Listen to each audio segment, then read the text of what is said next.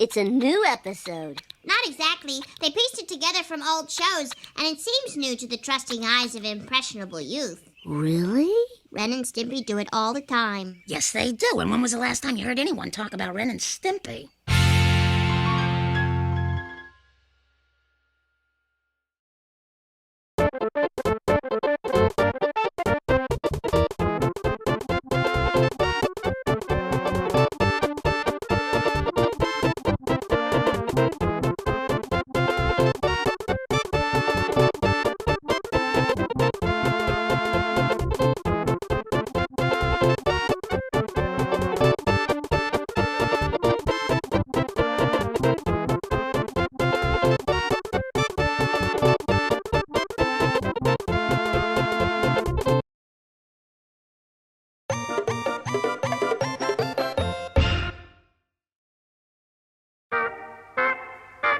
I did really enjoy the scene when Bimblar went rogue and he beat that woman in the head with the hammer. I thought it was artistically and tastefully done. I thought it was a well-done sequence. Smiling Friends premiered just a few days ago on Adult Swim. I don't just mean an episode or two, by the way. I mean the whole dang season aired back-to-back in a night of stealth premieres. I'd say that I was shocked, and for a bit I was. But Adult Swim has pulled this exact same stunt before, so the shock wore off pretty quickly.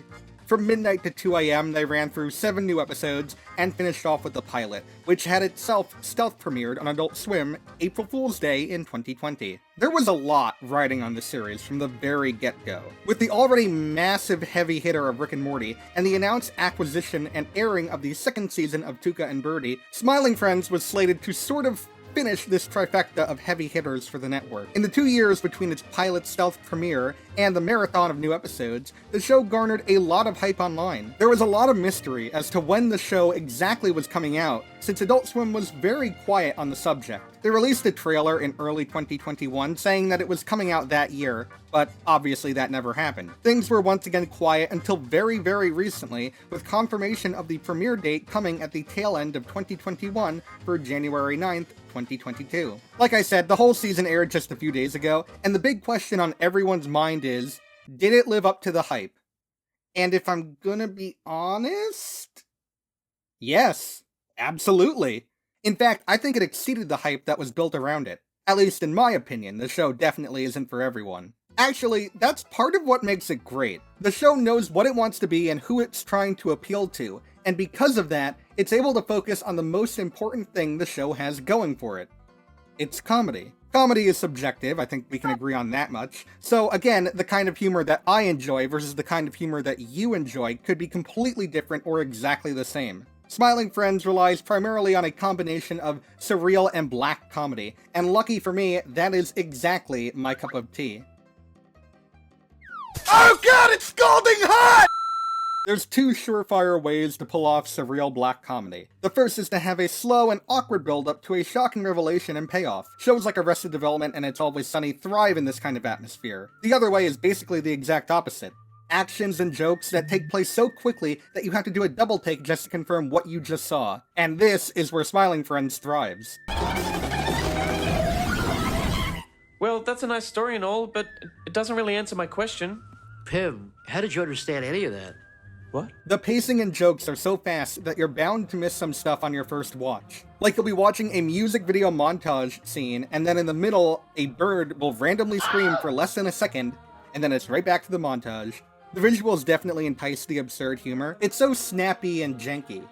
Intentionally, of course. It makes all of the movements sporadic, and while it leaves me questioning what's going on more times than not, it also has my stomach nuts. The editing on this show is also a big part of that too. They know exactly the right time to cut to the next scene for maximum comedic payoff. It works very well.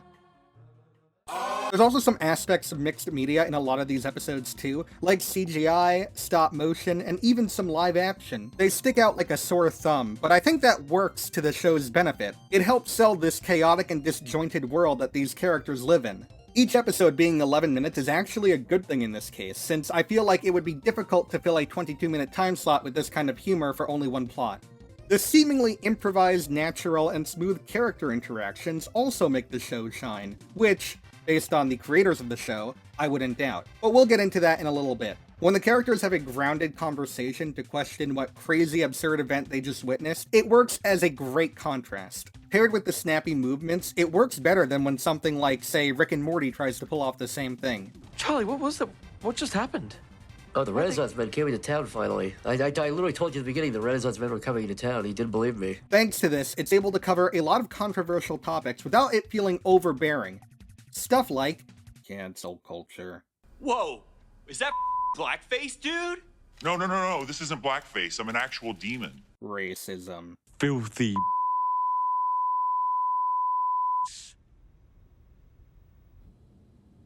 That was really bad. Mob mentality. We can finally eradicate all the Puerto Ricans on the planet! What do you say? What?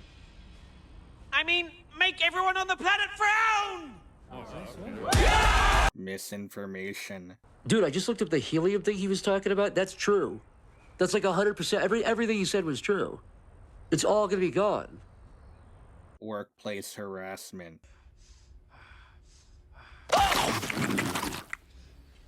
Suicide. But if you can't help me, I'm gonna f***ing shoot myself and make you two watch. Okay, not sure about that, but yay! Stalkers.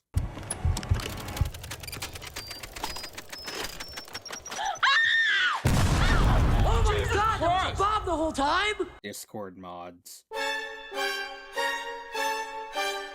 That being said, although many people, myself included, have ultimately praised Smiling Friends, it's not perfect. I do have a few gripes with it. There are a few instances where they stray away from the beaten path to try a different approach, and those don't really work in the show's favor. The Halloween episode, for example, is probably the weakest episode of the season. While it's arguably the best looking one for its spooky atmosphere, as well as some unique angles and a clever use of mixed media, the whole episode is just a build-up for an admittedly hysterical ending. But the problem is that there are just so few jokes during the build-up that despite the payoff being great, I wouldn't say it was worth it for all the build-up. There's also a framing device that is just there for some reason. It doesn't really add anything to the overall episode, and it's not very funny. It's kind of just wasted time that could have been used for more jokes. Another problem I have is that sometimes it gets really into what it's trying to parody, to the point it kind of slows down the whole thing to a standstill and makes it the only thing the episode is focused on. An example of this would be the Enchanted Forest episode. I actually really like how it starts with Charlie and Pim going through the forest to the castle and trying to ignore all the side quests. Oh, dude, that was not even fantasy. That's just an alien, Pim. But then The Hobbit appears. Not even like a reference or parody, just literally Rankin Bass's version of The Hobbit, and it kind of takes control of the rest of the episode, with it turning into a Lord of the Rings parody for a little bit. Everything slows down, and it's very jarring compared to its breakneck first 3 minutes. Also, this is a nitpick, and probably not even the show's fault, but I really do not like batch drops. I get that it'll help get the show to HBO Max quicker for more people to watch, but I think it kind of ruins the longevity of a show's impact. I might talk about this more in another video, but for now, I'll say, Adult Swim, please rerun the heck out of the show, and don't forget about it. These are my only gripes with the show, and the episodes themselves, which I've talked about, are still really fun to watch. It's not like it detracts that much from the show. But if the show does get more seasons, and I really hope it does, I hope these problems don't rear their ugly heads again, or worse, mutate into a different kind of issue. But that's enough about the gripes. Let's discuss what makes this show so unique and appealing. The internet humor is done right! There's this problem I've been noticing with a lot of shows where wherever they try to replicate internet humor, they don't really understand what makes something funny in the first place. They'll just take something, look at it at face value, and try to replicate it either by referencing it or just outright doing it. Newsflash, 9 out of 10 times, it doesn't work. But that's where Smiling Friends is different. The show is created by Zach Hadel, aka Psychic Pebbles, and Michael R. Cusack, aka Michael R. Cusack. He also made Yellow Crystal Fantasy, which is great. Check that out. It's just a stupid internet video from 2012. No, I wanted more Metalocalypse! These two found their fame on the early days of the internet, have seen many internet trends come and go, and most importantly, have a solid understanding as to what makes these trends funny. They don't just reference or name drop for the sake of referencing or name dropping. Instead, they manage to pull off successful internet humor thanks to two important factors. For starters, something that I mentioned before, they never stick too long on a joke. It's just constantly rapid fire moving from one thing to the next. This not only benefits our ever-depleting attention spans, but it also makes sure that you'll find something to laugh at in the episode. Didn't find a random scream funny? Well, it's gone in the blink of an eye, and now we're at a family dinner with a distant family. Don't find that funny? Take a look at the background at any given moment to find some abomination running across the screen. Its breakneck pace works to either allow for smooth flow of laughter, or someone to find something that appeals to them. And the second, and more important thing, is that Smiling Friends just feels like a bunch of good friends getting together, goofing off, and trying to make a show, and it works so well here! And this isn't just my insight spewing nonsense this time. Not that it's ever done that. Just take a look at the cast list in any of these episodes and you'll see that it's full of not only internet personalities, but also people who Michael and Zach have worked with before. You got Mike Stacklasa, Tom Fulp, David Firth, Harry Partridge, Mick Lauer, basically the entire cast of Oni Plays, fucking Chills of all people, even James, angry video game nerd Rolf makes a brief appearance. You've also got some big name celebs and well-renowned voice actors, but having the voice cast be primarily internet personalities. I don't know, something about that just feels special, and like more of a friendly collaboration instead of a soulless product. And I think that's the true importance of this show. In a sea of mediocre adult animation and surface-level jokes about internet culture, Smiling Friends constructs a nearly perfect bridge between the medium of TV broadcasting and the current age of internet and social media. And that's something that I honestly think should not be taken for granted. No, like, for real, this is a very big deal. We're only just now seeing an emergence of indie internet animations and animators make the leap onto broadcast television with stuff like Has Been Hotel, which seemed like a pipe dream around the start of Newgrounds. And yet, with Zach and Michael able to make this show, and for it to be as huge as it seems to be, this could be the start of a whole new era of animation, and I am fully on board for it.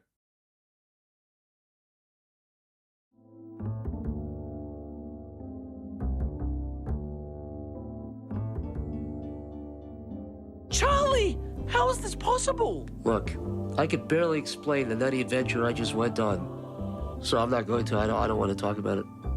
I see the devil. Oh, Charlie! I know the show won't be taken for granted by its fans, and despite no word as of writing this, I'm almost certain that it'll get picked up for another season, but I did have something to say to Adult Swim. I mentioned this earlier, but please do not forget about this show now that you batch dropped the whole season. I better be seeing reruns of this almost every day for a while, as well as some creative bumps and marathons.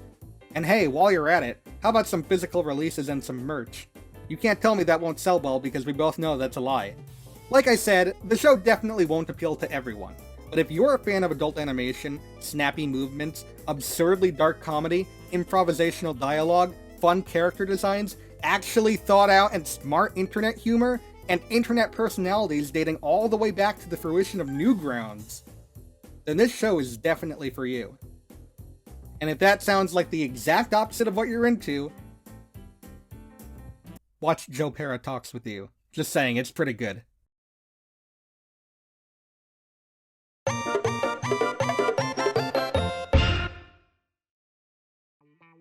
"2021 is already over, and instead of feeling like a year on its own, it felt more like a continuation of the year before it. Can you believe we made it? Go f yourself. That being said, the landscape of cartoons last year is very different from 2020.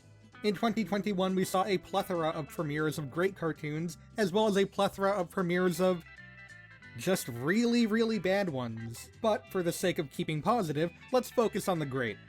For as many great cartoons that did premiere in 2021, there are a lot that got overshadowed. Whether that be because of bad marketing, a poor release schedule, being locked behind an unpopular streaming service, or just not having the time of day to watch everything. So here's the top 10 overlooked cartoons of 2021, in no particular order.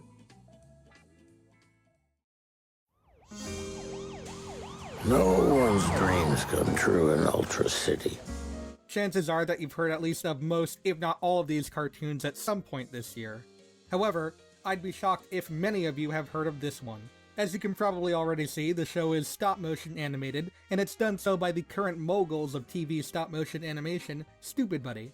Instead of using action figures or Playmobil toys, this time they utilized baby dolls for each character. Going into this, I wasn't really too keen on how the baby dolls looked and if it was going to be distracting the whole time, but by episode 2, I gotta say, they were really starting to work for me.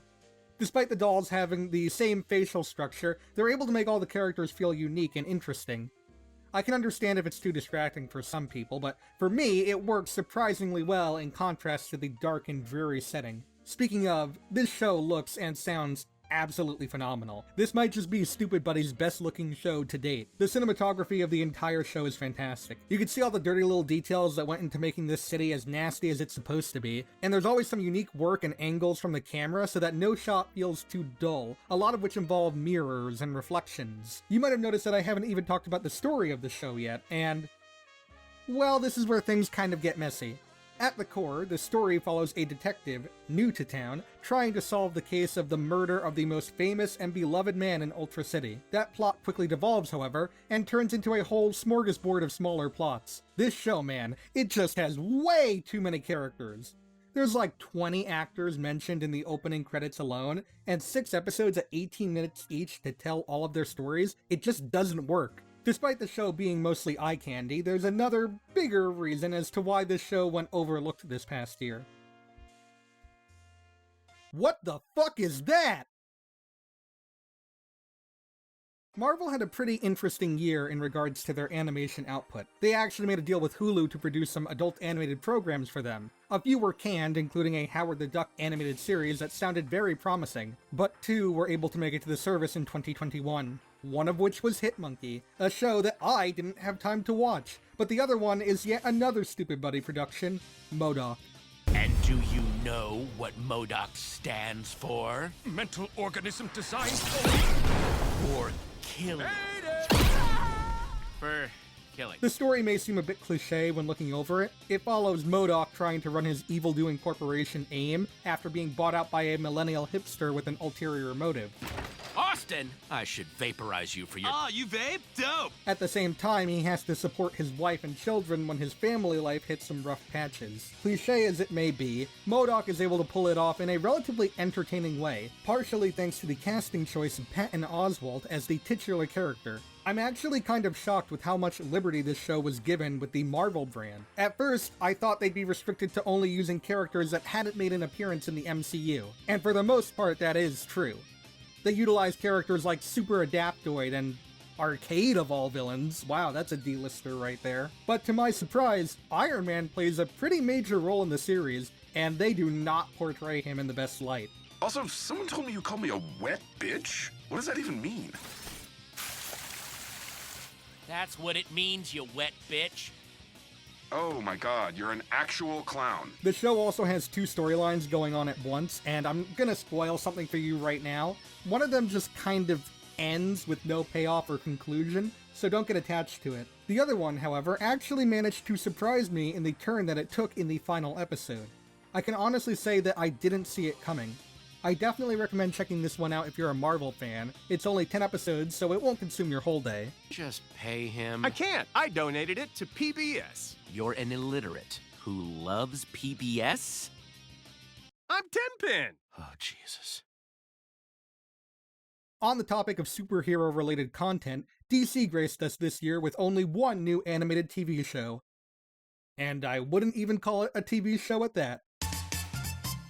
This 3-part animated miniseries debuted on HBO Max, with each episode releasing 1 week after the other. If the style looks familiar to you, then you have a keen eye, because it's from the same people behind Thundercats Roar, and nobody has ever said anything negative about that show, no siree.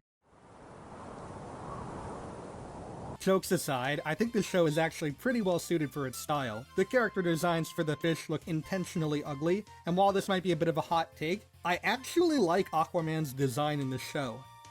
Each episode being 44 minutes makes some of the segments in each episode feel dragged out, but luckily the fight scenes make up for it. Thundercats Roar got a lot of flack, but if there's one thing that a lot of people did like, it's how well animated the fight scenes were, and in Aquaman, they're made even better. The characterizations here are pretty good too. Having the main character be an overwhelmed straight man instead of a child trapped in an adult's body already is a good start, and having Mira as an action-first, talk-later character is a good foil.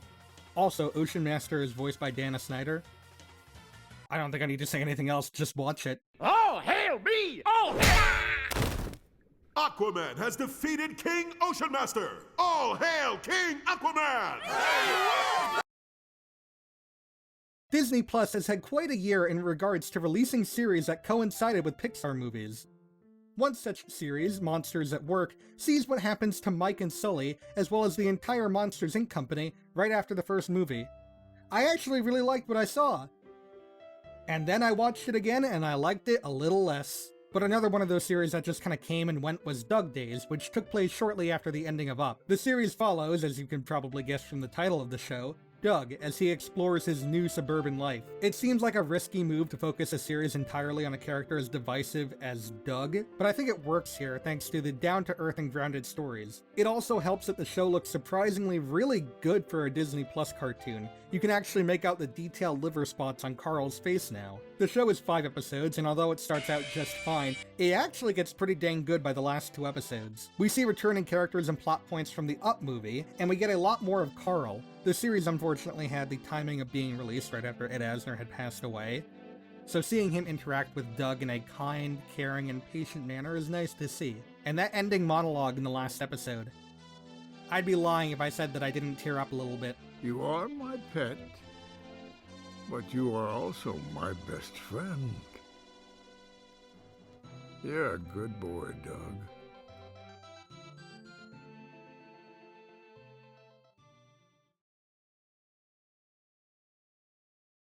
On the subject of Disney Plus, released in the summer, alongside Monsters at Work, Chip 'n Dale Park Life follows the titular duo getting into all sorts of crazy situations in a giant park. This is like the first Chip 'n Dale show since Rescue Rangers over 30 years ago. Unlike that show, however, the Chipmunks have reverted back to their squeak talk, which I think works best for what the show is trying to pull off. The show is produced by Xylem, a French animation company who I could have sworn also worked on 101 Dalmatian Street, but I was wrong. They did work on Space Goofs though, and that show is pretty dang good. The company does an amazing job with facial expressions, and this show is no excuse. It's probably the most expressive show on the list so far. While it does suffer from being mundane sometimes, the show surprised me with just how dark some of the segments can get. It's when the show gets absurd and creepy that it shines, since apparently they were allowed to get away with a lot on this show. Okay, so like there's an episode that revolves around a peacock, and then it just suddenly shifts when this happens.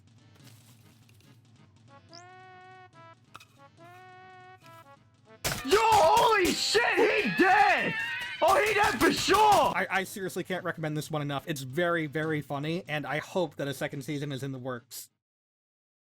Harriet the Spy is a show that is squandered by the fact that it's locked behind an Apple TV Plus subscription. Otherwise, it's a quaint little show that follows the book series with the same name. Admittedly, I know next to nothing about the franchise, so I don't know how faithful this cartoon is to its source material. But on its own, it's able to stand out thanks to a few key factors. For starters, I really enjoy the art style that this show is going for. It's going for a storybook aesthetic with its sketchy backgrounds and thick outline characters.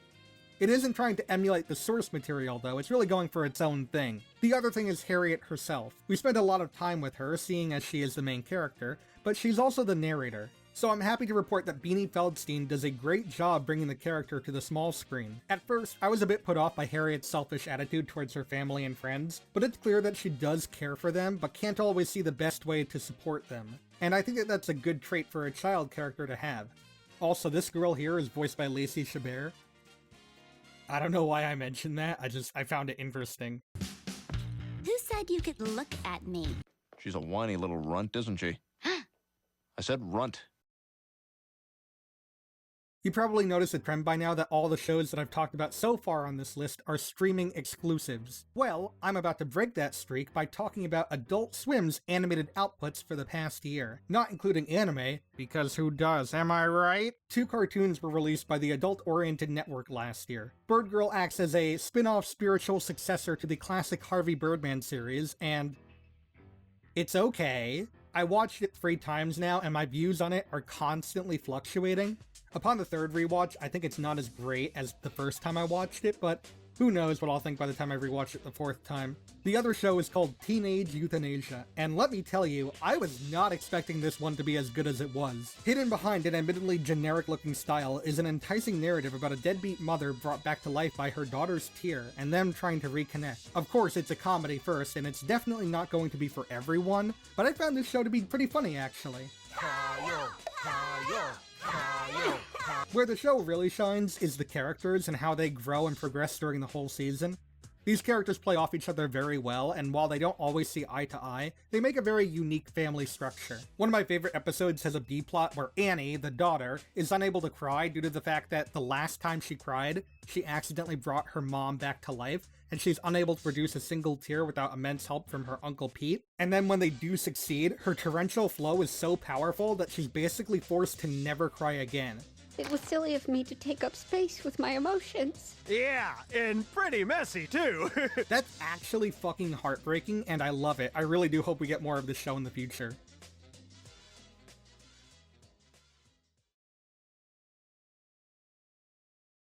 Netflix had a pretty crazy year in regards to their animation output. You've got instant classics like Kid Cosmic, Centaur World, I Heart Arlo, and I'd be remiss if I didn't mention the GOAT, Johnny Test. He's back, baby! One series that is criminally underrepresented is Dogs in Space. Like, this show is very good. I'm not just saying that because dogs can do no wrong.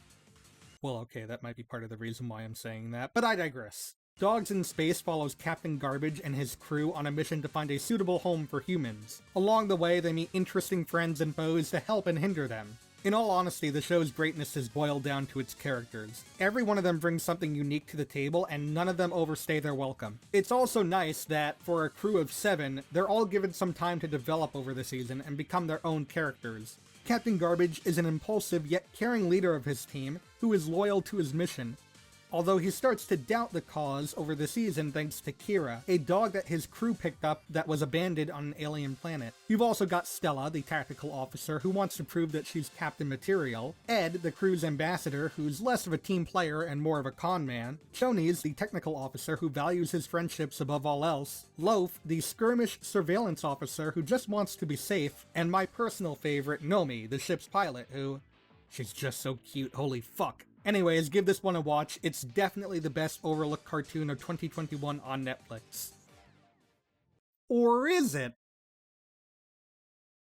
Saturday morning all-star hits will return after these messages. TV VCR repair. TV VCR repair for high schools. TV VCR. Saturday morning all-star hits! Netflix's line of adult animation for this year was... yeah, it wasn't the best. However, there is one show that absolutely blew my expectations out of the water. To explain exactly what happens in this show, well, it's kind of impossible. The show is a parody of 80s and 90s cartoon blocks that were so popular during the time on Saturday mornings. The show is hosted by brothers Skip and Trebor, an obvious parody of NBC's Chip and Pepper, both played by Kyle Mooney. The block takes you through multiple different cartoons each episode, including parodies of Denver the Last Dinosaur, Care Bears, and Thundercats, to name a few. How should we commemorate this triumphant capture of peace power? Subs? My personal favorite is that first one, Randy the Dinosaur. You just see this teenage dinosaur's life falling apart, and it's played completely straight, but it's in the format of an 80s cartoon, and it works so well. I told you guys, he's still the same old Randy.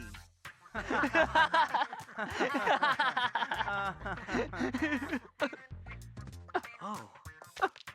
Oh, buddy. Each of these segments actually have an ongoing story, so it kind of hooks you into the world that each one is trying to build. There's even an episode that's a parody of the Cartoon All-Stars to the Rescue special, this time teaching kids about the danger of saying, "Shut up." The cartoons aren't the only ones with an ongoing story, as the brothers are faced with their own problem, which tears them apart as the episodes go on, as well as a shocking mystery that's built up very well through context clues throughout each of the episodes and is hinted to have a much larger meaning in the finale, hopefully prompting another season. Wrap it together with commercials and product placement, and you've got a perfect package for 80s, 90s nostalgia that this show manages to hit.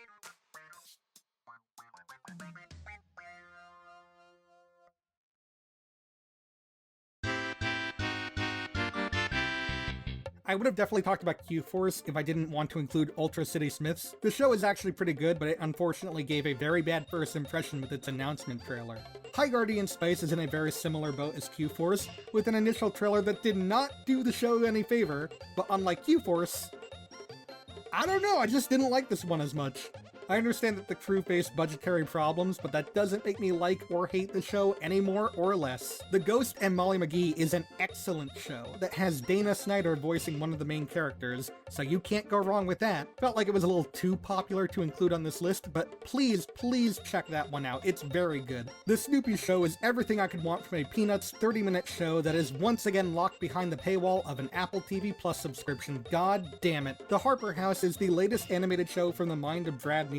And the best thing I could say about it is that now I can no longer label Harg Nolan Sclopio Pipio as Brad Neely's worst show.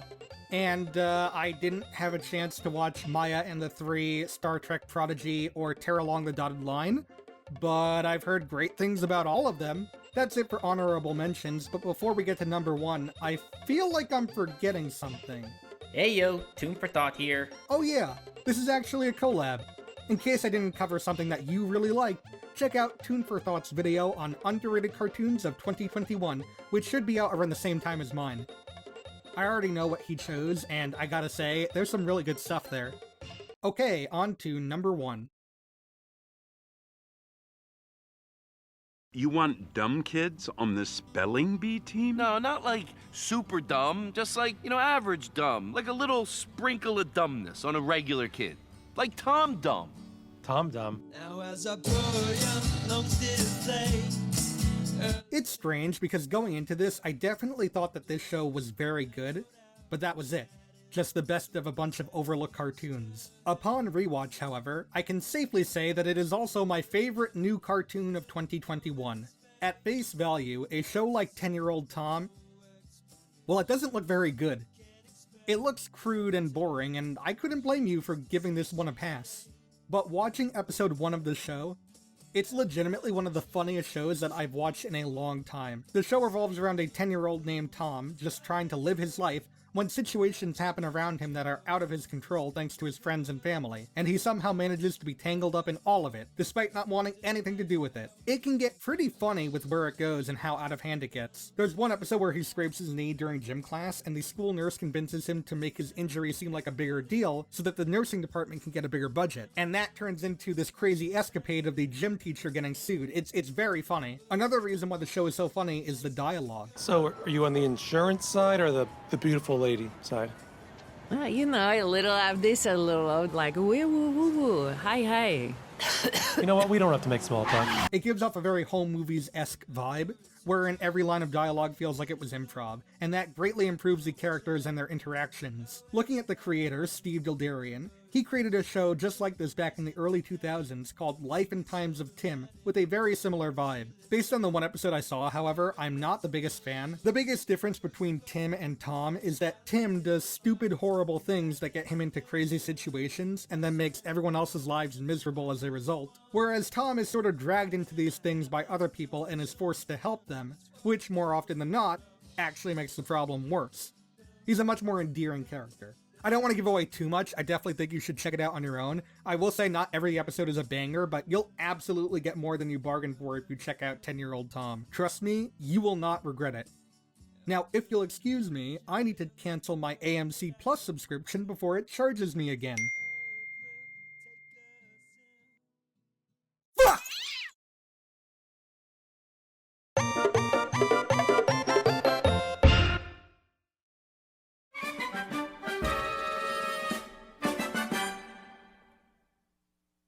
Out of every single show that I've discussed so far on this channel, there's none that fascinate me more than 1994's Space Ghost Coast to Coast. For those of you that don't know what this is, allow me to explain. This show is based on the 1966 animated superhero show entitled Space Ghost. It takes the characters from that show and places them in a talk show environment. It utilizes reused animation cells from the original show and repurposes it to be applied for the talk show format. It focuses on 3 characters in particular: Space Ghost, who has taken the mantle of the talk show host; Zorak, the reluctant band leader who is basically imprisoned by Space Ghost to do the talk show, while constantly getting jabs in at his captor whenever he can; and Moltar, the director-producer of the show, who's in a very similar boat as Zorak, but is also the more level-headed of the duo. There's a lot of history behind the making of the show that I might cover in a later video, but there are a few things that I wanted to cover right now. There are 3 reasons that I find this show to be so fascinating. First, while the Moxie show is Cartoon Network's first original show, Space Ghost Coast to Coast is the first original fully produced in-house at Cartoon Network Studios, going under the name Ghost Planet Industries, which has now been renamed to William Street Productions, which might sound familiar to many of you watching. The show's original run lasted from April 1994 to July 2001, lasting for 6 seasons. At the time of its cancellation, however, there was a new block of animation in the process of being formed that was focused on more adult-oriented animation that would be set to air later night on the same network, called Adult Swim. Coast to Coast, being a show focused towards an adult audience, jumped ship to Adult Swim when the block launched on September 2nd, 2001, airing its first new episode on the Adult Swim run. This new run lasted from 2001 to 2004, with a total of 13 new episodes produced. That may not seem like a lot, but the block also gained control of the CN run of the episodes, giving them almost 100 episodes to work with, which is not a number to scoff at. The show was later brought back for a 3rd time in 2006, except this time it was bad. Wait, I'm getting ahead of myself. The second reason why the show is so fascinating is that it's basically the ignition point for so many of Adult Swim's originals. It had a hand in creating shows like Aqua Teen Hunger Force, The Brak Show, Harvey Birdman, and Cartoon Planet, was a direct inspiration for shows like C-Lab 2021 and The Eric Andre Show. Basically stealth premiered Squidbillies, and crew members went forward to work on shows like 12 Ounce Mouse and Perfect Hair Forever. And when you circle back and realize that all of this started because some guys thought it'd be funny to take a has-been hero from the 60s and make him a talk show host, it really puts things in perspective. The third reason why this show is so fascinating to me is because on both Cartoon Network and Adult Swim, the show acted as sort of a mascot for both networks, a la SpongeBob for Nickelodeon. It wasn't a long run, mind you, perhaps a few years on both networks, but as such, a lot of media and promotional materials were made for the show, some of which are extremely hard to come by, with a few being downright impossible to find.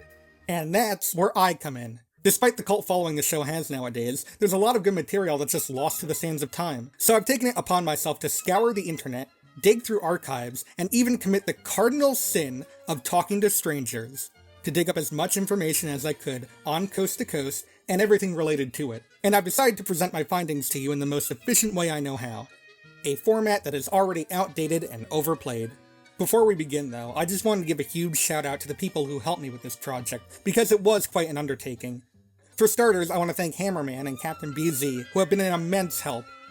Hammerman basically structured this whole Iceberg video that you see before you, and most of the explanations that you'll be hearing, I'm just relaying the information that he set forth. And both Hammerman and Captain BZ have helped me get way more information and material for this project than I ever would have gotten on my own, so huge thanks to them.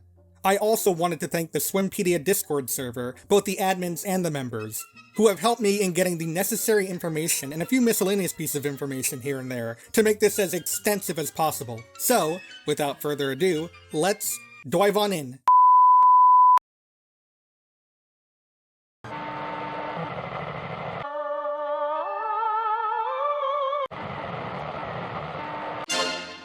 The interview process for Space Ghost Coast to Coast originally had interns in a Space Ghost costume ask questions to the guest. Then the guest responses would be edited onto the show alongside the animated footage.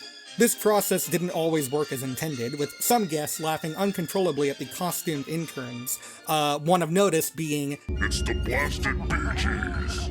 This process was replaced with having Space Ghost voice actor George Lowe ask the questions to the guests through a microphone system, which worked out much better. Now, my program is from outer space, as you know. Have you ever been to outer space? Other than this particular show that we're doing right now, no, I have never been in outer space. The old style of getting the interviews will be referenced in the episode Pal Joey, and several raw interviews of the guests done in the newer process are found as bonus features on home video releases of the show, some of which we'll be talking about a little later. Cartoon Planet was a spin-off show of Coast to Coast, which originally aired on Cartoon Network and TBS from 1995 to 1998. The show featured Space Ghost, Zorak, and newcomer Vrak taking the spot of Moltar, hosting the show, performing original songs and ad-lib skits in between classic cartoon features on the show. It also had a segment where Space Ghost, Zorak, and Vrak read and responded to fan letters sent in by viewers, many of which wanted to see Zorak get blasted by Space Ghost, or have Vrak or Zorak be the main host of the show. You'd love to blast me, wouldn't you, Space Ghost? Wouldn't you, Mr. Big Man? But he can't. You know why? 'Cause I'm not animated to explode! Baffler Meal is an episode of Coast to Coast that would also set the groundwork for one of Adult Swim's longest-running shows, Aqua Teen Hunger Force. The plot revolves around Space Ghost being forced to have Burger Trench's mascots, the Aqua Teens, on his show, and they spend most of their time promoting Burger Trench's fast food and interacting with the episode's guest, Willie Nelson. That episode was initially shelved and reworked into Kentucky Nightmare, an episode with a similar premise which also had Willie Nelson as its guest. However, when Aqua Teen proved to be successful, Baffler Meal aired on Adult Swim in 2003. You'll notice that the designs and voices for a lot of these characters are very beta-designy, like Frylox especially has a different voice and a completely different design, having arms and legs. Could you get off that amulet, please? I need to sense hungry teens with it. Master Shake doesn't have his hand glove things and is voiced by a different voice actor, but Meatwad is basically the same, just a little more depressed. So not really the same at all. The Vrak Show was a spin-off of Coast to Coast that originally aired from 2001 to 2003 on Adult Swim, which revolves around the life of Vrak and his sitcom-style family, that being an alien mother and human father, as well as their neighbor Zorak, who primarily hangs out with Vrak just to have him do something for Zorak's benefit, and Thundercleese, a Gundam-style robot who often blasts Zorak due to his troublemaking. The show was done in the style of a sitcom, with the first season having title cards referencing famous sitcoms, but was unfortunately cancelled due to low ratings. I might talk about this one in a later video because it's actually quite fascinating how much they were banking on the Vrak Show to be like the next big thing for Adult Swim. There's a lot to go over with that one, trust me.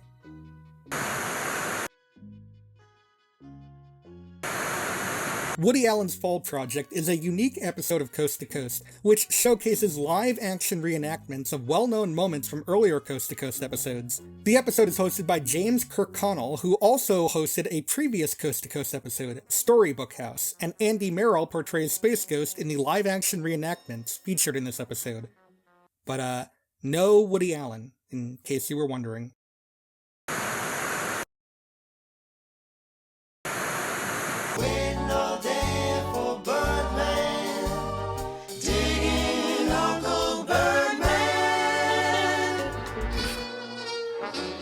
Fellow Hanna-Barbera superhero Birdman made several major appearances on Coast to Coast, notably guest hosting for 2 episodes. On the show, he was named Harvey Birdman, a name which writer Evan Dorkin came up with. The first of these episodes, Pilot, shows a failed pilot of Birdman Coast to Coast, where Birdman fails to interest his guests, as well as Zorak and Moltar, gets mocked by his crew and guests, easily loses focus, and even falls asleep due to the lack of sun energy needed to keep him awake, forcing the producer to fire Birdman and announce a replacement show, Space Ghost, Coast to Coast, much to Zorak and Moltar's horror. Birdman filled in hosting duties while Space Ghost was in jail in Sequel, to better results until Space Ghost arrives to resume his hosting duties, resulting in a short battle between the two heroes. On Coast to Coast, Birdman was characterized as a loser, shown to be living near dumpsters in some episodes, such as Telethon and Art Show, and struggling to get his life straightened out. However, he would have a far more successful career as a lawyer in the Adult Swim show Harvey Birdman, Attorney at Law, which is another show I might talk about at a later time. If you remember, not too long ago, I mentioned an episode entitled Kentucky Nightmare. This is an episode where Space Ghost has a shark, which is nicknamed Old Kentucky Shark, on the show as a result of a merger with the Kentucky Nightmare Talk Show Liquor Corporation, which has the shark as a mascot. A bear also joins in later on, primarily attacking Space Ghost, and Space Ghost shares different clips from his documentary on bears and sharks throughout this episode. Willie Nelson is in the episode as the guest, with footage that would also be used in Baffler Meal, the episode which Kentucky Nightmare started off as before getting reworked. Kentucky Nightmare is also noticeable for being one of the 2 episodes that aired between the end of Coast to Coast's original run and the pickup of new episodes on Adult Swim, the other one being Justice Hole. And it's also noticeable because the shark design used here was later used as a main character in another spin-off, 12-Ounce Mouse.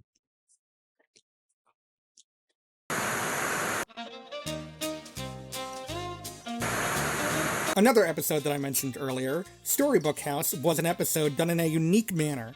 Recreations of scenes from 2 earlier episodes, primarily Banjo and Batmantis, were retold in the style of a children's book, with simplistic pictures to accompany the narration. The episode did not feature any animation. Instead, James Kirkconnell hosted the episode as Kirk the Storyteller, who would tell the amazing tales of the classic superhero Space Ghost, as Carl the cartoonist, played by Carl Clark, drew the illustrations for the stories that were being told. The episode was made after Kirkconnell approached Cartoon Network about doing a show in a similar style to the public access children's shows that he hosted, where he would narrate a fairy tale, and an artist would draw the illustrations as the story was being told. When Cartoon Network rejected the idea, the Coast to Coast crew embraced it and collaborated with Kirkconnell to make 2 episodes with this format. This one and Woody Allen's Fall Project. The banjo portion of this episode would later again be used in the clip show episode Le Livre d'Histoire. I did take a little French in high school, so I know how to pronounce that.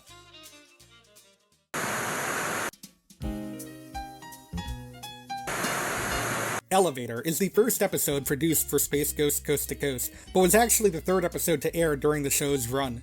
The guests on the episode are Judy Tenuta, who would later voice Black Widow on the show, as well as return as a guest for the episode Anniversary, psychologist Timothy Leary, and actress Ashley Judd. The plot of this episode sees Zorak and Moltar attempting to escape from Space Ghost through an elevator, hence the episode's name, while Space Ghost interviews his guests. This episode, along with a lot of the other early episodes from Season 1, had a more straightforward format, with Space Ghost interviewing each of these guests with comments from Zorak and Moltar in between, and all 3 characters had voices that were very close to their original voices from the 60s show. George Lowe started to play Space Ghost like Gary Owen's voice for him, and C. Martin Croker did Zorak and Moltar in a very similar manner to Don Messick. After the first 4 episodes, Lowe and Croker began developing their own interpretations for the characters' voices.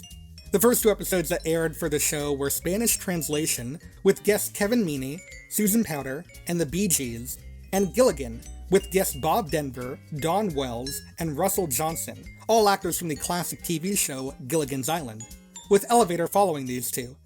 When C. Martin Croker died in 2016, Adult Swim aired Elevator in honor of his work, with a special dedication at the end of the airing.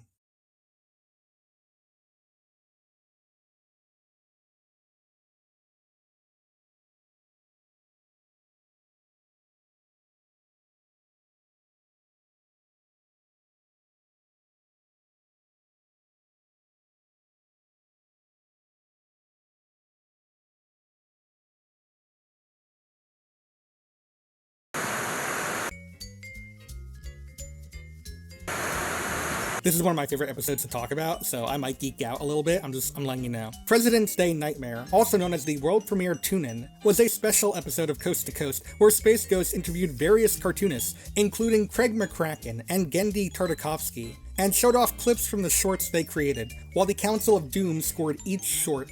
Craig McCracken ultimately won the competition, and his short, The Powerpuff Girls, was played in its entirety at the end of the episode. Other shorts featured in the episode included Dexter's Laboratory by Tartakovsky, Yucky Duck by Pat Ventura, Johnny Bravo by Van Partible, and Shake and Flick by Gino Matos. The episode would later help develop a new Cartoon Network show, World Premiere Toons, which was later known as What a Cartoon and The What a Cartoon Show, which showcased these shorts in their entirety, as well as many others from various animators. Several of the shorts featured in this episode and the show it inspired, notably the Powerpuff Girls, Dexter's Laboratory, and Johnny Bravo, would later become their own successful shows on Cartoon Network, starting Cartoon Network's original animated shows, known as the Cartoon Cartoons later on.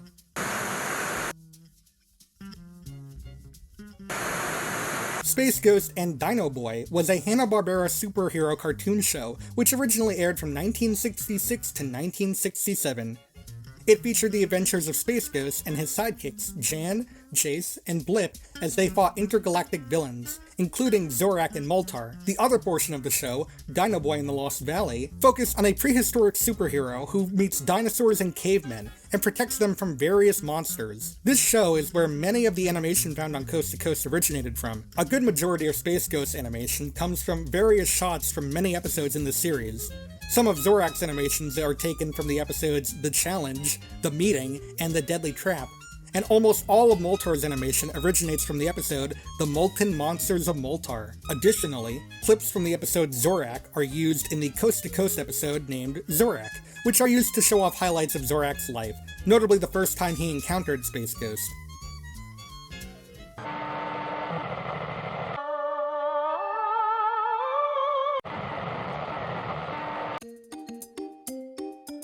Fire Ant is an episode of Coast to Coast featuring Conan O'Brien as its guest, and where Space Ghost follows a fire ant to its home after getting some parts of his body caught on fire by it. This episode is notable for having two versions. The original longer cut has Space Ghost following the fire ant home for 10 minutes, while a shorter cut removes this part and goes directly to Space Ghost confronting the ant at its home. Additionally, a script reading session done by the show's cast and crew for this episode would air as the previous episode, named Table Read, featuring a behind-the-scenes look at the script reading sessions for a Coast to Coast episode. Table Read had several scenes that were not included in the finalized episode, such as a different flashback featuring a character named Dr. Fishopolis. Additionally, Conan O'Brien's raw interview footage for this episode was included as a DVD bonus feature on the From the Kentucky Nightmare DVD release.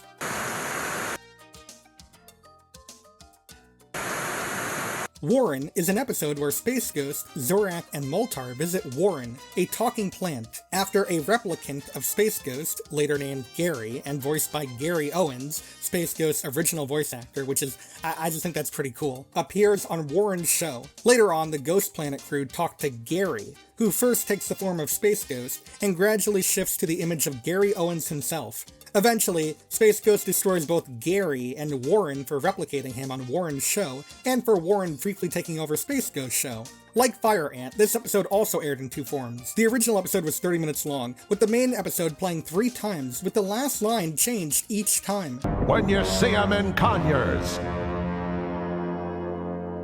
A short 12-minute version was aired afterwards, with only the first variant of the original 3 shown. The ending with, When you see 'em in Poland.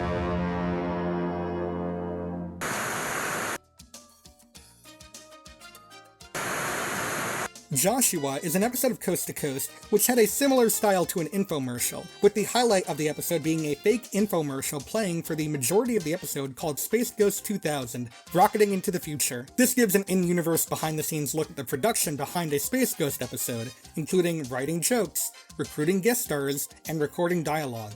A parody of training videos focusing on the branding of the show, and spoofs of various commercials. After the infomercial, Space Ghost interviews the 2 winners of the Haikuin for Space Ghost contest, Ryan Rosenberg and Sean Medlock. Both winners read their haikus to Space Ghost, with Medlock's getting a shocked response from the host. You won for that? Mm-hmm. Kind of surprising, isn't it? Yup. Good night, everybody.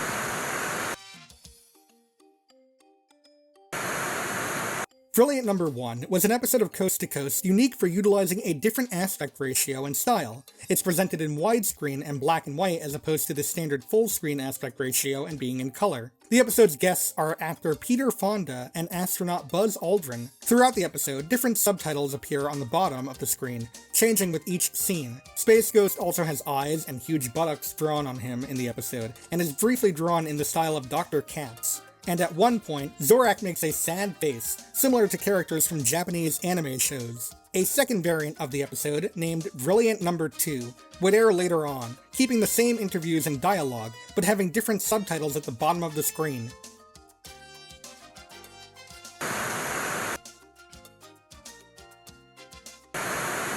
Chad Ghostal is the evil twin brother of Space Ghost, whose alter ego is Tad Ghostal. He looks almost identical to Space Ghost, except he has a goatee and mustache on his face. He first appeared on the show in the episode Jerk, where he called his brother and took over the camera, although he wasn't seen. He made his first physical appearance in the episode Switcheroo, where he fills in for Space Ghost as he makes constant errands, showing great attention to his guest, Elvira. While he runs into Space Ghost while he's still on set, The two brothers get into a fight until their mother breaks it up and Chad leaves. Chad would return for a short cameo in the episode Anniversary, where he hijacked Moltar's feed to wish Space Ghost a happy anniversary. In the episode Hipster, Chad takes over hosting duties as Space Ghost is not in the episode, having hip guests on the show, including Sam Butera and the Millionaire, and took over the show until he was found by the police, escaping after singing a short farewell song.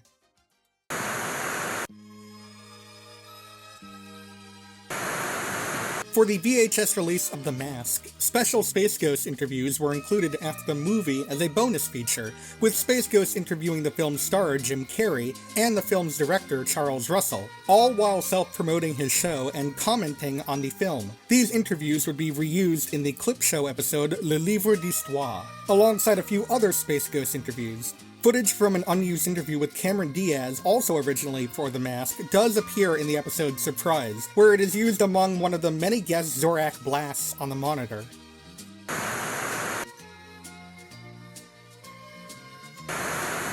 For Adult Swim's 2011 April Fool's stunt, the block aired the legendary So Bad It's Good cult film The Room, and included bumpers and segments with new Space Ghost interviews with the film's director and star Tommy Wiseau, talking about the film and various other topics. Wiseau interacted with Space Ghost, Zorak, and Moltar in some bumpers, as well as gave some advice and thoughts to the audience in other bumpers.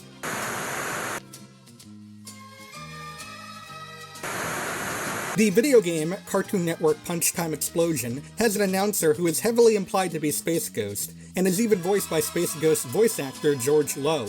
While the announcer is never referred to by name, there are some nods to Coast, such as him opening the story mode saying, "Greetings, citizens," and the ending, which includes a line where he thinks about getting a lava man to change the channel on his TV with a lever instead of a remote control, the game's final boss, which ends up going awry at the end of the game. A less than subtle reference to Moltar's role in Coast to Coast.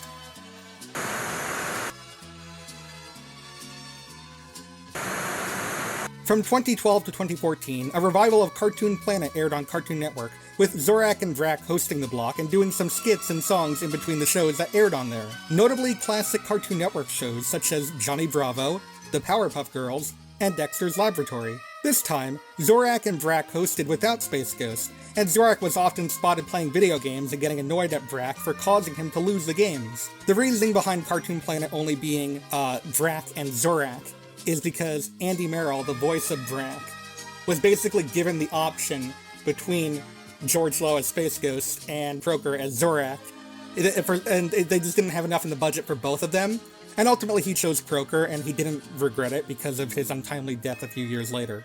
You can hear all about this in the Andy Merrill episode of the Adult Swim podcast. I definitely recommend it.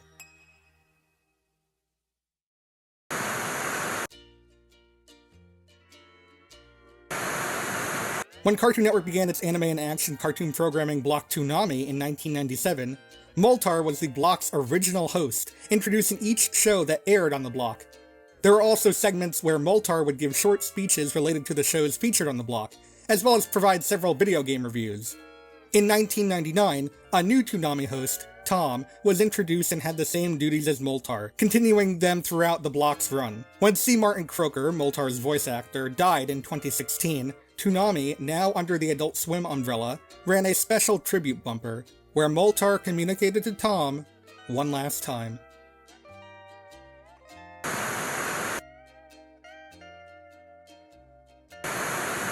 For April Fool's Day of 2014, a Space Ghost Coast to Coast marathon was held, featuring episodes chosen by the show's cast and crew, and new bumpers of Space Ghost, Zorak, and Moltar recording lines at a recording booth, with audio taken from recording sessions from some of the later Adult Swim episodes, including Eat a Peach and Idlewild South. Before the start of each episode, a small text commentary from one of the show's crew was given explaining why the episode was their favorite. The episodes included in this marathon were Idlewild South, Eat a Peach, Kentucky Nightmare, Flip Mode, Fire Ant, the full long version, Snatch, Chambrain, Warren, again the full 30-minute long cut of the episode, Brilliant Number 2, Boat Show, Dam, Fire Drill, Freak Show, Pile Driver, Hungry, Banjo, and Bobcat. The April Fool's stunt would be uploaded onto Adult Swim's website the following day, where it could be played in its entirety, uninterrupted by commercials. Blah blah, blah blah blah blah, blah blah blah blah.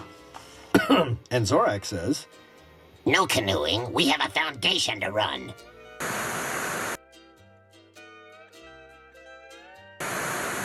As part of the Adult Swim Festival event held on YouTube on November 13th and 14th, 2020, a special watch party event for Space Ghost Coast to Coast was held, containing 5 episodes of the show. The episodes shown at the event were Kentucky Nightmare, Fire Ant, the short version this time, Chambrain, Knifin' Around, and Sherrick. After the event ended, the watch party video temporarily stayed on YouTube for a few days following the event before getting deleted from YouTube.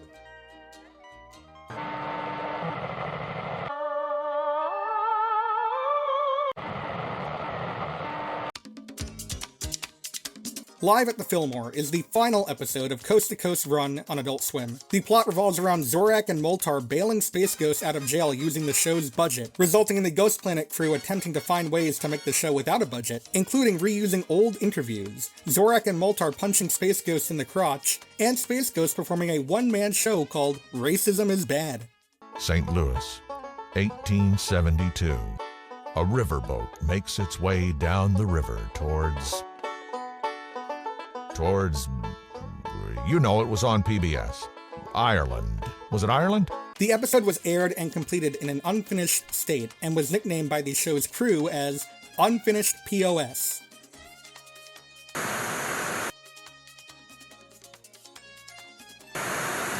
My name is Harriet Lazo. I'm the mother of Michael Lazo. My name is Sharon Willis. I'm Dave Willis's mom.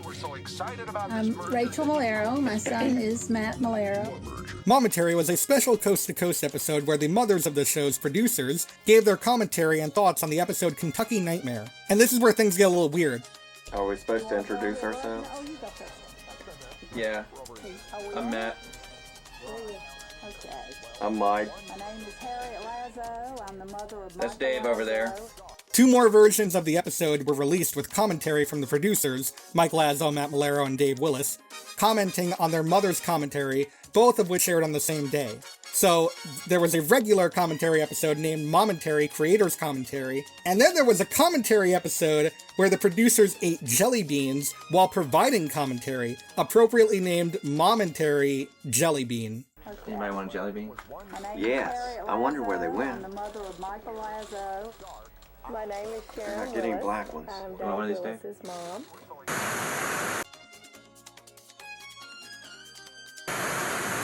A Space Ghost Christmas was a Christmas special aired for the show featuring new segments of the Ghost Planet crew singing Christmas songs, as well as the first appearance of the Council of Doom, composed of Brack, Lokar, Tanzit, Metalis, and Black Widow. The new segments were played in between 3 episodes of the show for the special, Bobcat, Batmantis, and Gum Disease. Some of the segments made for the special would be released as bonus features on the Coast to Coast Volume 1 DVD release, most of which were included as Easter eggs, and the 3 episodes included have been released separately in various home media releases as their original episodes, but the full special has not seen a proper home video release.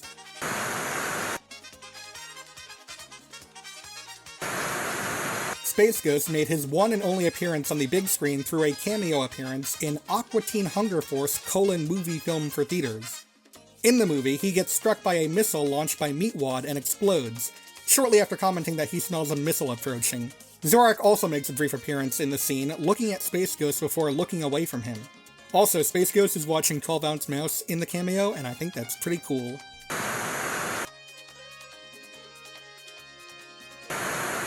Space Ghost made many cameo appearances in the Adult Swim anime parody show, Perfect Hair Forever, usually appearing once an episode in the background. However, there were 3 episodes in which he had a more major role. In the show's first episode, titled Perfect Hair Forever, Space Ghost is seen in the episode's title card, which is styled in the same format as the title cards from the 1960s Space Ghost show. Space Ghost later returns in the episode, where he is chased and mauled by the bear who attacked him in Kentucky Nightmare, who would later become a recurring villain in the show. In the episode Woke Up Drunk, Space Ghost comes into a meeting of bored men drunk asking them for work. The boardmen all laugh at him, resulting in Space Ghost leaving and drunkenly calling his mother on the phone. Shortly after, the bear returns, shooting Space Ghost on sight. In the show's final episode, Muscular Distraction, and in both variants of the episode, a scene cuts away to the Ghost Planet studio, where Space Ghost tells Zorak that he is disappointed that he keeps pitching the network shows for years, but they choose to air Perfect Hair Forever instead. This is also notable for being one of the last times C. Martin Croker voiced Zorak until his death in 2016.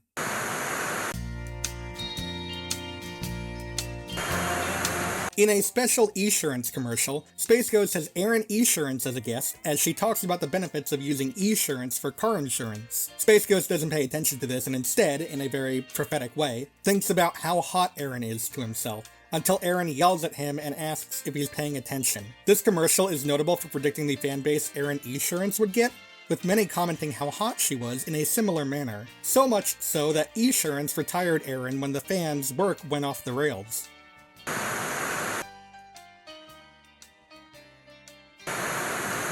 Sonny Sherrick was the composer for the original music of Coast to Coast, including the show's theme song, named Hit Single on a music CD album for the show. He produced the music for the show in 1993, 1 year before the show aired in 1994. Coast to Coast would be the last project he worked on before his death on May 25th, 1994, and the episode Sherrick is dedicated to him, with several of his music played in the episode uninterrupted as a tribute.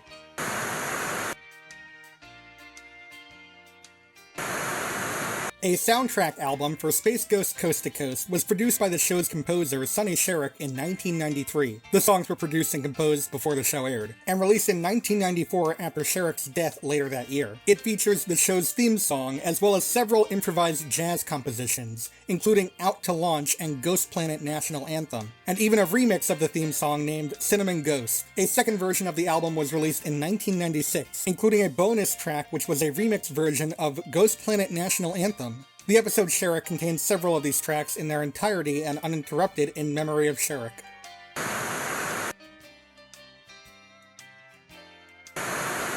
Between 1996 and 1998, 3 CD music albums containing songs and skits from Cartoon Planet were released by Cartoon Network and Rhino Records. The first one was Modern Music for Swinging Superheroes, released in 1996, which contained several bonus karaoke tracks so listeners could sing along to the songs. The second album, Space Ghost Musical Barbecue, was released in 1997 and was the first of the Cartoon Planet albums to become commercially available, containing all the content from the previous album, as well as several more songs and skits from Cartoon Planet. The third album, Space Ghost Surf and Turf, was released in 1998 as the second Cartoon Planet album to be commercially available, containing 36 songs and skits from the show. The album was notably promoted by Space Ghost during his guest appearance on Donnie and Mary in 1998.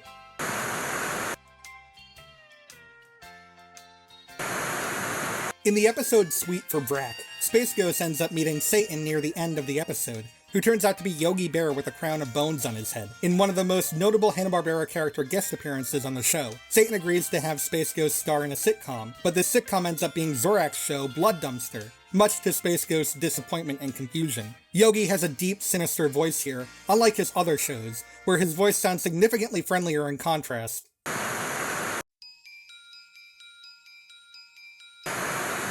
From 2006 to 2008, 17 new episodes of Coast to Coast were produced for Turner's GameTap online service, which primarily hosted video games and related content, but also hosted several shows on the service. In these episodes, Space Ghost would primarily introduce video game developers and other figures in the gaming industry, such as then world record holder of Pac-Man, Billy Mitchell. Fortunately, I don't demand that perfection out of the people around me, or I probably wouldn't have anybody around me, which is good. Oops! The show's original voice cast returned for these episodes, but none of the other crew or team behind the original era worked on the GameTap era. The GameTap episodes were much shorter in length, lasting from 2 to 6 minutes in contrast to the average CN Adult Swim episodes of 10 to 15 minutes. Some new animation was made for the episodes, and a new character, a pixelated fly named Yar, was added to the show's cast as Zorak's former rival, but most of the animation was reused from the original show. Currently, only 14 of the episodes have been found and archived online, with the remaining 3 episodes lost media for now, as they were not saved after the closure of GameTap in 2015.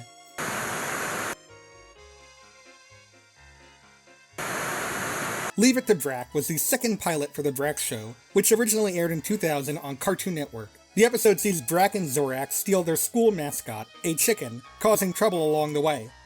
This pilot was essentially the same as the show's first episode, Mr. Bok-Bagok, with minor differences, such as the backgrounds having a more cartoony look instead of the realistic suburb photo implementation setting found in the final episode. A clip of the pilot, along with a clip from the Coast to Coast episode Kentucky Nightmare, both appear at the beginning of the C-Lab 2021 episode Predator, as several shows Captain Murphy watches from his monitor.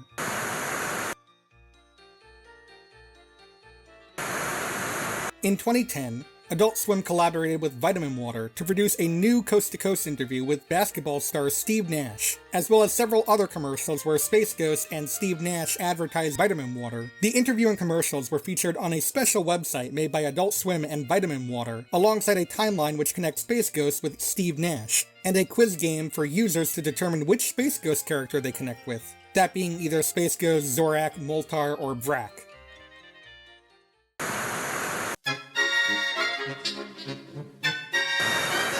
Several segments of Cartoon Planet, notably the Messages from Outer Space and Vacation Spots in the Universe sketches, used footage from the Japanese tokusatsu show Ultra 7.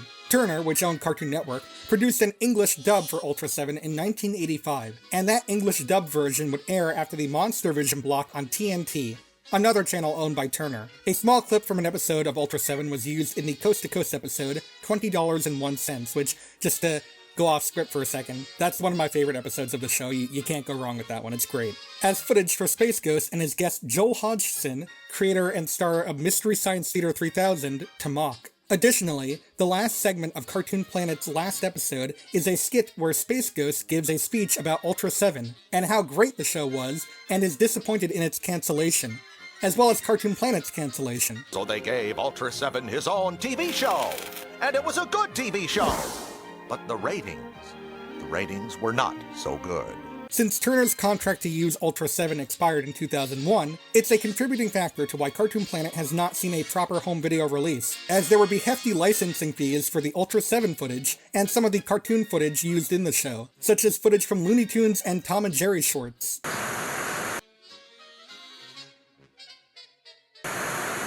Space Ghost makes a prominent appearance in Cartoon Network's Parking Lot bumper, where he offers Fred Flintstone, along with his two passengers Thundar the Barbarian and Chicken from Cow and Chicken, his parking space when he notices that they're looking for one.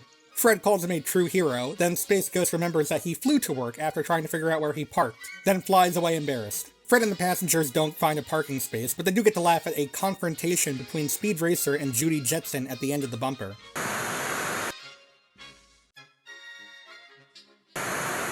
Space Ghost teamed up with Batman, the Dark Knight himself, in the Batman the Brave and the Bold episode Bold Beginnings, where he was voiced by Gary Owens, who voiced the original Space Ghost in the 1960s cartoon. In the episode, Space Ghost teams up with Batman, voiced by Diedrich Bader, to save his sidekicks Jan and Chase from the Creature team, and both heroes defeat the villains and save Jan and Chase. I know that's not technically Coast to Coast, but I love Brave and the Bold, and they had an official crossover with Space Ghost, so you know what? I'm just gonna count it.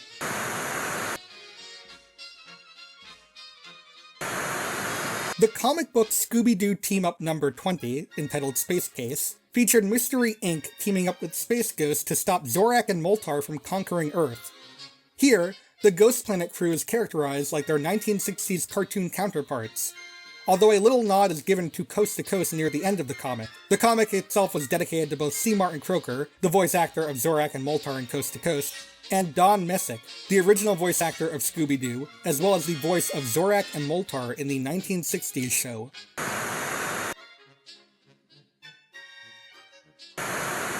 In an AT&T commercial that aired on Adult Swim, Space Ghost briefly interviews Carrot Top, which turns out to be the top of a carrot. Incidentally enough, Carrot Top was on the show in the episode Lovesick, and AT&T eventually merged with Time Warner, the owner of all Adult Swim and Cartoon Network content. Side note, but it's a little creepy how they're advertising the company that would one day own them.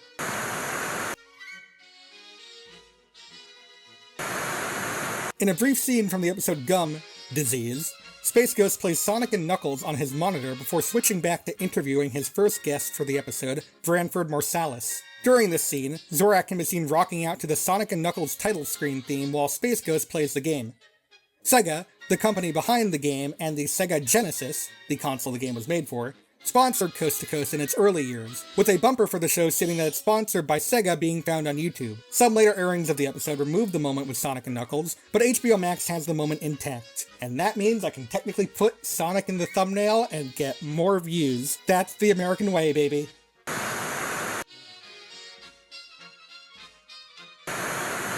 I briefly mentioned this earlier, but Mystery Science Theater 3000 creator and star Joel Hodgson is credited for helping to write the script for the Coast to Coast episode Urges, where Zorak encounters mating seasons. Hodgson would later appear on the show itself in the episode $20.01, where Space Ghost asked him about questions related to MST3K, and unsuccessfully tried getting Hodgson to make fun of a clip from Ultra 7 with him. This would be changed to different stock footage for the DVD release. Man, they really love Ultra 7. Additionally, Hodgson helped create an ultimately unused intro for the show, which had a style similar to a roller coaster simulator.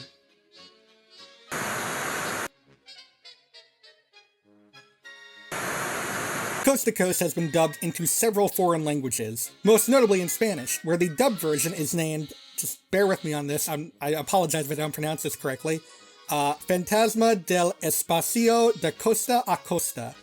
Again, I took French, not Spanish, in high school. Cartoon Network Spain's dub of the show changed the dialogue, and even some of the guests for some episodes, which were substituted for guests that would be recognizable to Spanish audiences. Notably, in the Spanish dub of $20.01, the original guests, Joel Hodgson and Penn and Teller, are replaced with new guests, and again, I apologize if I'm butchering this, as Creator and Traitrice Ninja, with the latter group of musicians filling in Hodgson's role in the original episode. Interestingly, the Spanish dub of the show was given a higher TV rating classification than the original show. While the average Coast to Coast episode was usually rated TV PG, some early episodes were rated TVG and TVY7, and the Adult Swim episode Dreams was rated TV 14, the Spanish dub was rated TV 14 and even sometimes TVMA, as the Spanish dub was geared towards a more mature audience. Additionally, several news segments were made exclusively for Cartoon Network's Latin American channel that were only in Spanish, including a segment named, third time I'm gonna apologize for this, Biografia Tune, El Fantasma del Espacio, which gave a fictitious biography on Space Ghost and his transition from superhero to talk show host. However, all Spanish-speaking regions aired Coast to Coast in its original English with Spanish subtitles translating, in addition to the full Spanish dub of the series, in order to satisfy people who preferred the original version over the Spanish dubbed version, and vice versa, which is actually pretty consumer-friendly all things considered. Coast to Coast has also been notably translated into Portuguese, where it is called, again, gonna apologize in advance, Space Ghost Costa a Costa. Unlike the Spanish dub, the Portuguese dub sticks more closely to the scripts of the English original.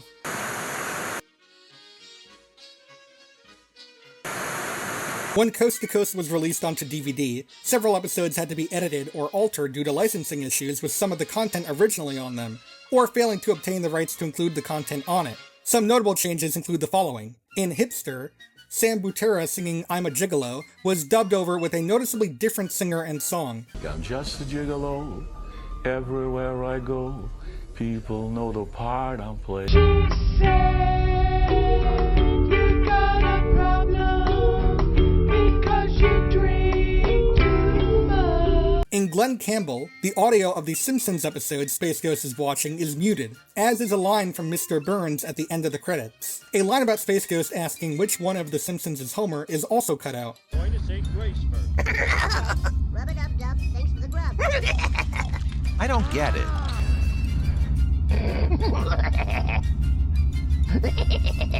I don't get it. Good day, Smithers Willie Styles.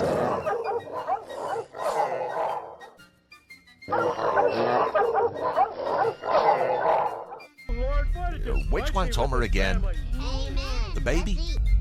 Where's Moltar?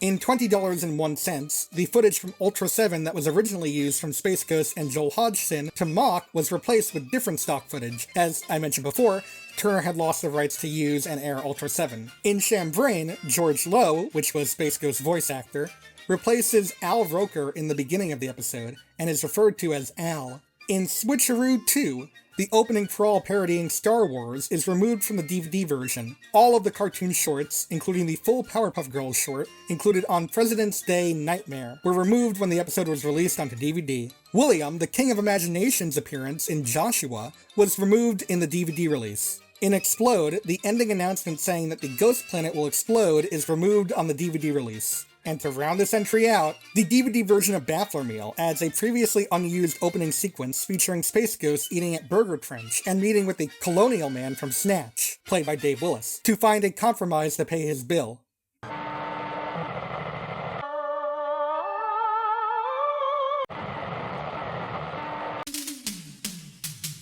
An Adult Swim New Year's bumper from 2003 confirmed that there were canonically two different Zoraks, those being the one from Coast to Coast and the one from the Brack Show, which are apparently separate entities. Briefly after Brack's dad talks to the Coast to Coast Zorak, the two Zoraks meet.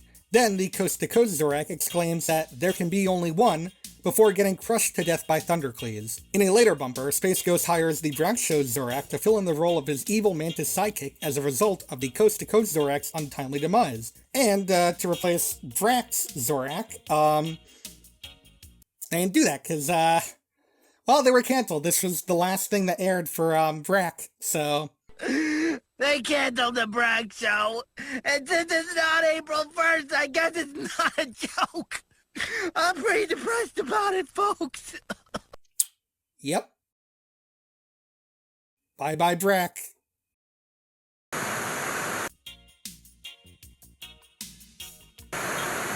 In 1993, Andy Merrill made a test pilot for Coast to Coast, which combined footage from old Space Ghost cartoon episodes with archival footage of Denzel Washington from past interviews, as well as the film Malcolm X, which was released that year, edited to make it look like Space Ghost was interviewing Denzel Washington. So, Dustin, it's been a while. I gotta say, you look great. Are you trying to seduce me, Mr. Tucker? I am not trying to seduce you, Dustin Hoffman. You really look great. In this pilot, Andy Merrill provided the voice of Space Ghost, who asked Denzel about his acting career, among other things. You got that big Oscar show coming up. Have you planned anything to say? Have you planned your speech for the big Oscar, Best Actor Oscar? An edited version of this pilot, nicknamed Andy's Pilot, was released in 2004 as a bonus feature for the Coast to Coast Volume 2 DVD, although all the footage and mentions of Denzel Washington were either removed or blanked out, as the licensing fees to keep the footage for the release would have cost a hefty $25,000. Footage with Denzel is replaced in the DVD version with text transcripts of his dialogue, with his name noticeably blurred out in all instances. This edited version is the only found version of the pilot to exist, and it's unlikely that the unedited version will see a release anytime soon. However, a full transcript of the pilot, as well as some images and audio clips from it, can be viewed on the fan-made website Brack's Scrapbook.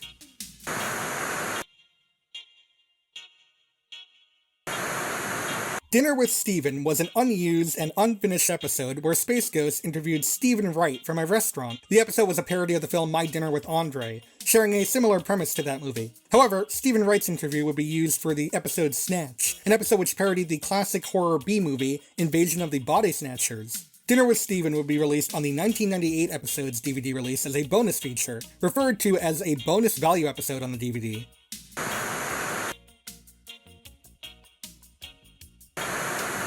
Back during the early days of Adult Swim streams, there was a marathon of Space Ghost Coast to Coast episodes that aired on the stream, under the label Ghost Planet. There's nothing too special about these episodes that they aired, albeit it was aired during a time when even the more widely spread episodes that we know today were rarely found online in good quality. However, something interesting to take note of is that during the commercials in between episodes, they would have these little intermission pieces that they would play, ranging from some behind-the-scenes looks at the props they used to make the Coast to Coast set, to a call-in segment where you could speak to Zorak himself live. So what brings you here? You watch TV and stuff? Yeah, I love TV. What's on your TV usually? Sometimes it's cartoons. Cartoons? Okay. Yeah. Alright, we're done here. There were a total of 6 of these marathon streams, which have luckily all been properly archived.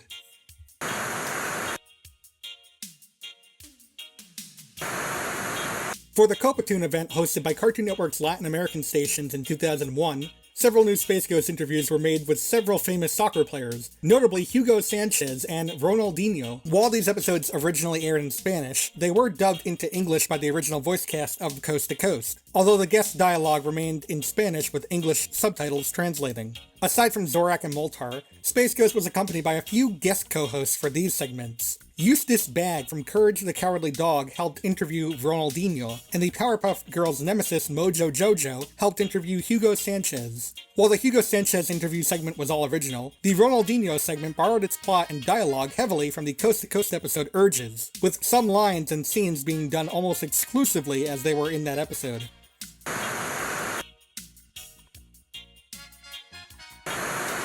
To promote Turner's online gaming service GameTap, several Space Ghost interviews were conducted at E3 2006, with Space Ghost interviewing key figures of the gaming industry of the time, including Peter Molyneux, developer of Fable, Peter Moore, who oversaw Microsoft's gaming division at the time, and most notably, Todd Howard, developer of Fallout and the Elder Scrolls. After the initial event ended, official recordings of the interviews will be put on the GameTap website, alongside new episodes of Coast to Coast, until the website's closure in 2015. All 6 of these interviews have been found and preserved on websites such as YouTube and the Internet Archive.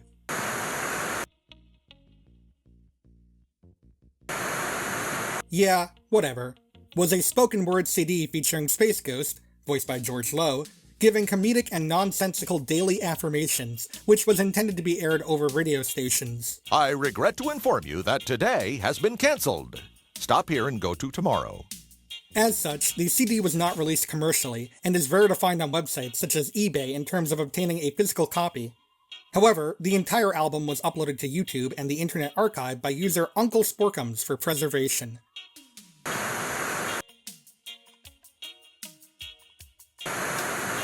For the Aqua Teen Hunger Force movie, George Lowe dressed up as Space Ghost and reported on the red carpet event for the film, interviewing its cast and crew in character. This event footage will be included as a bonus feature for the film's DVD release. You know, I just want to say right now at this point in the program, ladies and gentlemen, you could boil a ham in my pants. and if you give me another 30 minutes, I'll honey glaze it for you.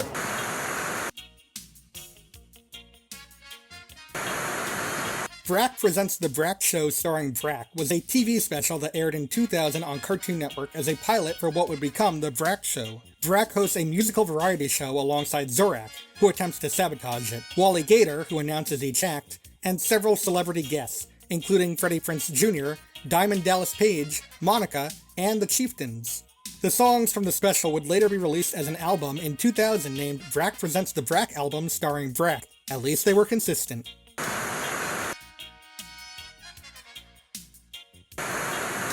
Space Ghost, Zorak, and Moltar all made cameo appearances in Adult Swim's show Off the Air, which shows various music videos and shorts from around the internet by a wide variety of artists. One member of the Ghost Planet crew makes a cameo in the background of one of the segments for almost every episode, with all 3 characters making a cameo appearance at the end of the episode Nightmares, with the Ghost Planet crew showing up in the ending montage. In the episode Space, Space Ghost is given a very brief voice line during his cameo, once again provided by George Lowe.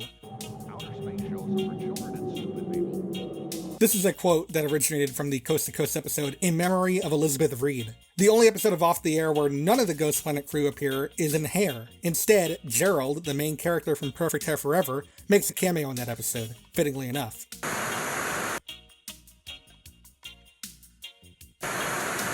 Adult Swim Brain Trust, also known as Anime Talk Show, was an Adult Swim television special that aired right after the premiere of Perfect Hair Forever and served as an unofficial pilot for another Adult Swim show, Squidbillies. It is considered by some as the last official episode of Coast to Coast, due to it being the last Adult Swim produced episode where Space Ghost interviews his guests. In this case, a panel consisting of Meatwad from Aqua Teen Hunger Force, Sharko from C-Lab 2021, and Early Kyler from Squidbillies. However, his attempt at holding a discussion panel based on Perfect Hair Forever immediately goes off the rail, with his panelists talking about unrelated things and Space Ghost getting both his hand shot off by Early and eventually shot and eaten by Sharko, before being reduced to a talking head on top of Meatwad, which is also shot off by Early. Zorak and Brak's dad make brief visual cameos in this special, and the cybernetic ghost of Christmas Past from the Future from Aqua Teen Hunger Force makes an appearance as one of Space Ghost's only callers for the show.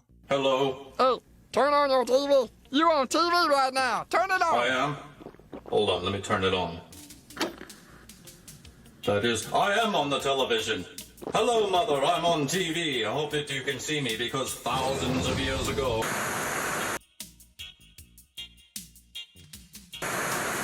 An advertisement for Nestea Cool Iced Tea that aired on Adult Swim saw Space Ghost interacting with the evil snowman mascot for the drink, first introducing him, then blasting him after his interview doesn't go anywhere. The snowman quickly revives himself using Nestea Cool Iced Tea, resulting in Space Ghost saying, "Stupid power bands." Several other Nestea Cool commercials were aired with Drac inviting the snowman to his family's house, where it drank some Nestea Cool Iced Tea.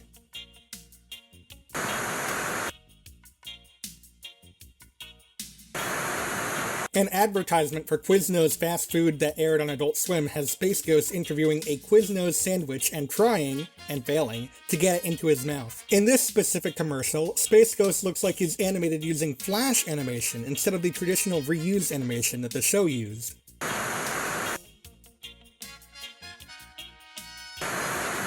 This next guest is the ultimate superhero. That's right. This guy hosts his own talk show, and even when he's upset, he's animated. That was Animated. a joke. It was a joke. Okay. He's the star of Space Ghost Coast to Coast. That's on the Cartoon Network. The one, the only, Space Ghost! Oh, there he is. There he goes. There he is. Hello, Space. Greetings, Osmonds and television viewers of Earth. In 1998, Space Ghost made a guest appearance on Donnie and Marie, hosted by Donnie and Marie Osmond. During his guest appearance, the host asked him questions such as what his superpowers were like and who his favorite interview was. It wasn't Donnie, who had appeared on the Coast to Coast episode Fire Drill. Space Ghost also promotes the album Space Ghost Surf and Turf, which is available on Rhino Records at Rhino music stores everywhere. We heard it, okay. and sings a song from the album with Donnie and Marie, something that rhymes with bones. My cousin Benny's got a trailer park in Rome. Nice! Yeah. No one at home. If you eat some uncooked pork, you'll sit around and moan. Eat Yeah! Do something that rhymes with bones. Yeah! Space Ghost, everyone! Thank you. Thank you, ladies and gentlemen. Thank you.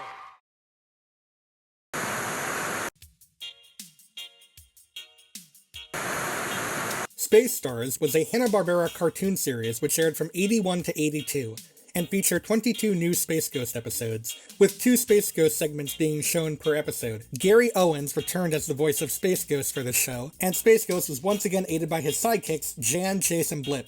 Much like the old show, they battled intergalactic villains, but none of the original villains returned, exclusively showing new villains, including Space Ghost's other evil counterpart, Space Spectre, voiced by John Stevenson. Other segments of the program included the Herculoids, new episodes of another classic Hanna-Barbera superhero show, Astro and the Space Mutts, starring the Jetsons' dog Astro, and Teen Force, a new group of teen superheroes, and a finale segment where Space Ghost joined forces with the heroes from the other segments to stop various villains.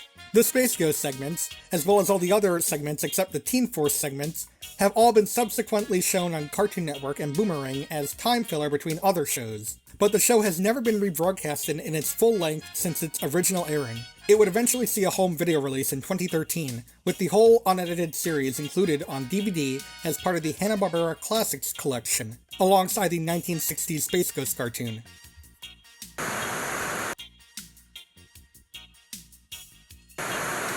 When the Powerpuff Girls movie hit theaters in 2002, Cartoon Network and Adult Swim heavily promoted it, since it was the first time a Cartoon Network show hit the big screen. Promos featuring Space Ghost and Brak encouraging viewers to go watch the film were aired on Adult Swim. Space Ghost encourages viewers to see the movie despite not seeing it yet, while Brak was shown to be a dedicated fan of the Powerpuff Girls, keeping dolls of them in his room, and also having 3 tickets, one for him and his 2 parents, to see the film. One other promotion of the Powerpuff Girls movie was made in the Brak Show episode Braklet, Prince of Spaceland, with the final dialogue of the episode. So what do you want to do now, Zorak? Watch the Powerpuff Girls movie on DVD.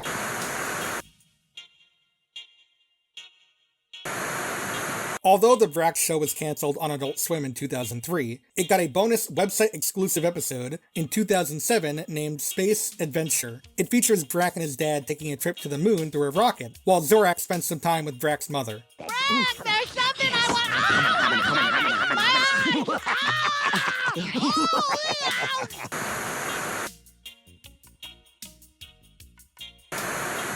An excerpt of the Coast to Coast episode Jacksonville was featured on a 1996 episode of Talk Soup, specifically the scene where Metallica plays a song for Zorak, who they say is their favorite part of the Space Ghost show, with host John Henson remarking at the end, "Wow, I thought our show was weird."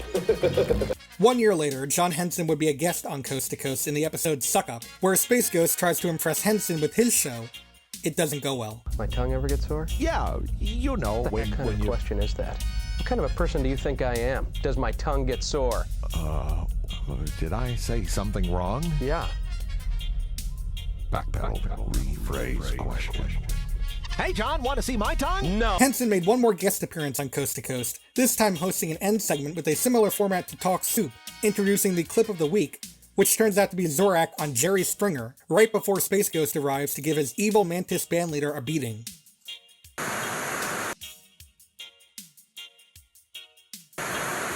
Stay Longers was a series of Cartoon Network bumpers parodying Survivor, with various Cartoon Network characters as its contestants. Drac was one of the contestants, and made it all the way through the final round, where he won the competition, though it turned out to all be one of Drac's dreams. While Drac tells Space Ghost and Zorak about the dream in the last bumper of the series, Space Ghost makes 2 notes to himself while listening: pitch a reality show and form a network alliance against Drac.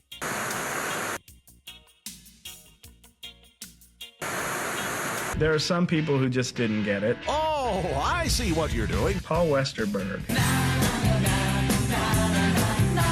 was one. Why do we always hurt the ones we love? The Coast to Coast crew were all fans of musician Paul Westerberg and his band The Replacements, so they wanted to do an interview for the show. Unfortunately, Westerberg's interview went so poorly that he walked out after the first 5 minutes of the interview in frustration, and most of the Coast to Coast team cited that interview particularly as one of the worst, as it was unusable. George Lowe recalled in an interview that Westerberg was extremely angry that the interview was for a cartoon, which one of his handlers didn't tell him prior to the interview itself. A VH1 documentary about Adult Swim called VH1 Goes Inside Adult Swim had Dave Willis bring up the experience with Westerberg, saying that he didn't like the strange questions he was being asked.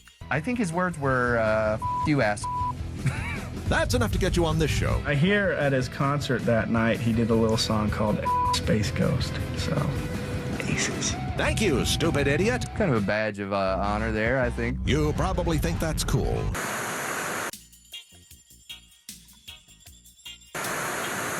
An episode with an interview with Seth Green, creator of Robot Chicken and voice actor on Family Guy, was planned for the show's 2003 season, but was scrapped for unknown reasons. Footage from the Seth Green interview was eventually used in the Aqua Teen Hunger Force episode The Dressing, where Dr. Weird steals Space Ghost's monitor and is shown to have already killed Space Ghost, putting on his head while shouting, "There can be only one!" To which Seth Green on the monitor comments, "Nice."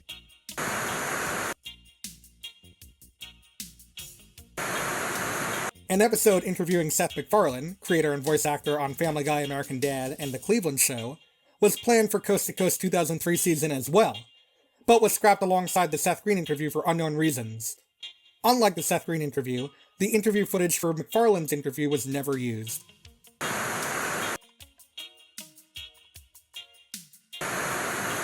A computer-animated intro sequence for the show was created for the episode Late Show, which emulated the style of The Late Show with David Letterman. It was only intended to be used for that episode, but it ended up getting used for almost all subsequent episodes through Joshua, due to using up the show's budget by a considerable amount. After its last usage in Joshua, the CGI intro has some of its shots reused in episodes such as Curling Flower Special, Fire Ant, and Baffler Meal, and an abridged version of this intro would be used for the episodes that aired on GameTap.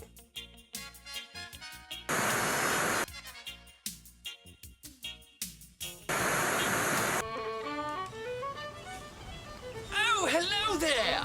I didn't see you. I was busy reading my colonial book. I suppose you're wondering what happened to Space Ghost and his fabled gang. Well, I don't know. But you can find out by checking eBay.com, as they have a one-of-a-kind ending that you can purchase starting at $7. Now leave me, for I must finish my colonial book. The script for the episode Snatch was originally auctioned off on eBay, with the episode's original ending featuring a colonial-era man, played by the show's co-producer Dave Willis, encouraging viewers to go on eBay and bid on the script to find out what the next episode's true ending is, with all proceeds going to charity. The ending would be cut from future television airings, simply replaced with a "The End" text instead, but it would be included on the DVD and HBO Max releases of the show. A screenshot from eBay at the time reveals that a user named Vroly22 made the highest bid for the script before the ending date, but it is said that the script was sold to an unknown user who bidded over $1,000 for it. It is unknown what the fate of the script was once it was won, and what was written inside of that script.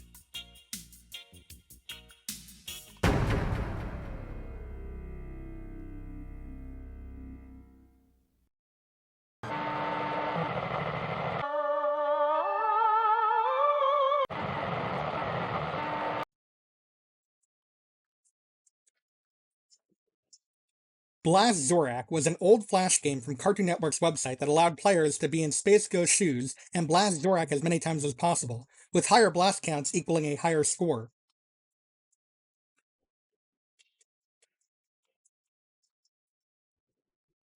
Drax Bean Chomper 2000 was another old Flash game on Cartoon Network's website, this time having players as Drax, who eats beans while being chased down by 4 Space Ghosts.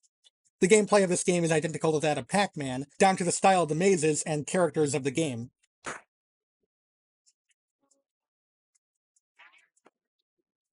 Drac, Head Kicker 2 The Final Kick, is a Flash game based on the Drax show released on Adult Swim's website. Players play as Zorak and fight other characters from the show, while Drac cheers the player on, with the ending revealing that Zorak helped save Drak's mother. Head Kicker 1 is included as a bonus, which is a game where players, as Zorak, kick Drac in the head as many times as possible, with the bonus game presented in the style of an Atari 2600 game.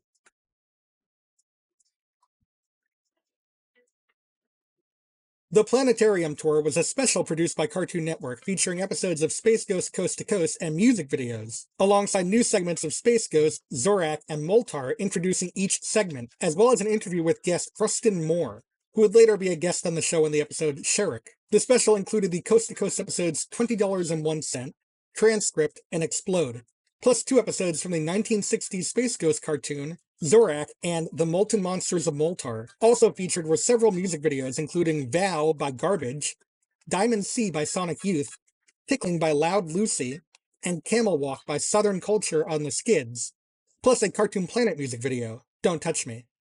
The new segments created for the special were found and uploaded to YouTube by user Captain BZ, and have since been uploaded to the Internet Archive for preservation.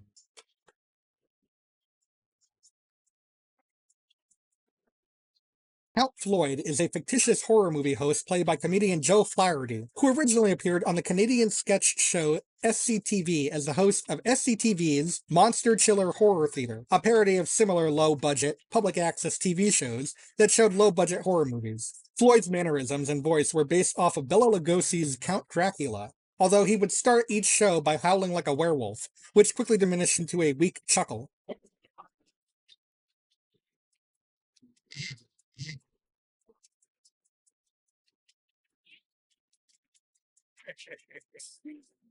Floyd was a parody of over-the-top hosts that were seen on this genre of local television shows, though Floyd was an accurate portrayal of how the majority of real-life hosts of these shows were like. New Count Floyd skits were made for Hanna-Barbera's cartoon show The Completely Mental Misadventures of Ed Grimley, in which Floyd hosted Count Floyd's Scary Stories, the only live-action segment of the show, where Floyd attempts to entertain an audience of children, parodying Bozo the Clown and similar old-time children's show hosts, rather than the horror hosts that he was used to mocking. These same Count Floyd segments would be used on Cartoon Planet, with an introduction from Space Ghost announcing that he's received a transmission from Count Floyd before the segment, and saying that he's lost contact with Floyd after the segment ends. That's it, I've lost the signal. Don't fret, kiddies. Count Floyd will be back next week.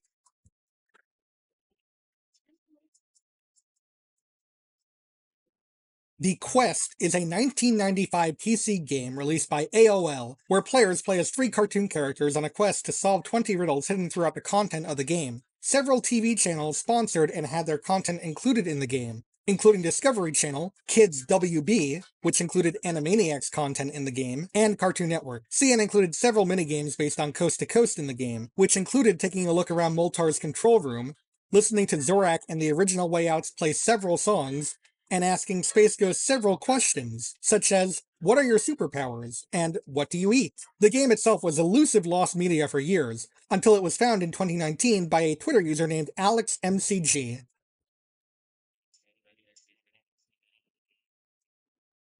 How Zorak Stole Xmas was an old Flash game hosted on Cartoon Network's website, where players play as Space Ghost and chase Zorak, dressed as Santa, in order to save the Christmas spirit, blasting all falling hazards and avoiding obstacles along the way. This game features voice lines from George Lowe and C. Martin Croker, unlike the other two Space Ghost Flash games.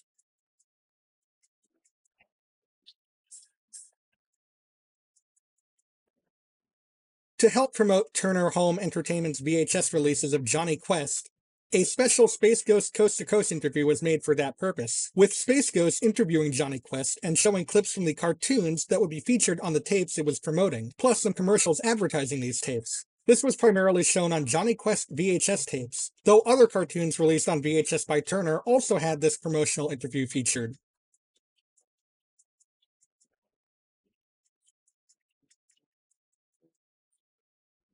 Space Ghost and Zorak present the animation segment of the 1995 Cable Ace Awards, showing off clips from classic cartoons from Hanna-Barbera and MGM, more modern cartoons from Cartoon Network and Nickelodeon, and adult-oriented animation such as Dr. Katz. It also included a segment where Space Ghost interviews Beavis and Butthead, which doesn't go as planned due to the guest not listening to him, and another segment where Space Ghost listens to Duckman's speech about being challenged and thinking like reasoning adults, gaining confusion from both Space Ghost and Zorak.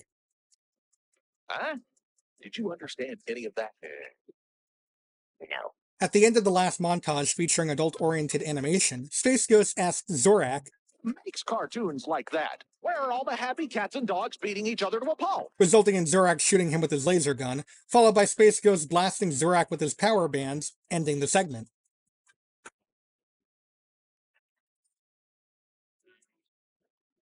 While the first 3 volumes of the DVD releases of Coast to Coast were released commercially, in addition to being sold on Adult Swim's website, the last 2 DVD releases of the show, the 1998 episodes and From the Kentucky Nightmare DVD, were both exclusive to Adult Swim's website, and as a result, fetched for much higher prices on online websites such as eBay due to their rarity. Additionally, Adult Swim hosted a build-your-own DVD feature on its website, which included almost every episode of Coast to Coast, including the episodes left off of the official DVD releases, the final episodes of the show, which never had a DVD release, and unaltered versions of episodes that got altered for the DVD releases. This would become available to own, but only in DVD-ROM form. However, the Make Your Own DVD feature shut down in 2021 for unknown reasons.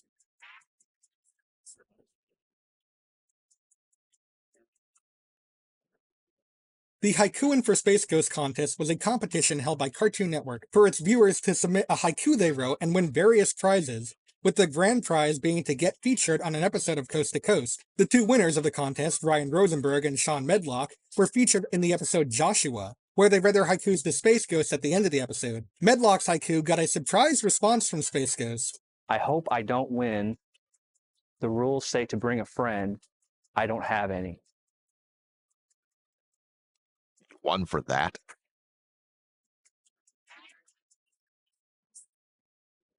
A special Coast to Coast interview aired through a promo on Adult Swim, featuring Space Ghost interviewing actress Zoe Saldana about the film Avatar, which would become one of the biggest box office successes in history. Maybe that promotion from Space Ghost paid off.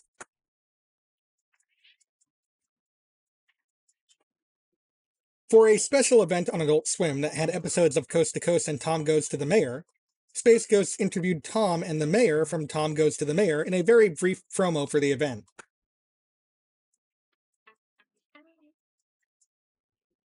In a 2012 promo that aired on Adult Swim, Space Ghost interviewed Will Ferrell and Zach Galifianakis about their film The Campaign, as well as try to grow a beard in less than 60 seconds, which Space Ghost succeeds at.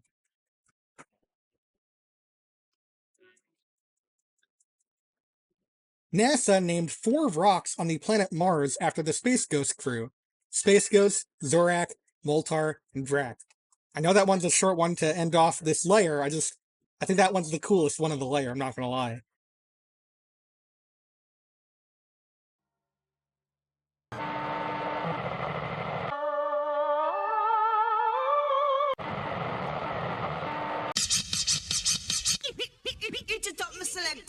In perhaps one of the most interesting guest appearances ever, Space Ghost, portrayed by George Lowe in full costume, was interviewed by reporter Bruce Collins for a 1995 C-SPAN news report about the National Cable Television Association convention. Here, he answers questions such as how he compares with other superheroes and what his superpowers are, all done in character. How do you compare yourself to your colleagues in the business, such as, for example, Superman or Batman? Well, you know, Superman got that groin pull a couple of years ago. Very, very difficult, very painful. Spider-Man, you just don't want to shake hands with him, because every time you go to, you know, a warm greeting, you get that handful of that glop, you know, that he sticks to things with. So that's unpleasant. He's an unpleasant person.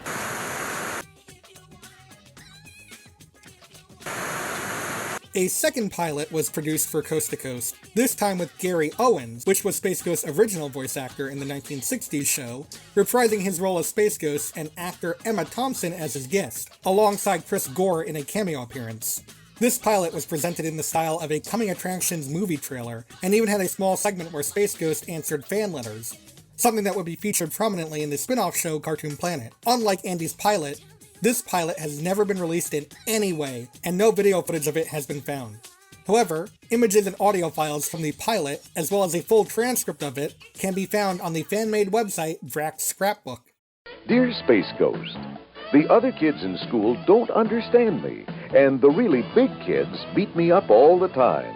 Will you come destroy them? Your friend, Billy Shannon, Newark, Ohio. P.S. I love your show. Well, Billy, you really need to talk to your teacher or your parents about all of this. If that doesn't work, call me, and I'll at least come and stun them real bad.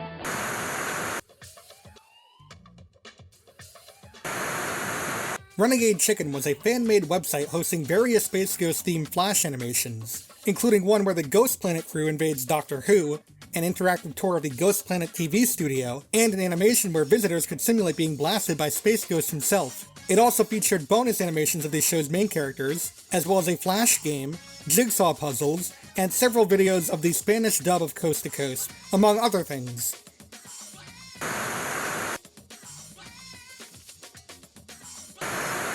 Cartoon Network made a Space Ghost Coast to Coast special in 1995, nicknamed the Space Ghost Syndication Exclusive Special, which was shown on local Fox networks in 1995. It included the episodes Bobcat, Batmantis, and Jerk, as well as new segments between the episodes in which Space Ghost promised a rocket ship full of cash from those syndication weasels for doing an hour-long comedy special, although the syndication suits don't show up with the money promised at the end. I've been here an hour. I haven't seen the suit with the cruiser full of the big bucks that I so richly deserve for spreading my unique brand of comedy gold across the cosmos. So you know what that means? What does it mean? It means I'm out of here. You know where to find me, Suits. The special was considered lost media for many years, until internet user Zero_Diamond uploaded a full VHS recording of the special to the Internet Archive for preservation.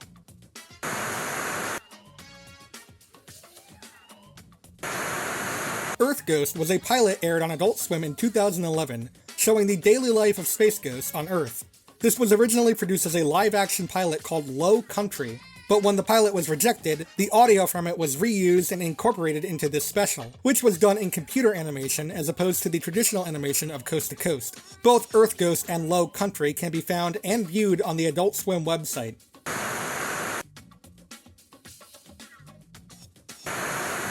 Space Ghost interacted with Superman in a set of promos run during a special showing of Superman, the animated series on Cartoon Network, with Space Ghost and Superman talking to each other about their superpowers and other topics. In a Cartoon Network promo for Primetime Toons, Space Ghost interacted and talked with Garfield about the new block, which featured Cartoon Planet and Garfield and Friends on it, and both characters expressing excitement in getting their own primetime spot on Cartoon Network, which is ironic since Garfield is now owned by Nickelodeon.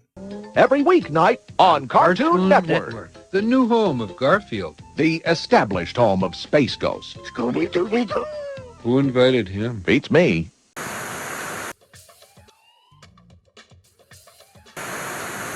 In the halftime show segment of the Cartoon Network special The Big Game Roadrunner vs. Coyote, Moltar had a conversation with Fred Jones from Scooby-Doo about various topics, including what is featured on the Unseen Halftime Show, the segment is of Moltar and Fred's conversation, who they think would win the game, Fred's relationship with Daphne, and several others. This segment ends with Moltar and Fred realizing they were being filmed despite being in the master control room. So, who'd you pick today? What, are you kidding? Roadrunner? Yeah. Yeah, me too. You're in on the pool, right? Yeah. Bravo's. Bravo's got one? When did he start that? Thursday? He was in the commissary. No, Wednesday. Yeah, Wednesday. Why? Which one are you in? The red guys. You're kidding. What? Well, you can kiss that one. We used to go to camp together. He said I could trust him. And you believed him? Yeah. Ladies and gentlemen. Okay, your money.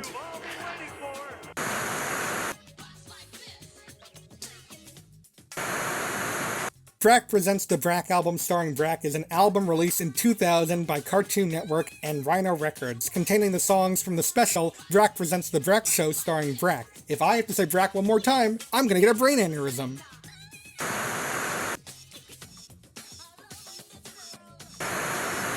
To coincide with the 2000 presidential race, Cartoon Network ran several bumpers showing the network's characters running for campaign for president. Two of these bumpers featured Space Ghost and Brak, respectively, with Brak being entered as part of an online competition held by Cartoon Network. He lost to Scooby-Doo.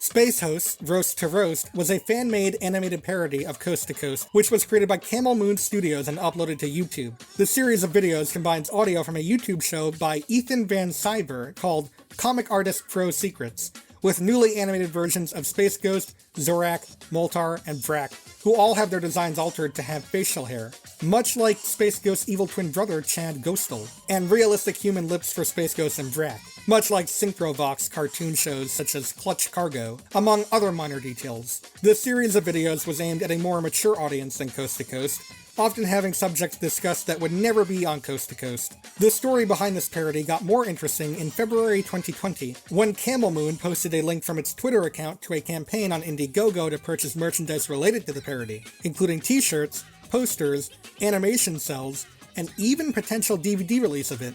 Backlash behind it ensued almost immediately, with many users citing that Camel Moon was essentially making money off of Space Ghost and other Coast to Coast characters, with no significant design changes aside from the added mustaches and facial hair on the characters. This eventually caught the attention of Warner Bros., who issued Camel Moon a cease and desist order, forcing them to end the series, much to nobody's surprise.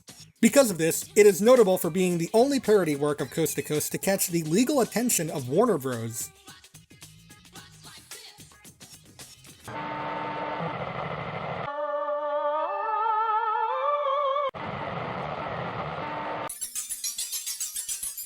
An uncensored cut of the episode Girlie's Show is known to exist, as a clip of it was featured in a tribute video to C. Martin Croker, who, I actually haven't mentioned this up until now. He didn't only voice Zorak and Moltar, he also did a lot of animation and writing on this show. He was like one of the driving forces behind this show. Anyway, it was uploaded by the show's editor Tom Roach, specifically the part where Zorak tells Space Ghost that he is on strike before Space Ghost tells him to watch the gutter language. In the broadcasted version of the scene, Zorak says, "With your show, you... I'm on strike." Hey pal, watch the gutter language. This is a woman's show. In the uncensored version, this line is revealed to be, "To hell with your show, you fuck. I'm on strike." Hey pal, watch the gutter language. This is a woman's show. Despite this uncensored cut of the episode being known to exist, all home media releases and subsequent airings of the episode are the way it was first broadcasted onto Cartoon Network.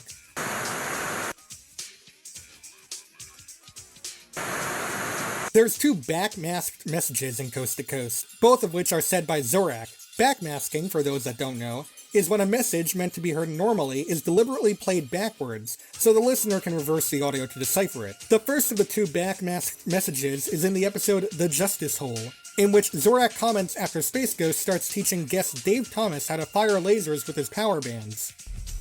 Let's give it a whirl. No, it's a one, buddy. When played normally, the line is just gibberish, but when the line is played backwards, Let's give it a whirl. He doesn't know what he's doing. The second backmasked message occurs in the episode Sweet for Brack, which happens after Zorak eats a goat and spits it out, resulting in him getting demonically possessed and saying backwards gibberish as his eyes move slowly upwards, to the shock of Space Ghost.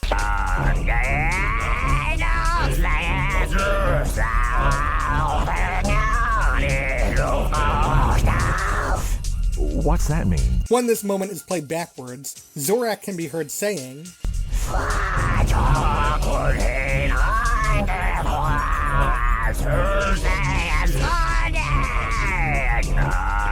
What's that mean? Additionally, a moment in the episode Needle Drop pokes fun at the backmasking moral panic of the 1980s with this dialogue. Hey, Moltar, kick it! I hear something. Ooh, this rocks. Hold on, I can't dance to this. Play it backwards. No, don't! Something scary could happen. A ghost!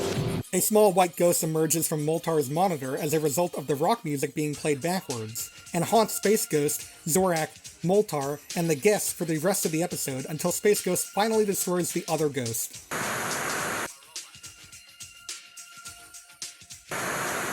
During the early years of Coast to Coast, episodes of the 1960s Space Ghost cartoon and the Space Ghost segments of Space Stars were aired with a bizarre, out-of-place laugh track added to them, and they aired after episodes of Coast to Coast for time filler. Only one clip of this bizarre laugh track version of Space Ghost has been found online, which is a clip from the Space Stars episode Attack of the Space Sharks. Whales are blubbery buffoons. Sharks are supreme. Who are you?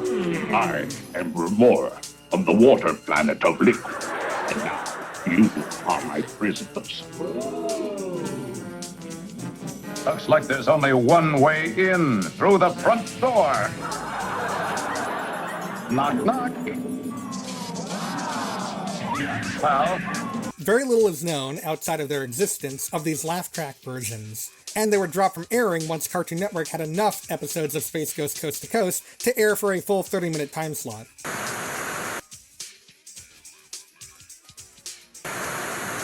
When Coast to Coast was first released onto DVD, several episodes were excluded from the DVDs due to licensing issues with some of the content featured on them.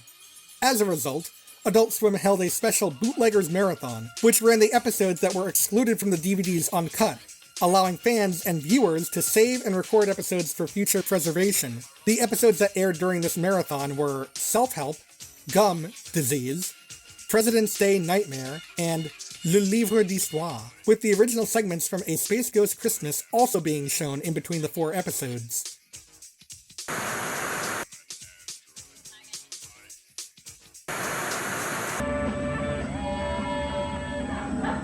Welcome to the show.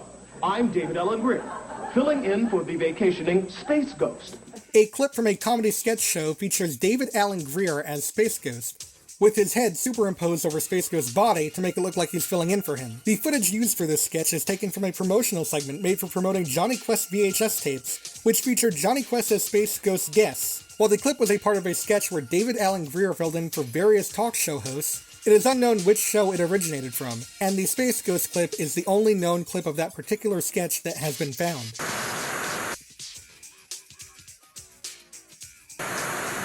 Space Ghost, voiced by George Lowe, made 2 appearances on Loveline, a radio call-in program offering medical and relationship advice to its listeners. The first of these appearances was done in 1997, and the second one done a year later. The show's host at the time, Adam Carolla, would be a guest for the Coast to Coast episode Toast, where he gives Space Ghost some dating advice, and was also produced in 1998. Both of Space Ghost's appearances can be found and heard on YouTube and the Loveline Tapes fan website dedicated to archiving Loveline episodes.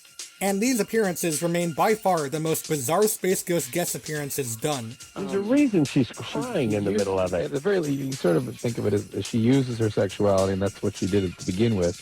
And then once she went further into the relationship, it became overwhelming, and all these feelings came up, and she can't tolerate the intimacy. You know, if I may be so bold, boys, if you want Space Ghost's take on it, Matt, are you still with me? Yeah. What you need to do is establish an adequate mood for love. And for me, this is always done through music, and most notably, Space Ghost Surf and Turf, now available on Rhino Records and quality music stores everywhere. Oh, it's beautiful. I'm sorry, I had to do that. Matt? Got a big note right here, work in plug. Sorry, Matt, I'm sorry. It's okay.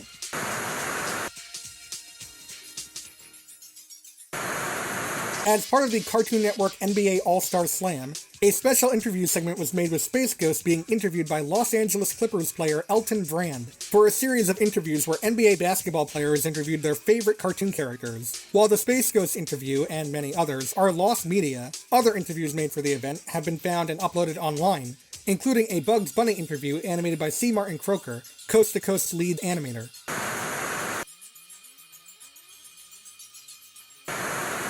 In 2010, a special Coast to Coast interview was made with Jack Black in his second Coast to Coast appearance, his first being Sweet for Brack as part of Tenacious D, about the film Gulliver's Travel, which would be released later that year. The promo aired on Adult Swim around that time, but has not been found in any form since, making it lost media.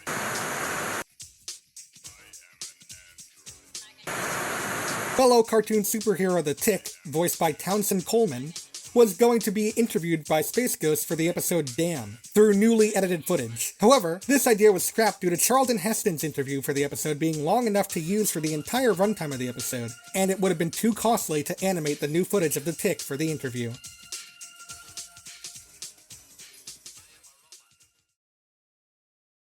And there you have it.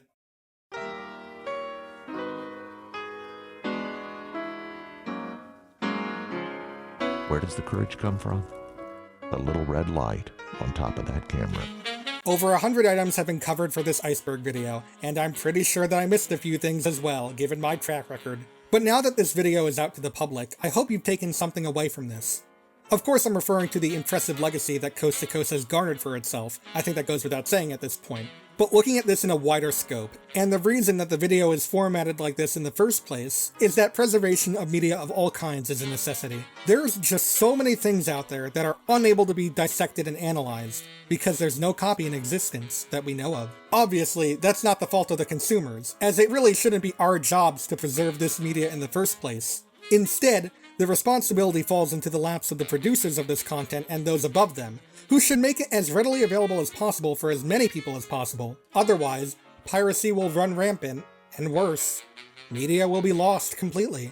Now obviously this can't always be the case for one reason or another, it's not as black and white as I made it out to be. And I'm not blaming anyone for that if it just happens to be out of their hands for matters that are just beyond their control. We're all human after all. However, that's when the consumers do get involved in preservation of media. And thanks to the wonders of the internet and social media, media preservation has made leaps and strides. Even Coast to Coast itself, most of the media that I talked about today, I was able to talk about thanks to the wonderful fans who were able to archive it.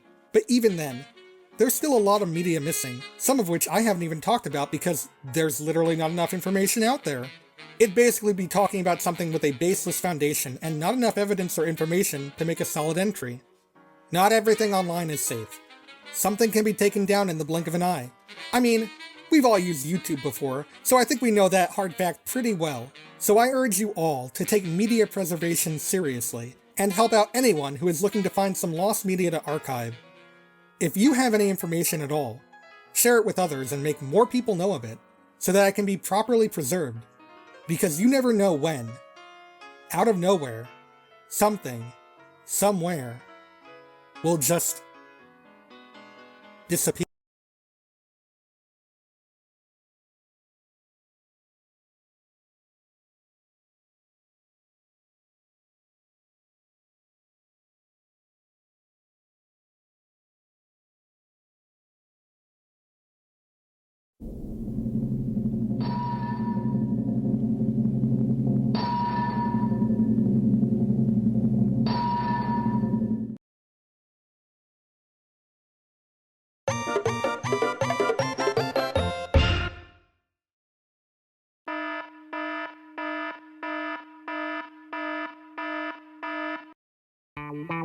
It's been a very long time since I've dedicated a whole video to a video game. Not gonna lie, it feels pretty good to get back to my roots. Though, I gotta say, if you asked me a year ago what video game I'd be talking about, Ace Attorney would be nowhere near the top of the list. Heck, it may not even be in the top 50. Although to confirm whether or not that's the case, well, that's a conversation between me and the people of Punky Doodle's Corners in Canada that I'm not looking forward to.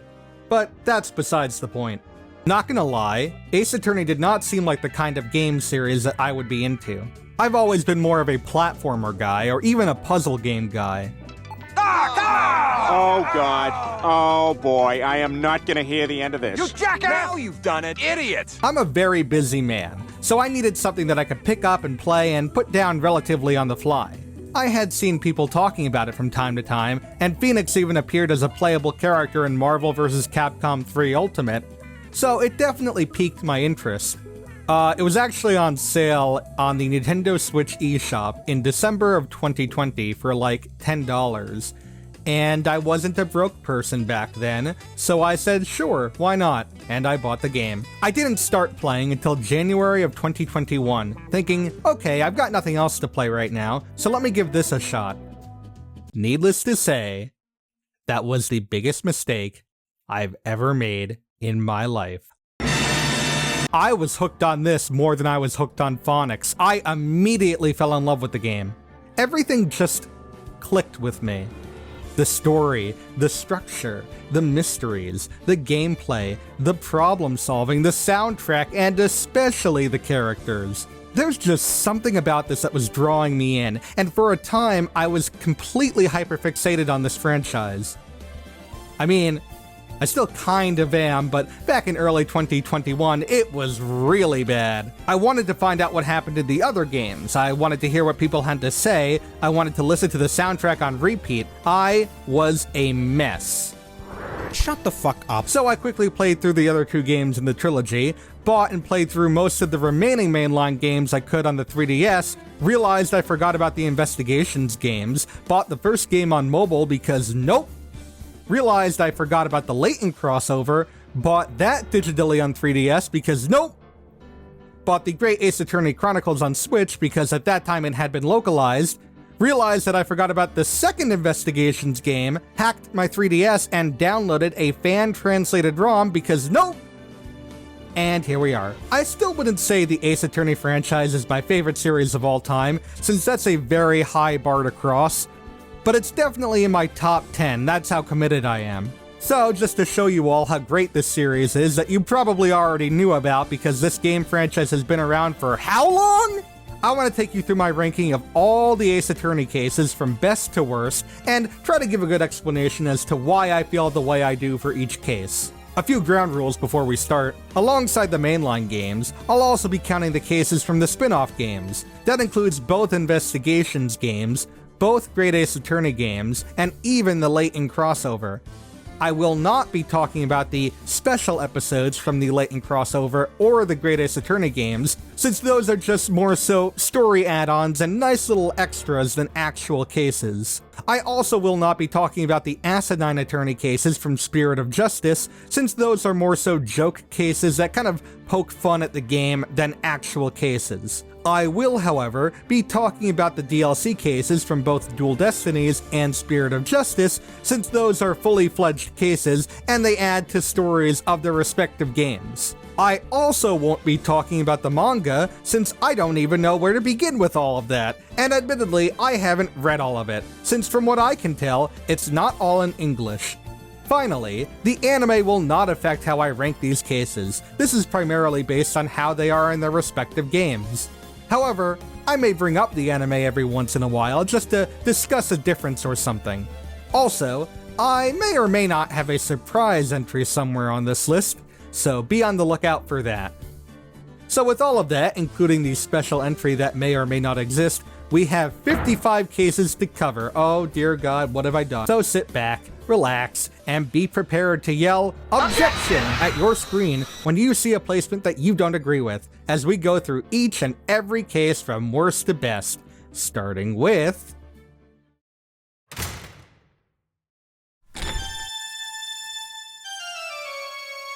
Now, when it comes to the worst case in the entire franchise, well, it's a little hard to say. There are a lot of factors that go into making a case good, and those same factors are contributing forces for what makes the case bad as well. Honestly, there isn't a case in the whole Ace Attorney franchise that I would say is irredeemably bad. I think every case has something going for it. In regards to the Lost Turnabout... Okay, just give me like a minute or two to think about this one. A lot of fans of this franchise know just how infamous this case is, but for those who don't know, allow me to explain. See, The Lost Turnabout is the first case of Justice for All, the second game of the franchise. The first case of basically every game doubles as a tutorial case, where it's the easiest case in the game, because it needs to teach you the ropes and mechanics, and in some cases, introduce you to the overlying story of the game. But that's harder than it sounds. See, the first game already had an introduction case. So how do you go about reintroducing the gameplay mechanics to a player for another game? Well, in the case of Justice for All, poorly. The big problem with this case, for me at least, is how it basically forces you to relearn the mechanics in an unintuitive and overdone cliche, even for the time this game was released. See, what if Phoenix Wright had to relearn how to play the game because he had amnesia? I gotta tell you, that sounds awful. That's right, ladies and gentlemen, this case relies solely on amnesia, and I can promise you that it isn't the last case to do so, but we'll get there when we get there. This just feels like extremely forced and contrived for this game, especially since it only affects this one case. Justice for All released only a year after the first game. You don't need to go through this monotonous excuse just to reteach the game, especially since future games are able to do it in a much cleaner manner. The one good thing about this case is it introduces us to the defendant, Maggie Bird, but even then, this isn't her best appearance. The amnesia thing just drags this case down so much for me. Couple that with a lack of Maya for the first half of this case, and a culprit who is laughably inept to the point where he mistook a yellow baseball glove for a bunch of bananas and just messed up every little aspect of his crime, and you have what is easily the worst case in the entire franchise. I mean, like for real, this case makes the first case of the first game look like a masterclass in game design. And speaking of that,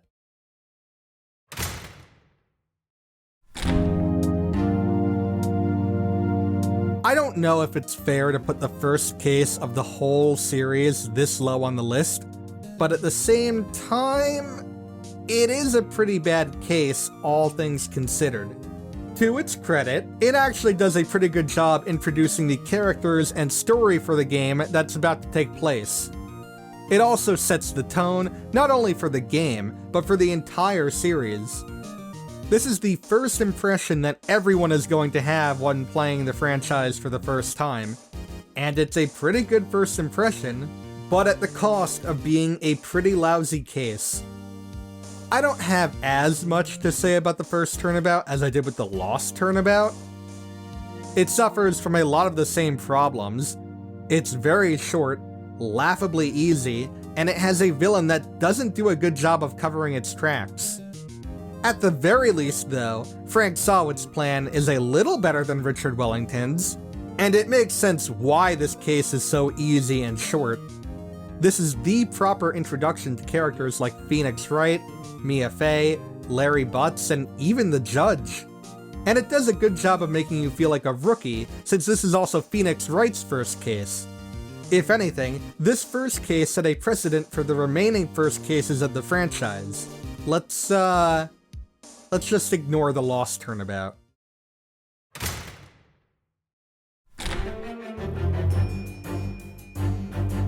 The Great Ace Attorney 1 is a great game. It's really cool to see the gameplay translate so well to feudal Japan and early 1900s London. And I am beyond happy that it and its sequel were properly translated and released here in the West, allowing more fans, like myself, the opportunity to play through these fantastic games. But it's not perfect. Far from it, in fact, when the second case, The Adventure of the Unbreakable Speckled Band, is this low on the list. This case is actually a first for the series. We've had a lot of cases where the entirety is just a trial, but this is the only case where the entirety is an investigation. And I'm kind of glad this wasn't a thing before, because man, is this boring as sin, when in actuality, it has no right to be. The investigation is based around your best friend, Kazuya Asogi, being found dead in the cabin of his ship heading towards Europe, and you, the main character, Ryunosuke Naruhodo, being the primary suspect, since you snuck aboard to help out Kazuya on his adventure to become a defense attorney in the West. Now it's up to you to clear your name and find the true killer. Sounds intense, right? Problem number 1. Under normal circumstances, it would be pretty interesting to have to clear your name for a murder you didn't commit, but we literally got this in the first case of the game. 2 of the 5 cases of this game revolve around this, so you'll have to excuse me if I'm not extremely shocked by it. Problem number 2. In this case, you are introduced to the legendary detective Herlock Sholmes, who is undoubtedly one of the best characters of the entire franchise. He is a great addition to the series, and the games would be a lot worse off without him. That being said, I might get a lot of flack for this. His introduction in this case is not good. He's supposed to be a charismatic genius detective who puts on a self-centered and narcissistic act, but he is very serious about the fight for what's right and cares deeply about those close to him. In this case, he's kind of just an asshole?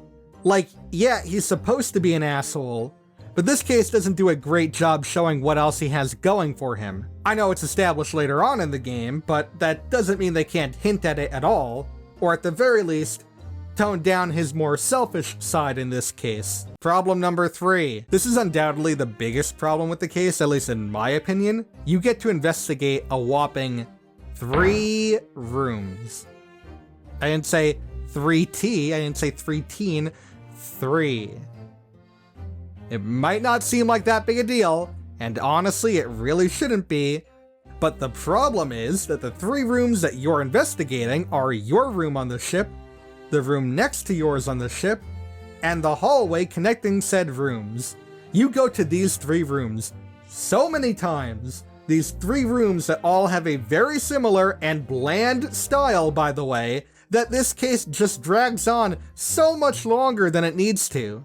It's not all bad, though. I mean, you get introduced to deductions, a welcome mechanic introduced during the investigation segments to add a whole new layer to the Ace Attorney formula. But even then, these are pretty weak deduction segments compared to literally every other deduction in the 2 games.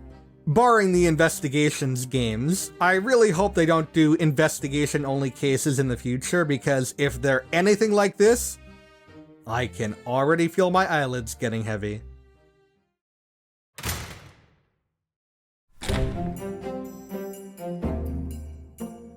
Oh, but we're not quite done talking about the Great Ace Attorney 1 yet, because it's time to talk about the first case of the game.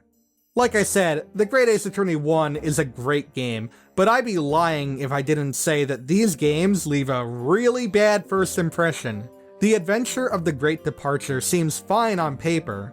It sets up these characters, foreshadows certain future events, sets forth the deep issues that these 2 games are trying to bring forth, all while doing a pretty good job of reintroducing players to the mechanics of the court system of Ace Attorney. Also, if we exclude the Layton games, this is the first game to give us the multiple witness mechanic, where more than one witness takes the stand, and you can question the witness's reactions to another witness's testimony, which I think is a really cool addition. You're also the defendant this time around, which is a really cool twist, since this case is literally life or death for you. Unfortunately, it doesn't take long for the problems to rear their ugly head. This case goes on for way too long. The segment with the 2 witnesses is bloated without any actual sustenance, and it takes forever to get the actual culprit to the stand. And even then, she does whatever she can to drag this case on for way longer than it has any right to be. The average introduction case takes 2 hours to beat, maybe 2.5 hours tops. The adventure of the Great Departure can take you upwards of 4 hours. And that is if you know what you are doing. That is insane for a first case. I understand that they couldn't make it any shorter because they needed to introduce so much in one case, but because of that, it makes this one of the worst openings of an Ace Attorney game. I am glad I kept playing through, because this game gets so much better after the slog of the first 2 cases, but we have a bit to go before we get there.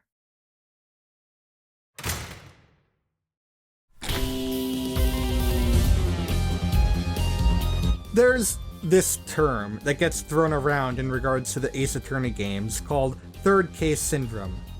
Basically, it states that the third case of many Ace Attorney games, especially mainline games, are often the worst of their respective games.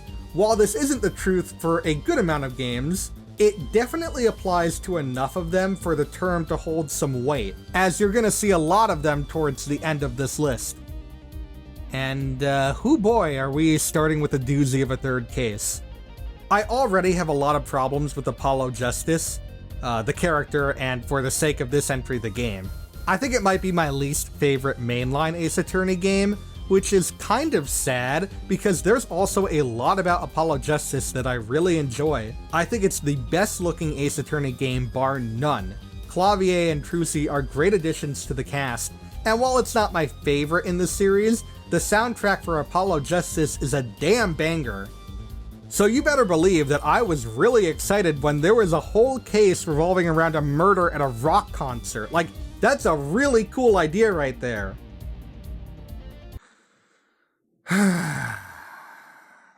There is a lot wrong with Turnabout Serenade, to the point where out of all the cases in the entire series, this might be the only one that managed to break my suspension of disbelief. For starters, while there are other cases where characters withhold vital information, this one feels like it's the least natural in terms of reasoning. Like, I get why a magician would want to keep their tricks a secret, but if it revolves around a murder, I mean, there's really no reason you should be fighting it. Also, the reveal of the true culprit, while a good breakdown scene, gets almost no reaction from Clavier, which honestly shouldn't be the case given everything this guy has gone through. And don't even get me started on the video. You could tell that they really wanted to boast the totally epic, won't ever get outdated, radical 3D graphics that the DS could pull off. Because they make you play this almost 2-minute video at least 5 times throughout the trial, with no way to fast forward.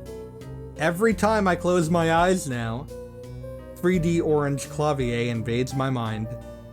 But undoubtedly, the worst part about this case is the fact that absolutely nothing makes sense when you take the defendant into account. Machi Tobai, a 14-year-old Borginian fake blind kid, is on the hot seat in this case.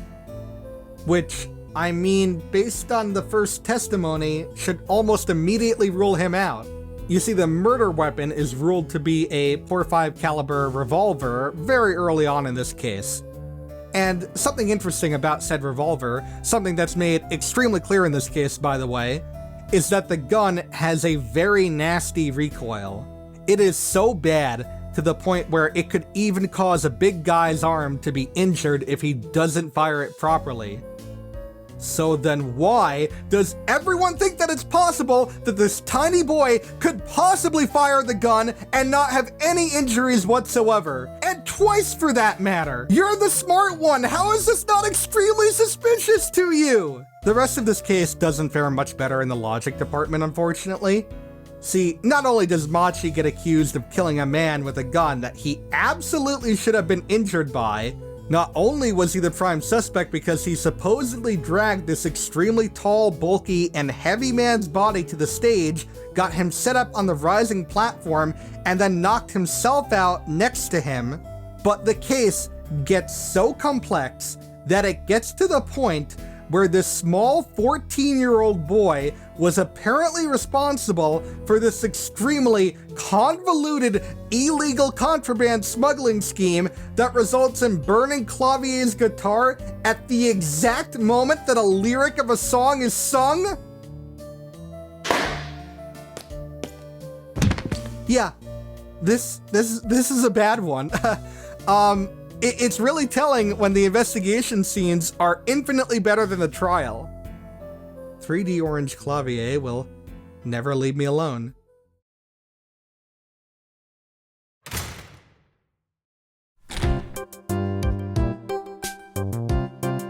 And on a completely opposite side of the spectrum, we go directly from a case with a setting that I really enjoy, that being a rock concert venue, to a case with a setting that I don't very much like at all.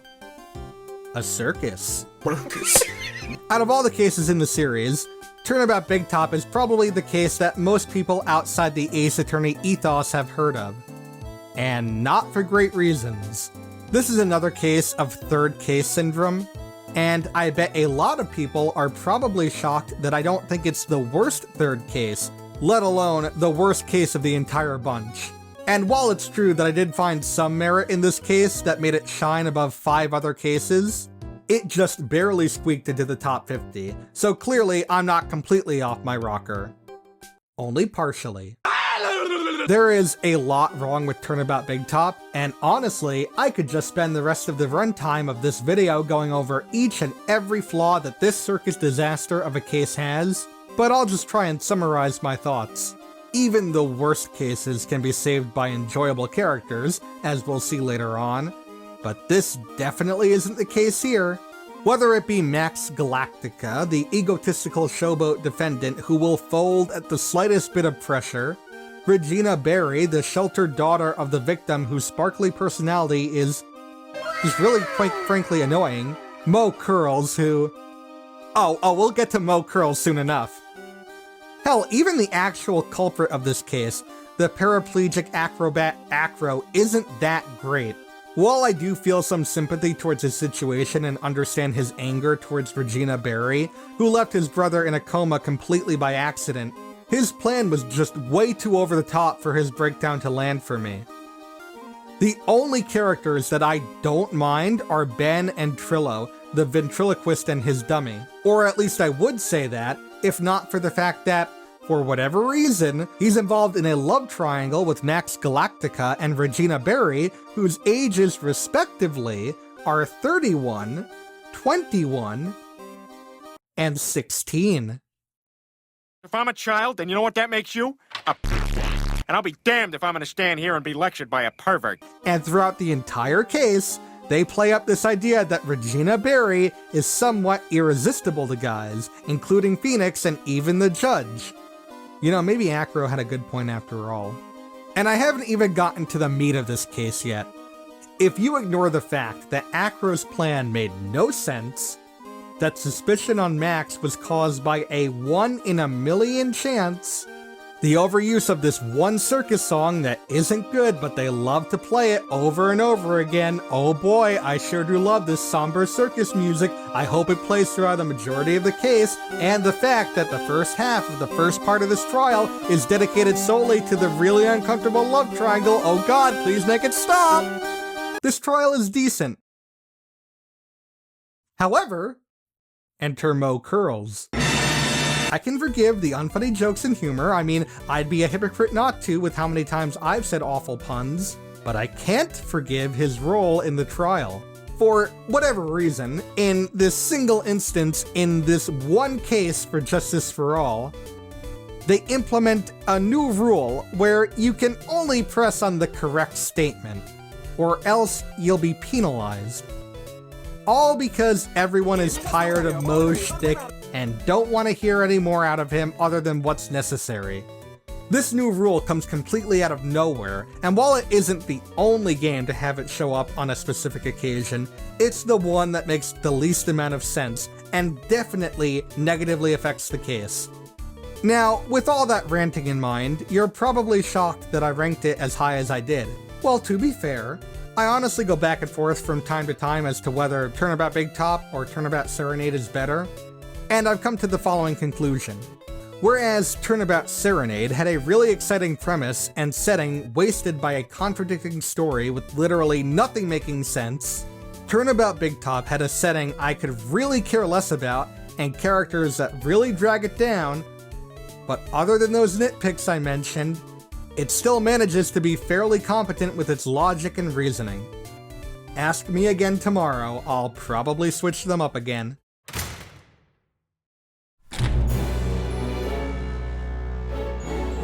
It feels like I've been going on long tangents with a lot of these cases recently, but I felt like it was important to elaborate as to what specifically made me dislike each and every case so far. Luckily, this next entry will be much shorter, as my disdain towards it is rather simple.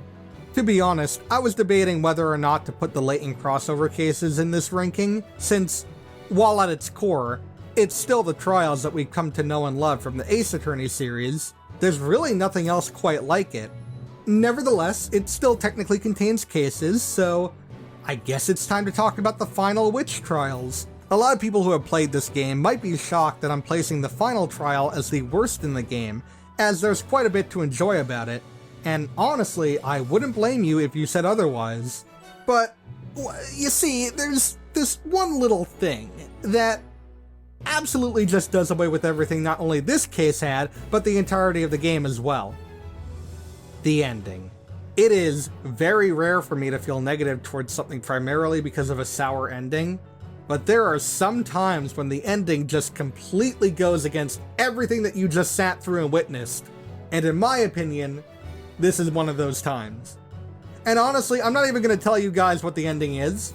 Not to torture you or to force you to play the game on your own, but explaining the ending would involve me having to go through almost every story beat that took place in this game, and honestly, I can feel my eyelids getting heavier by the second. Now, I want to make something clear. I've never actually played a Professor Layton game, and I have been told from some friends who are Layton fanatics that the ending to the crossover game falls in line with the textbook ending for the rest of the Layton games. I don't know, maybe if I were to play Layton games and then play this one again, I'd find more enjoyment. But as of now, it's barely making it into the top 50. Can't wait to see what the comments have to say after this one.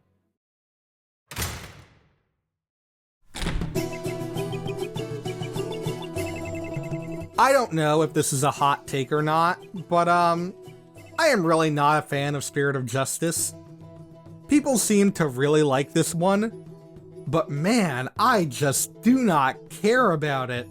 It's not even me hating the game, because mechanically speaking, it's a very solid game. It's able to introduce new mechanics and actually spice up the gameplay, and it places us in Khura'in for half the time, a country that is completely new to us, but teased throughout the entirety of the series. My main problem is that I really do not care about the story all that much in Spirit of Justice. I could get into more details as to why I don't really gel with the vibe, but I think that's better saved for another day. Besides, my time would be better spent talking about how much of a bad first impression that the foreign turnabout gave me for this game. As far as first cases go, the foreign turnabout definitely isn't the worst. It actually does a good job introducing the players to all the new things that they need to know for the game, both in terms of mechanics with the divination seances that, admittedly, while I like the concept, I'm not a huge fan of the execution, to the Defense Culpability Act, which again, great concept, but the execution leaves a lot to be desired. I also like how Phoenix is basically treated even worse than he was in the first game, since he's now defending in a completely new territory and doesn't understand the rules at first. It feels natural to the story that the game is trying to tell. Other than that, this case is just tedium incarnate. I don't like any of the characters introduced here, since they're either just really angry at Phoenix, or they're just to make a joke about punny names, which, I mean, yeah, I know the Ace Attorney games have always had terrible names, and that's kind of part of the joke, but here, it's turned up to 11 with some of these, like, I'll Be Your Guide, Patrol, and Peas Lubbin Understandin', who, by the way, is probably one of the most annoying characters in the franchise. And everyone is just so bitter towards Phoenix, which I guess makes sense given the country just hates defense attorneys, but it gets way too cartoonishly evil at some points, even by Ace Attorney standards. They seriously turned Gaspin Payne, a guy with a cocky attitude who just really wanted to beat Phoenix right, into someone who actually wants to see him be murdered, and I'm sorry, but I just don't think that works at all. But honestly, I can forgive all of that if it wasn't for the fact that this case is paced horribly. Normally, introduction cases aren't supposed to take up that much time, or at the very least are supposed to have a quick pace, so that the players can be reintroduced to the mechanics, while also getting ready to step into the real meat of the game. This case can take you upwards of almost 3 hours to beat, which honestly wouldn't be such a big deal if it wasn't for the fact that A lot of the trial is taken up by repeating factors, like explaining the importance of the divination seance, the Defense Culpability Act, and the Peanut Gallery basically cheering for the death of Phoenix, which, by the way, so glad they have voices now, totally not annoying at all hearing it for the umpteenth time, and B, it takes you over half an hour before you can actually start playing through the game, which is absurd to say the least. It's not as bad as the Great Ace Attorney's first case, but the Foreign Turnabout is definitely one of the weaker intro cases to, in my opinion at least, one of the weaker Ace Attorney games. I can already hear those pitchforks being sharpened.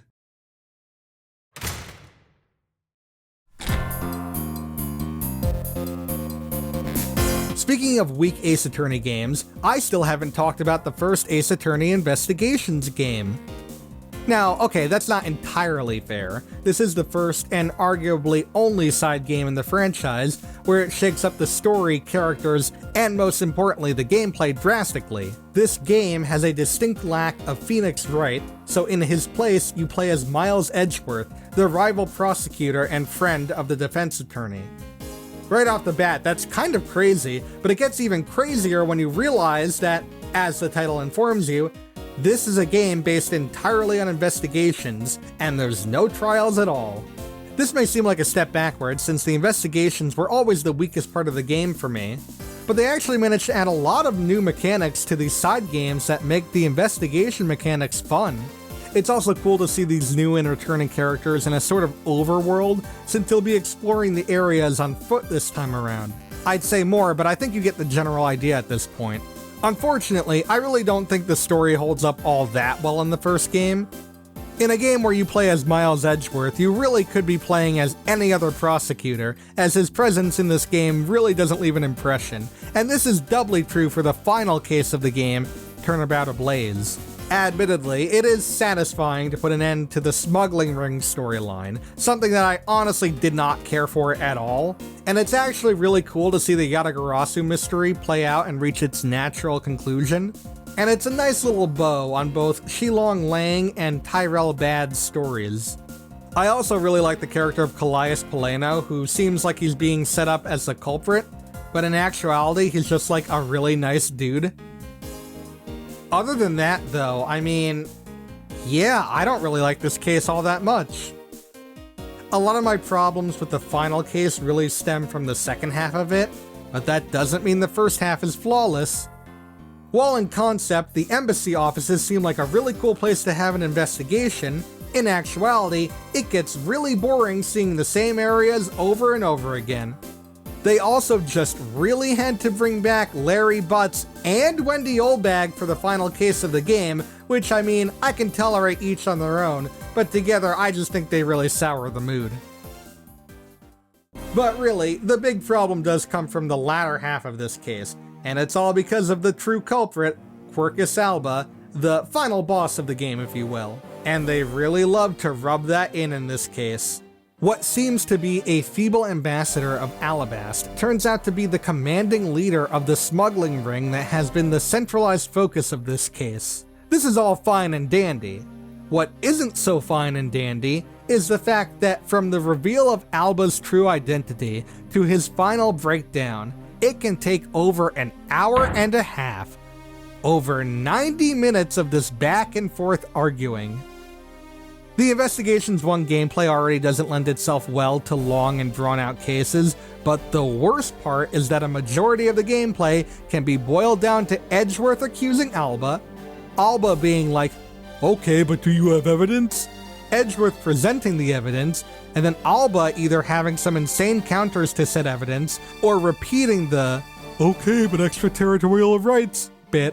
Which basically means he can't be tried in the US courts, which basically makes him a free man.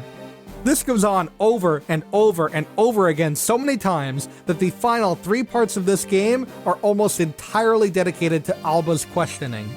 Even characters that I love in this franchise should not be given this amount of exposure. And with a character that I really do not care about, in a game that has a story that I honestly really didn't feel for, yeah, you can kind of see where I'm going with this.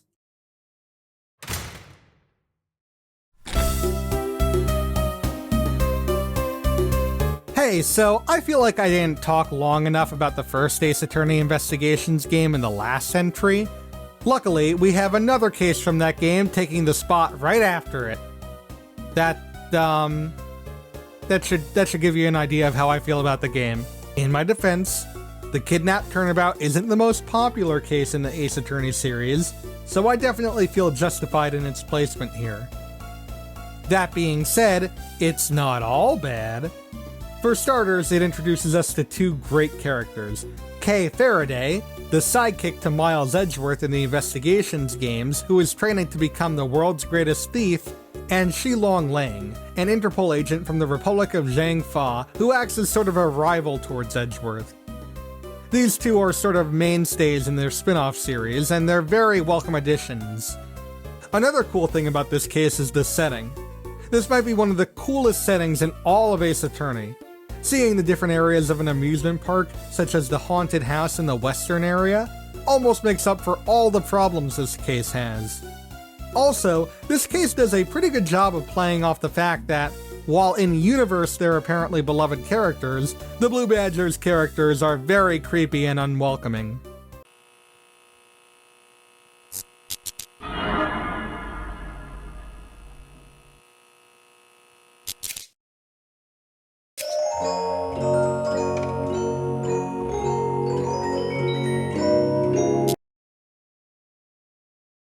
Brew!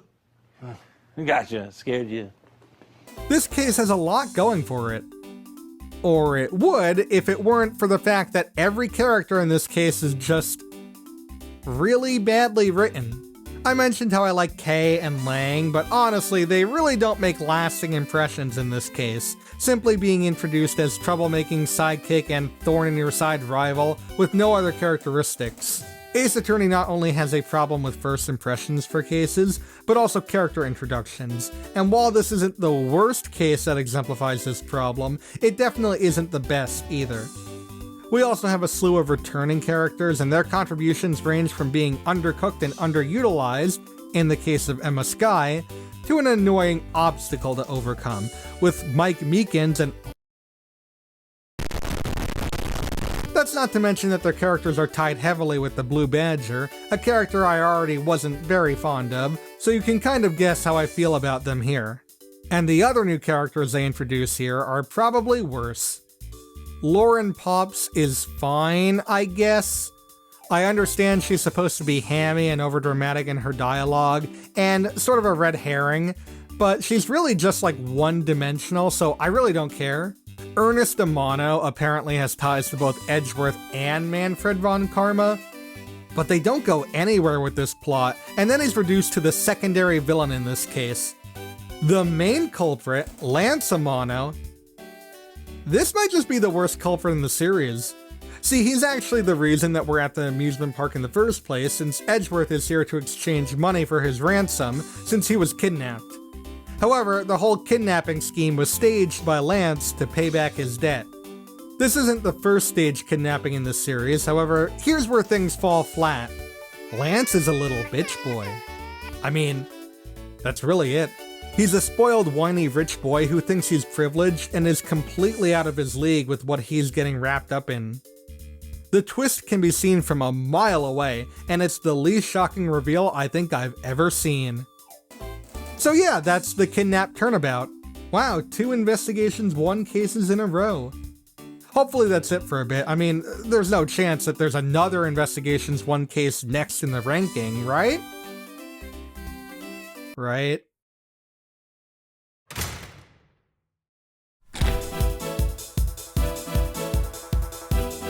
Three investigations, 1 cases in a row. That is literally over half of the game that I don't think is all that good.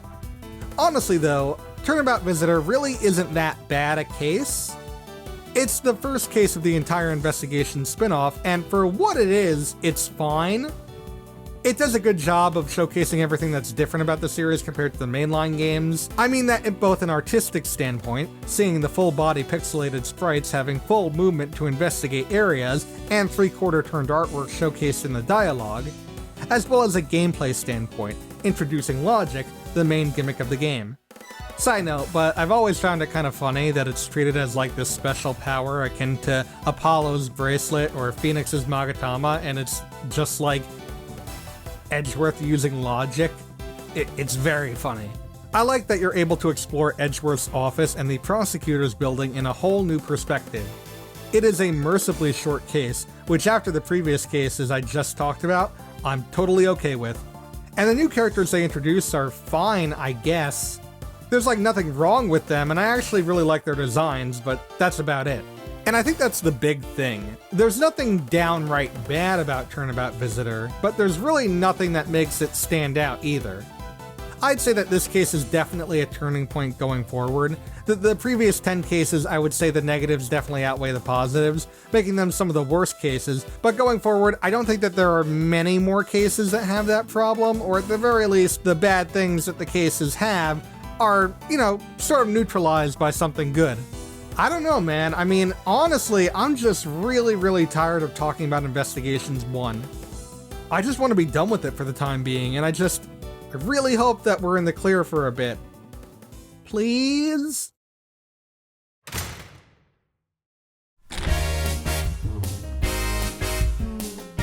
Dual Destinies is a game in the franchise that I actually really like a lot.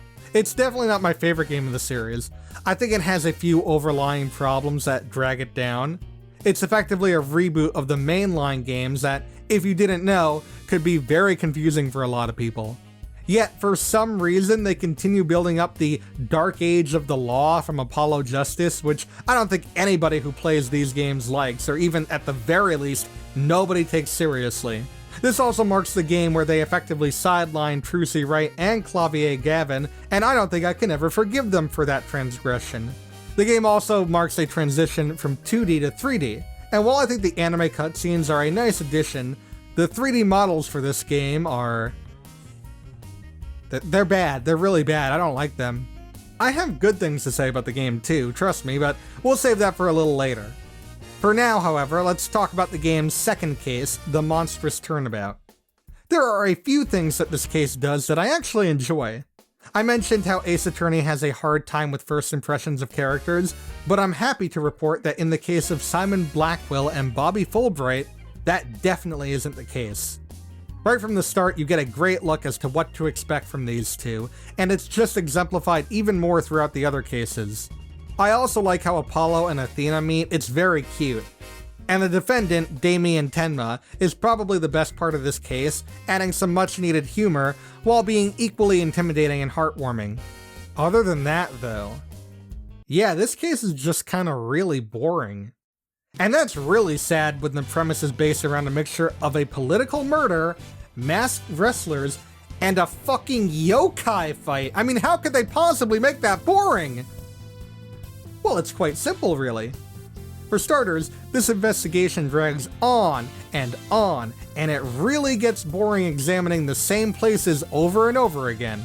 At the same time, however, this case feels like the most hand-holdy non-first case of the whole game. It's constantly telling you how to do things and where to go, and sometimes even just forcing you to go there. The other characters are also just kind of there? Jinxie is a friend of Trucy's, but as I mentioned before, Trucy just kinda yeets out of existence in this game, so there's really nothing going on with her that's endearing. Phineas Filch is basically just like a Danny DeVito character who steals things, and that's his whole character. And the culprit, LaBelle. I mean, he's probably the most obvious culprit in the whole series. His dialogue and mannerisms are extremely suspicious, and he's always got an evil look on his face. And if it wasn't obvious enough that the guy is a mustache-twirling villain, they literally show you him killing the alderman in the opening cutscene, which, okay, sure, I guess it's still crazy obvious who it is. The Monstrous Turnabout is a case with a lot of potential that's brought down by an insane amount of fluff and embarrassingly easy gameplay. Luckily, Dual Destinies picks up after this, but we still have a little bit to go before then. In the meantime...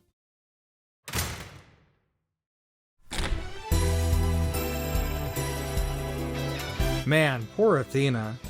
She literally cannot catch a break at all. She wasn't super well received at the launch of Dual Destinies from what I can tell. She has a really fucked up backstory that, we'll get to that later. And despite being labeled as a main character, she's literally only playable for 2.5 cases out of the 12 that she's in. Honestly, You could argue that she's really only playable in 2 cases, since Turnabout Storyteller is such a nothing case that it really only counts as half a case. In a vacuum, there really isn't a lot wrong with Turnabout Storyteller. Sure, the story is pretty dumb, revolving around noodle making. The defendant is more of a joke than an actual character, and this case introduced us to a character that blew up Twitter. But there's also some really fun moments in this case as well. For starters, this case reintroduces Simon Blackwell to Spirit of Justice, and it's so good to see him again after dealing with arguably the worst prosecutor in the entire franchise, and I don't think that's a very unpopular opinion. This time, he actually helps Athena from the defense's side, acting as her assistant, which is a very welcome change. And other than the defendant, the new characters introduced are actually pretty interesting. Uendo is a fascinating character, being a Rakugo storyteller while also suffering from dissociative identity disorder. He is also like one of the only red herrings that I think actually works, with his secret fourth personality that turns out to be nothing more than a little boy. And while Geru seems like an easy character to clown on, I'd be lying if I said that she wasn't interesting with her impressive balloon skills and her weird motive. Here's the thing though, these are all fine in a vacuum. The problem is that this case is placed smack dab in the middle of 2 of the most important cases of Spirit of Justice. And like I said, while I don't care for the story of the game, even I was taken aback by the tonal whiplash of the placement of this case. It takes you out of the mood of the game entirely, and that's a shame because on its own, I don't necessarily think it's that bad a case. But its awkward placement, along with the fact that for the time being, this is Athena's final case, makes it one of the most underwhelming and shockingly tone-deaf cases in the game. No amount of Plessy can save this case from where it stands.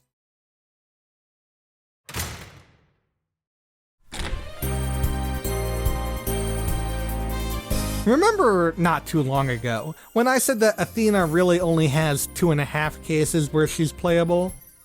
Well, Turnabout Countdown is the half. You play as her for... God, you know, I was gonna say like half the case, but now that I think about it, I don't even think it's a quarter of the case, which is... It's just sad. This is the first case in Dual Destinies, and for what it is, it's fine, I guess. It has a lot of the same problems as Turnabout Visitor. It has some good stuff, but the bad stuff kind of neutralizes it. I like that this isn't just a simple murder, and is instead a death caused by a courtroom bombing, and we need to figure out who caused the explosion. That ups the stakes, despite being shown the culprit. Speaking of, Ted Tone is pretty cartoonishly evil, but unlike LaBelle, he's able to put his money where his mouth is and is very skilled in his craft. At the very least, he gets the job done for this first case. On the downside, this technically isn't the first case of the game, so a lot of the first case problems that affect a lot of other cases in the series are pretty inexcusable here. To clarify, the cases in Dual Destinies technically take place in a sort of non-chronological order. So really, the second case is the first case, the sixth case is the second case, and this case, weirdly enough, takes place in the middle of the fourth case, which I know that sounds kind of confusing, but because of that, a lot of what happens in this first case of the game is pretty ridiculous. For example, Athena freaks out over Gaspin Payne's prosecuting tactics, despite being one of the easiest prosecutors in the series, and is unable to keep defending the case, yet she just defended the same person on trial in a much more difficult case, and did it with little to no problems. In this case, she folds almost immediately, and it's really confusing. There are other instances of this happening in this case as well, but this is definitely the worst offense. I wouldn't say that breaks the case though. It's still serviceable as the first case of the game, just not in a chronological sense. And just like that, we've already covered more than half of the cases that Athena is playable for. I can now see why people want her to be the main character in the next mainline game.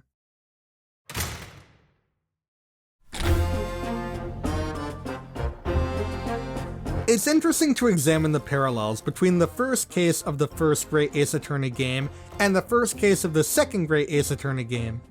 In retrospect, I might have been a bit too harsh on the adventure of the Great Departure. It had a lot of grunt work to set up the main storyline of the Great Ace Attorney games, and while it succeeded in doing so, it suffered as a result, being an insanely long slog of an introduction case to dredge through in my opinion. I'd like to think that if it didn't have to do all that setup, it could have been just as good as the adventure of the Blossoming Attorney, the first case of the second game. For starters, this case has an amazing opening, with the reveal that the killer from the first case of the previous game is actually the victim of this case. That right there already had me interested in this case. This is also the only case where you get to play as Susato, pretending to be a male, so that she can defend her friend, who is the defendant in this case, and it's really cool to see her from this new perspective. She's normally very calm and informative as the legal assistant for Naruhodo, but when she's the one in the spotlight, she's just as likely to flub up. And while this case isn't much shorter than the first case of its predecessor, it absolutely feels shorter thanks to less explanations and fluff and a more streamlined story. Also, I really like the culprit. Not a lot else to say on that, I just like how energetic he is and his theme is really good. There are other things that I like about this case, but it's not perfect. The defendant in this case has so little impact on the rest of the game that I honestly forgot her name was Rei Membami, which is ironic. For such a forgettable character, it only makes sense that she takes up so much real estate on the box art. But I think the main thing here is the missed potential with Susato's character. They made such a big deal of her coming back at the end of the first game, only for us to not really get an idea of what went on when she got back. We're kind of just thrust into this case, and then she heads right back to England. I kind of wish we got more of an idea of what went down with Susato in Japan. It just feels like wasted potential. Besides that though, it's a serviceable first case and a very big improvement over the first case of the first Great Ace Attorney game. That's not the only thing the sequel does better than the first game, but we'll get there in due time.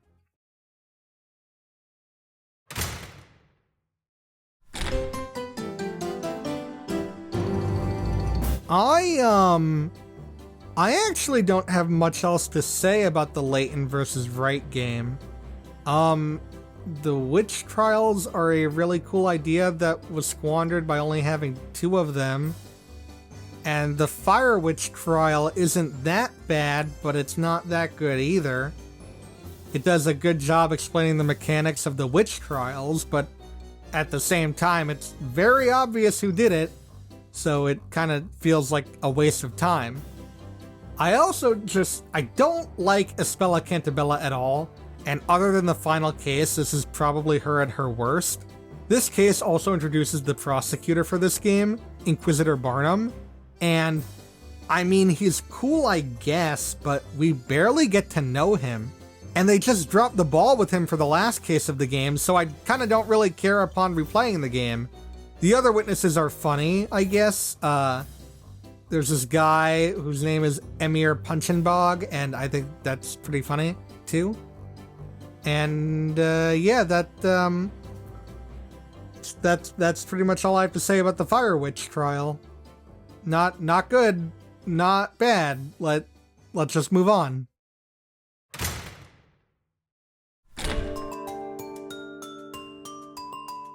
Hey, so here's a fun fact. Apparently, the Great Ace Attorney was supposed to be 1 game instead of 2. But because Takumi had so many fleshed out ideas, it was too much to fit into 1 game, so pretty early on in development, it was decided that the game would be split into 2. Knowing that now, it makes a lot more sense that the first game kinda got the short end of the stick. It's not a bad game, like I mentioned, but a lot of what happens in the first game is really just setting up the bigger story that pays off in the second game. So for the most part, the first game doesn't really have any standout cases. This also applies to the penultimate case of the first game, The Adventure of the Clouded Kokoro. There are a few things that I like about this case. For starters, this is actually a pretty lighthearted case in the grand scheme of things. It feels weird calling an accidental stabbing lighthearted, but at least the victim didn't die. I also think that Rolly and Patricia's relationship is really wholesome, and Rolly tampering with the evidence just so he could take his wife out for dinner, that's just so sweet. Apparently, in the fan translation, Patricia is extremely racist, so I'm glad that it's as wholesome as it is in the official release. The problems start rearing their ugly heads when you realize that this is the second to last case of the first game, which does not build up at all into the final case. It's sort of a standalone case, and that doesn't really work in the game's favor when there's only one more case after it. If you look at it as the fourth case out of 10, then it's a bit more forgivable, but again, that depends on how you look at it. And if you didn't know this was supposed to be one game instead of two, I could absolutely understand your disappointment with this case. Other than that, I don't mind Soseki. I know a lot of people don't like him, and while I definitely think he overstays his welcome in this case, I can't say that I don't feel bad for the guy who's basically just had nothing but bad luck in England. We really don't get to deep dive into his problems in this case though, which is another problem, as it's saved for a case in the second game. Maybe if the Great Ace Attorney was one big game, this case would rank higher, but as it is, it's a disappointing penultimate case to a game that's more build-up than payoff. Also, fuck Joan Garadib. All my homies hate Joan Garadib.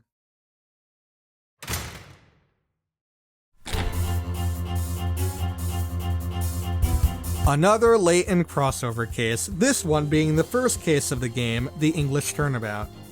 It's the only case in this game that feels like a fully fledged Ace Attorney case, and I already like it because of that. Admittedly, it's an extremely simple case, even by Ace Attorney standards. It also kind of sucks that Payne isn't the prosecutor. Like, I get why, since this takes place in England, but I kind of wish they came up with a convoluted way to make Payne the prosecutor, though Finch is a fine replacement, I guess. Espella is the defendant in this case too, and I hope you like her, because she's going to be with you the whole game. Oh boy, I don't like her, so you can probably tell how I feel. As someone who doesn't like her, I was obviously elated upon finding this out. And it kind of feels like a cop-out that we never really do find out who the true culprit is. I don't just mean in this case, I mean like they never tell us, period. It's implied that Darklaw knocked the victim out, but it's never mentioned outright, so I guess we'll never know. Though where this case shines is its characters. Johnny Smiles is the chocolate-loving security guard who acts as the witness of this case, and he has the whole cool guy facade that really shouldn't be as funny as it is, and this is doubled by the fact that he accidentally solves the case. And Olivia Al Dente, the ship's cook and victim in this case, is a really interesting character who I wish we got more out of, as she turns out to be the culprit in a completely unrelated jewel theft, which I honestly think I'd rather have the game be about that.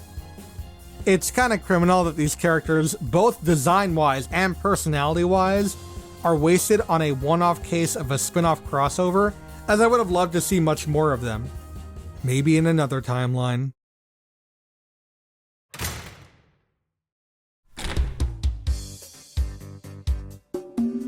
So with the 3DS Ace Attorney games, they actually decided to shift things up a bit. They offered a few paid DLC options, including alternate costumes, mock trials, and even fully fledged cases. In the case of Spirit of Justice, they offered us Turnabout Time Traveler, a very fan service heavy case that is also technically the last case of the mainline franchise as of now. And what a mediocre way to go out. So for Turnabout Time Traveler, the big selling point is that it's supposed to play out like a case from the original trilogy, with Phoenix and Maya defending it, Edgeworth prosecuting, and Larry being there for some reason. On paper, this seems like a pretty good idea for a DLC case, but you know how the old saying goes. You can lead beloved Ace Attorney characters to a courtroom, but you can't make them act like they did in the original trilogy. Classic proverb, I love it. Every one of these returning characters here have been flanderized out the wazoo. There is no more nuance with any of them. Maya just acts like a child, acting really immature, getting in the way of everything, and even fucking up some evidence. Edgeworth is surprisingly really douchey in this case. Like, he acts really cocky and mean, especially to the traumatized defendant, and it's like he's literally incapable of empathy. Larry, well, Okay, Larry is just Larry, I really wasn't expecting much. Hell, even Phoenix seems like he regressed only for this case with his naivety and overall immaturity. And I mean, there are definitely parts of what make these characters great, but they're not the entirety of the characters, and I don't think that the people behind the DLC realize this, because it literally feels like they're playing a completely different game than the game that this DLC is for. And when you do get past how badly they flanderize these classic characters, at that point it's too late. The story for this case originally involved the defendant believing she had traveled back in time thanks to a pendant that her fiancé had given her. And you really are in the dark for the first half as to what actually happened. It's really fun trying to figure out what exactly happened. But then I did, and I kinda lost interest in this case completely. Which is a shame, because this might be tied with Kidnap Turnabout for one of the most interesting settings in the whole series. I'm normally not like the biggest steampunk guy, but there's something about investigating this blimp that I just think is really damn cool. I also think that the new characters they introduce here are pretty good. You can really tell that Ellen loves Soren, and their relationship is so wholesome. Like, I didn't think I would care about these characters, but I really do.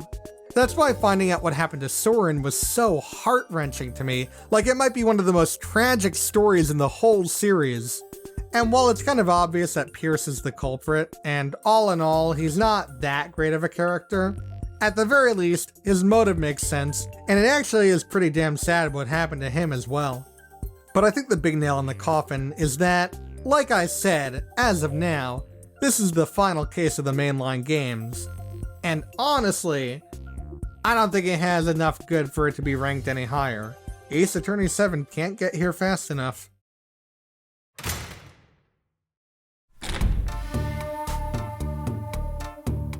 Turnabout Corner is a case that has a lot of neat ideas going for it, and it's one that I wish I could rank higher. The idea of solving a bunch of smaller crimes around the city to then solve a bigger murder case is such a cool concept, and for the most part, I think it's executed pretty well. You have to figure out who almost ran Phoenix over, who stole Guy Eldune's noodle cart, and who stole Trucy's panties. We'll get to that last part. To piece together the murder of a corrupt doctor. It's actually really cool solving all these separate cases and seeing how they play into the bigger picture. Everything also just fits together naturally. There's no moment in this case where I was like, okay, that seems like a stretch. A lot of the characters introduced in this case are really fun too. The whole Kataki clan is a spin on the classic Mafia family. I know people don't like Waki, and I can see why, but honestly, I don't mind him all that much. Guy Eldune is a good straight man, and while his twist isn't game-changing or anything, it helped tie together a lot of loose ends. This case also introduces Clavier Gavin, who is honestly one of my favorite prosecutors in the whole series. After 3 straight games of prosecutors who have a vitriolic hatred towards the defense, it's nice to see just a really cool dude who's down to help out the defense and cares about the truth above all else. Also, he can play a mean air guitar. But yeah, I'm at a loss for anything else to say. I feel like I just have to give this a 10. Yeah, I'm just really like devastated and just left with nothing else to do. I'm cornered here, and it's just like, ah! And this case also gives us an introduction to the dynamic between Apollo and Trucy, and god damn, they're so fun together. Why did you have to throw her to the sidelines after this game, Capcom? Why? Unfortunately, now comes the part of the entry where I have to get negative. There were a few moments where the case feels like it's dragging on for a bit. The stuff with Phoenix getting run over is just kind of glossed over until the very end, and everything related to it is kind of boring. There are a few characters that I really don't like in this case. Alita, the culprit and Waki's fiancé, might be more forgettable than the girl named Rei Membami. Like, there's nothing about her that I can remember. Her design, her personality, her motive, it's all as basic bitch as it can get. Emma Sky Returns, all grown up, but she's basically a completely different character. She's very moody and dismissive because she's a homicide detective instead of working in the forensics department. I'm very glad she was missing from the next game because I do not like her characterization here. And then we get to the big problem I have with this case. The stolen panties plot. See, the joke is that they're not actually panties, they're pantaloons. And Trucy doesn't wear them, she uses them for her magic act. That's not funny. Yeah, I don't really care if this was a setup to make me feel uncomfortable and that's the joke. There's just something about a part of the case involving a 15-year-old's panties that doesn't sit well with me. And it wouldn't be such a big deal if it was like a one-off remark, but the panties play such a big part in the murder case that it's kinda hard to ignore. Wesley Stickler, the witness of the murder and the panty theft, has some weird fascination with girls' panties. It's so weird! And for some reason they bring back Director Hottie in this one case for the sole reason of ogling Trucy, and goddamn, this is really fucking uncomfortable and I just want to move on to the next entry, please, for the love of God!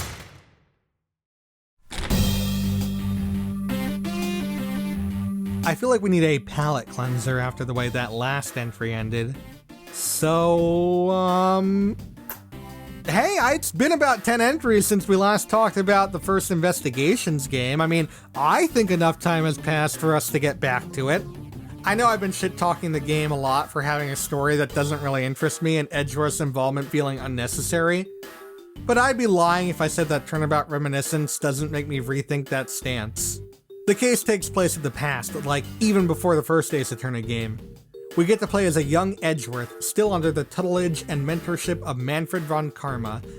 In this case, he tackles a crime that recontextualizes everything that's going on in the present of Investigations 1.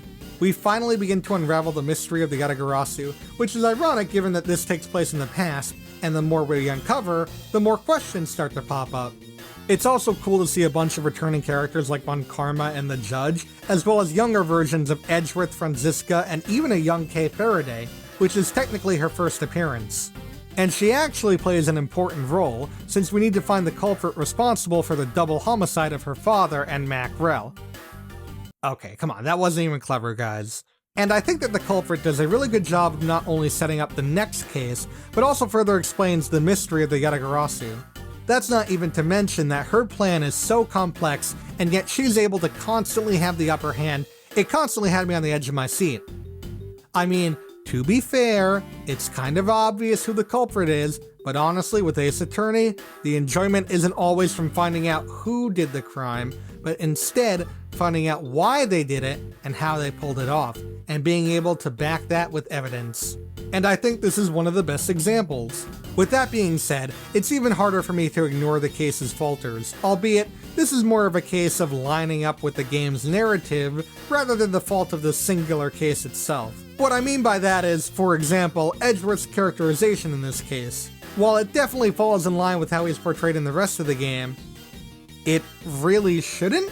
Remember, this case takes place before even the first game, so he's still working under Manfred von Karma. And in case you didn't know, he was kind of a massive asshole during that time in his life. It was never about finding the truth for him, it was about winning the case. In this case, I mean, there's hints of that, but he's way too nice and patient with almost everyone. The bigger problem for me here, and the thing that keeps it from ranking any higher, is the setting. As interesting as it is to see the courtroom in the Investigations games, it really does not make for an interesting locale. You examine the courtroom, the lobby, a hallway, and 2 defendant lobbies. Everything has this beige yellow color aesthetic, and honestly I wouldn't have been so bored if it wasn't for the fact that the previous 3 cases had so many colorful locales. I don't normally like to dock points for something like that, but I can't say I didn't notice. On the plus side, you get to question the judge in this case, and I think that's pretty neat.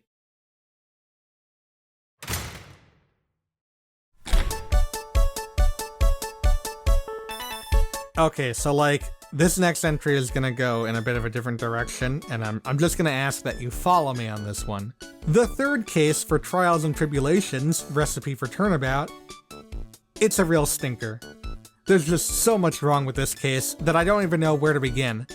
For starters, I understand that this game came out in 2004, and as such, it's not shocking for a lot of characters and writing to sort of become dated. But I swear, it feels like they saved almost all of their questionable writing for this specific case. For starters, Gene Armstrong is probably the worst stereotype they've written to date. Apparently, he was already based on a Japanese stereotypical archetype, so that doesn't help his case.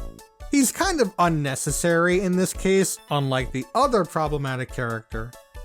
Victor Kudo, the old man and witness, isn't anywhere near as bad as Armstrong in the stereotypical department, but he makes up for it by just being a creep. He's creepy. He has a waitress fetish, I guess you could call it. And because of that, he was so busy ogling the waitresses that he didn't even pay attention to the crime scene, which, by the way, let's talk about that now. This is a lot like Turnabout Time Traveler, where the events happen twice, except this time it's even more convoluted. The crime is committed, and then it's set up and played out again, so there's a witness that can see the crime taking place, and the blame being placed on the waitress. It's such a long way to go for a plan that makes so little sense. The other characters provide almost nothing to this case, including the culprit's accomplice, who apparently just gets off scot-free. I guess, okay, sure. There's other problems I have with this case too, like it can get really confusing as to where you have to go and how you can get there. And a lot of the music in this case is just downright annoying. Nowhere near as bad as Turnabout Big Top, but you don't have to be the biggest turd in the toilet to still be a turd. With all that in mind, it seems like, actually no, it doesn't seem like, I have been very harsh towards this case, and rightfully so. It's very bad. So then, why do I have it ranked so high? Well, it really boils down to one thing and one thing only. The culprit, Furio Tigre. I shit you not, this character is probably one of my favorites in Ace Attorney ever. I normally wouldn't forgive a case like this because of just one character, but you guys. Furio Tigre is just great. He's great. How do I even begin to explain? The case begins with Furio posing as Phoenix and purposefully doing such a bad job so that the case would be thrown away. Somehow he's able to trick everyone into believing that he really was Phoenix simply due to having the same hairdo and the fact that he wore a cheap knockoff suit and a cardboard badge. Hilarious. And if that wasn't enough, he's one of the most intimidating characters in the entire series. He has one of those tough guy New York accents, razor sharp teeth, a facial scar, is just red because he's angry all the time, I guess, topped off with a gold chain, a cheesy blazer that you can actually wear in Spirit of Justice, that's awesome, and some of the sickest animations in the entire series, including one of my favorite breakdowns. He has a scream that lasts 8 text boxes, has people cower in fear at his presence, actually manages to reuse the press penalty system from Turnabout Big Top, but in a way that makes sense and is actually enjoyable, threatens to beat up Phoenix because a pigeon pooped on his bike, actually almost kills Phoenix for getting too close to figuring out what happened. You literally only bring him down because you're able to pull the ultimate bluff. I mean, the list goes on and on.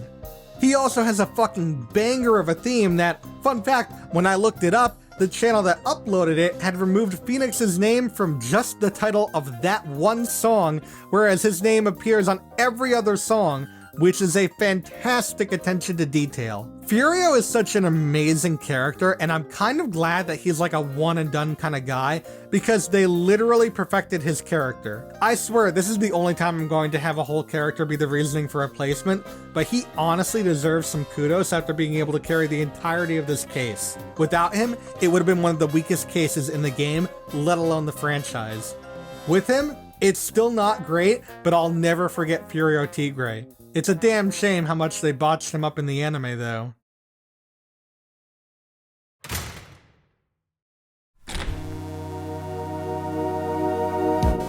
Sticking with Trials and Tribulations for a bit, it's kind of insane how well of a job the first case does at setting up what is one of the best stories in basically any video game. A lot of people would say that Turnabout Memories is the best intro case in the series, and I can absolutely see where they're coming from. For starters, in this case they're actually playing as Mia Fey, Phoenix's dead mentor, in her second trial ever, and her client is... Phoenix? That's right, our best boy Feeny Weeny is accused of a murder he didn't commit, and it's up to us to prove his innocence. This case also reintroduces Martin Grossberg as Mia's mentor, and he's a pretty fun contrast. Mia's great here too. It's so interesting to see this character who we've always known as cool and calm and collected and a bit stoic as a nervous wreck. This case also introduces us to Dahlia Hawthorne, who we will definitely talk about more later on, but they do an amazing job portraying her as truly a despicable person with a feeble innocent girl facade. While this isn't her most diabolical appearance, this case does a very good job of showing us how malicious she's willing to be to have her way, to the point where it's very satisfying to convict her, which is not normal for an intro case of all things. Honestly, this is just a really good intro case, but upon replaying it, I do have a few gripes with it, albeit they're very minimal. It's stated a few times throughout the case that this isn't the first time Mia and Dahlia have met in the courtroom, and while the foreshadowing works very well here, and they don't give away too much for a future case, I kind of wish they went a bit more in depth with this. Like, aside from a few lines between the two, you really wouldn't think that these two have met before. Same thing goes for the poisoning crime in the courtroom months prior to this case. Again, it's mentioned just enough to not give too much away, but I wish they just went the extra mile here with explaining it just a bit more, because it doesn't seem like Mia has a personal gripe against it in this case, when in actuality, she really should. That's a big thing too. I honestly probably wouldn't say this for any other case, but I just wish it was a bit longer. I know that no intro case has investigations, but I kinda wish that this one did, especially if it's like a pathetically short one, just to give us a bit more setup. I also think that they take Phoenix's character a little too far here. I get what they're trying to do, showing off just how bad of a person Dahlia is, getting these men to go out with her just to basically worship her, and even put themselves in harm's way to protect her. But I really think they could have been just as effective if they toned it back just a bit. The Phoenix we see here is really immature, and it's kind of surprising given that this isn't that far off chronologically from Phoenix's first case as a defense attorney. I don't know, it just seems like a bit too much of an extreme, but like I said, I get why they did it. Other than that though, this is one of the best intro cases, just not one of the best cases in general.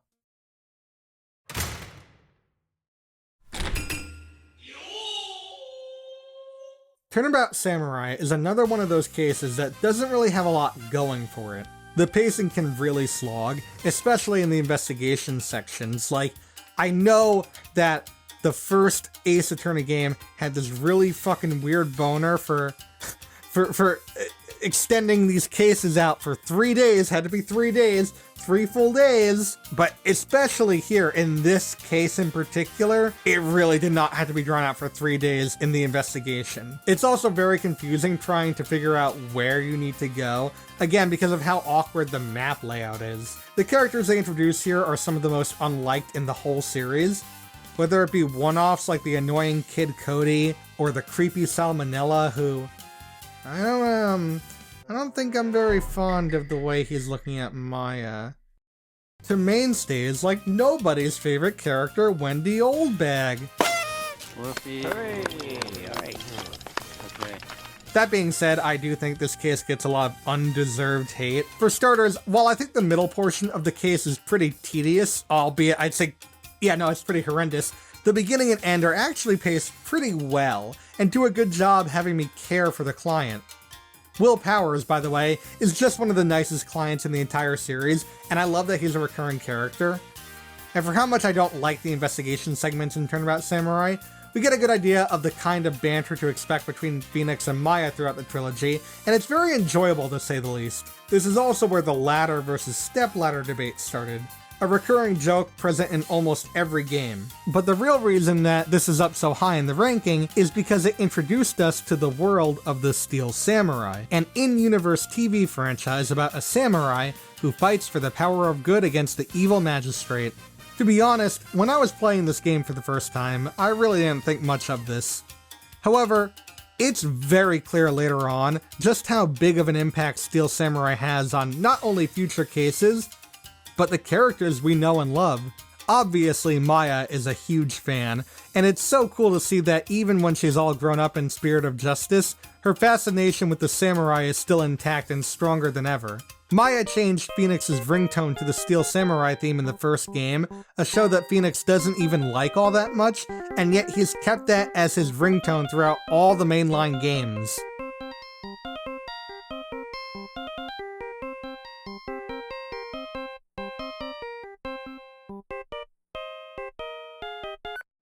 We also learn that Edgeworth is a closeted fan of the franchise, something explored in the Investigations games.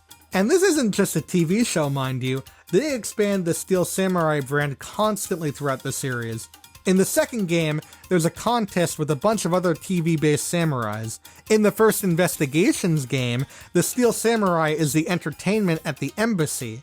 Even in Spirit of Justice, we learn that there's a Karine knockoff called the Plumed Punisher. And unlike the Blue Badger, the franchisation of Steel Samurai actually makes sense and adds so much character to these characters and cases. I mean, let's be real. Who would actually go to a police-themed amusement park? Now, did I rank this case this high because of something as inconsequential as an in-universe TV show? You bet your sweet Bippy I did.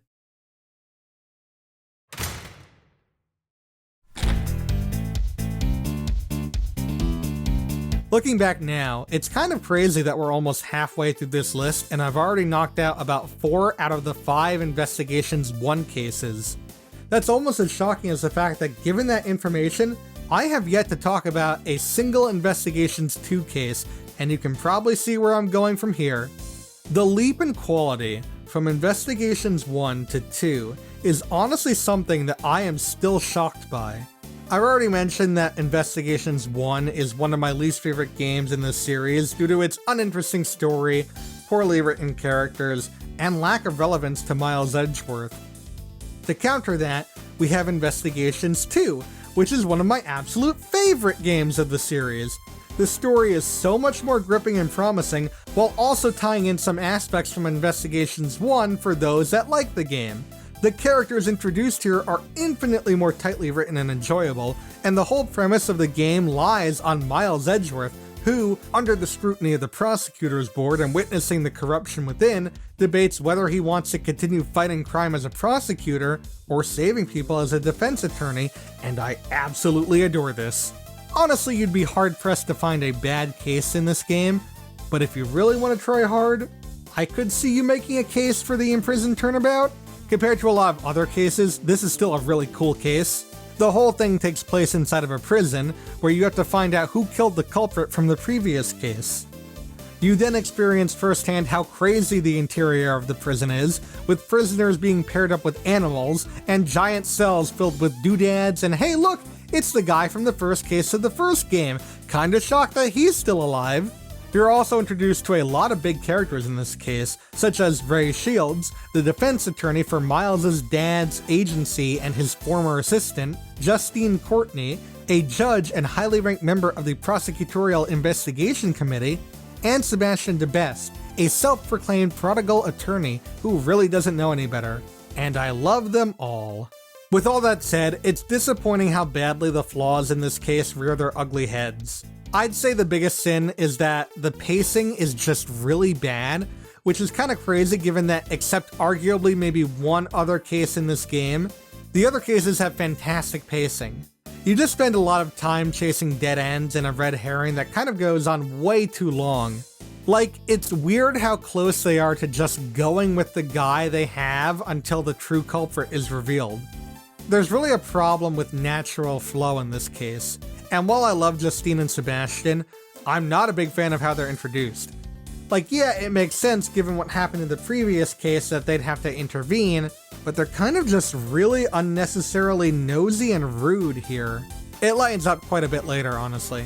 I'm also not a fan of Ray's introduction, but in a completely different way. He's bitter towards Miles throughout the case for his choice in profession and how he sort of betrayed his father, and honestly, he kind of has a point there, so it makes sense why he feels this animosity towards him. Problem is, he kind of just up and forgives the guy who he's had negative feelings towards for years now at the end of the case, and I'm just thinking, well, I mean, you could still be a little ticked at him.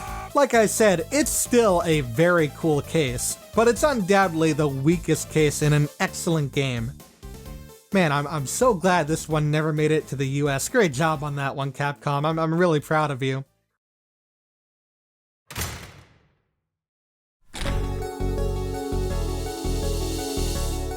In contrast to the intro cases being used to reintroduce the players to the game and start off with a new story, the finale cases are usually where everything is wrapped up in a nice little bow, everything feels like it's paid off very well, and the big baddie of the game is thwarted. It's supposed to feel rewarding to take down this final big challenge with nothing but reasoning and whatever evidence you have on hand. Like, you've just gone through 4 to 5 cases of proving your mettle as an attorney. This is usually where your big moment is. The takeaway word here being usually. You'll probably notice a lot more final cases towards the top half of the list, since more often than not, they land their mark and then some. But there are a few cases where they sort of just flop in their execution. And the really cool thing about Turnabout Succession is that not only does it flop its execution, but it basically caused a soft reset on the mainline games going forward. Now that's how you know you got a keeper. Turnabout Serenade really cemented my disdain towards Apollo Justice, the game. But Turnabout Succession is the case where I started to genuinely feel upset, as there were sprinkles of really amazing storytelling in this game, just hampered by way too much unnecessary baggage. There's not a lot that I enjoy about this case, but it's not completely devoid of quality. I think it does a pretty good job tying itself back to the first case of the game, both with the story and the true culprit.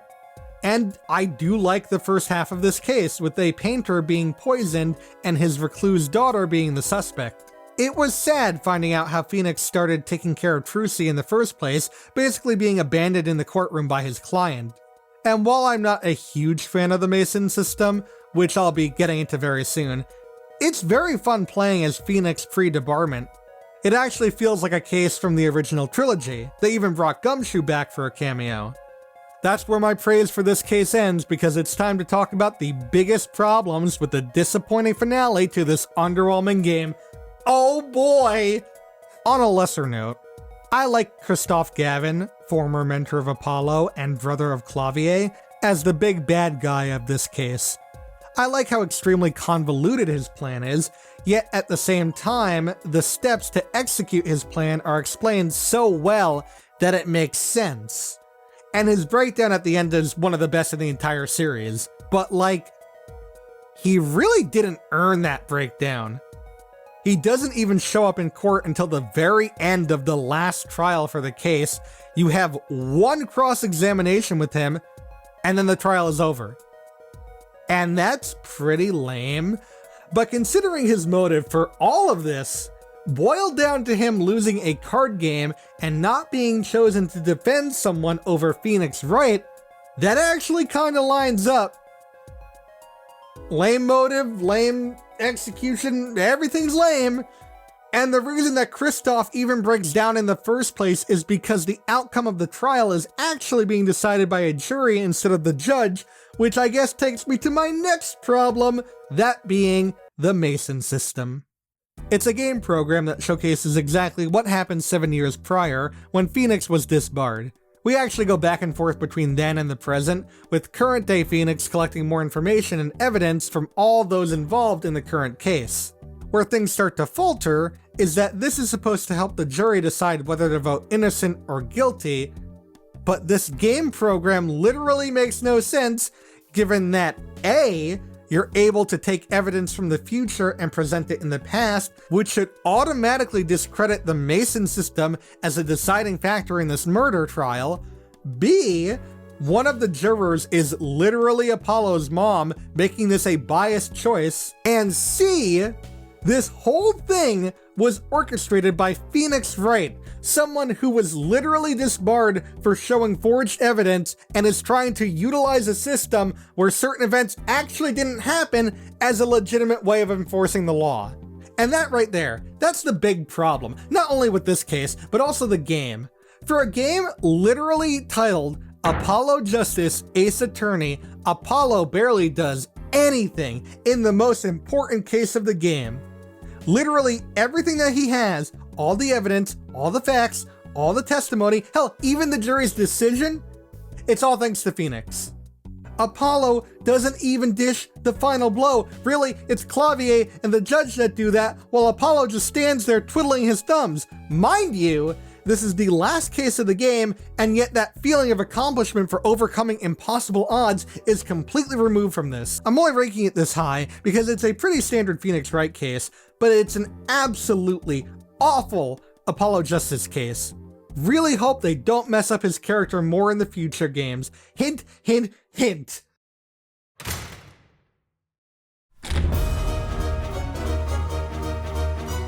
I feel like a broken record with how many times I'm bringing this up, but I've never actually played a Layton game before. Maybe if I did, I'd rank the crossover cases higher, but as of now, it mostly feels like the game is really more of a Professor Layton game featuring Phoenix Wright. I don't know, it just feels like he always knows the right answer and has no problems along the way, unlike Phoenix, who literally has amnesia for like half the game, which you already know how I feel about. Maybe that's why I enjoy the Golden Court so much. Well, not entirely, but a big selling point of the Golden Court is that Layton is out of commission due to him turning to gold. Already the stakes have risen, but if that wasn't enough, Maya is the one in the defendant's chair being accused of turning Layton into gold, and Luke is so distraught that he actually testifies against Phoenix and Maya. That's really sad given everything that we've been through with him so far, but it doesn't stop there. The true culprit of this crime has a story that feels right at home in a Phoenix Wright game. You know, minus the witchcraft. It still falls short compared to a lot of other cases in the series, but this is definitely the highlight of the crossover game. Kinda sad that it didn't get into the top half, but that's just the way the witch burns. Was that joke in good taste? I don't know.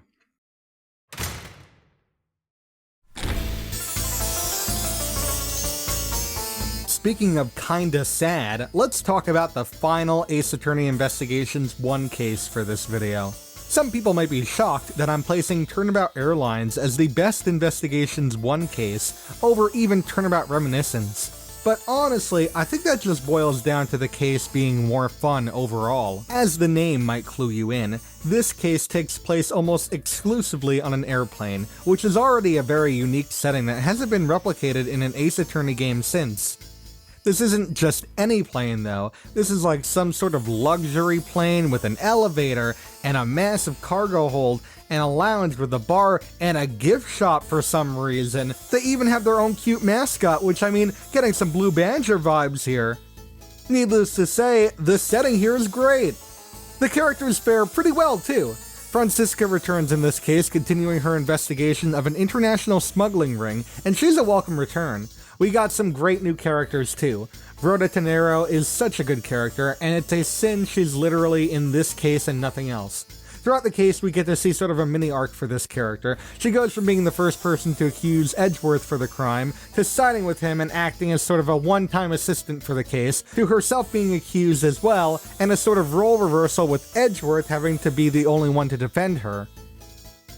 It's not a necessarily long case, but at the same time, it doesn't feel crammed together. The pacing is very natural. She also has another mini arc as well, but we'll talk about that soon. There's also Zinc LeBlanc, a bourgeoisie art dealer who is probably one of the more obvious red herrings that the series has had, but it's made up for him by being one of the funniest one-off characters. Him screaming, "My 1,000,000 cents!" is literally something I think about on a daily basis. And Edgeworth being able to deduce the crime from a slow-mo shot of LeBlanc falling down?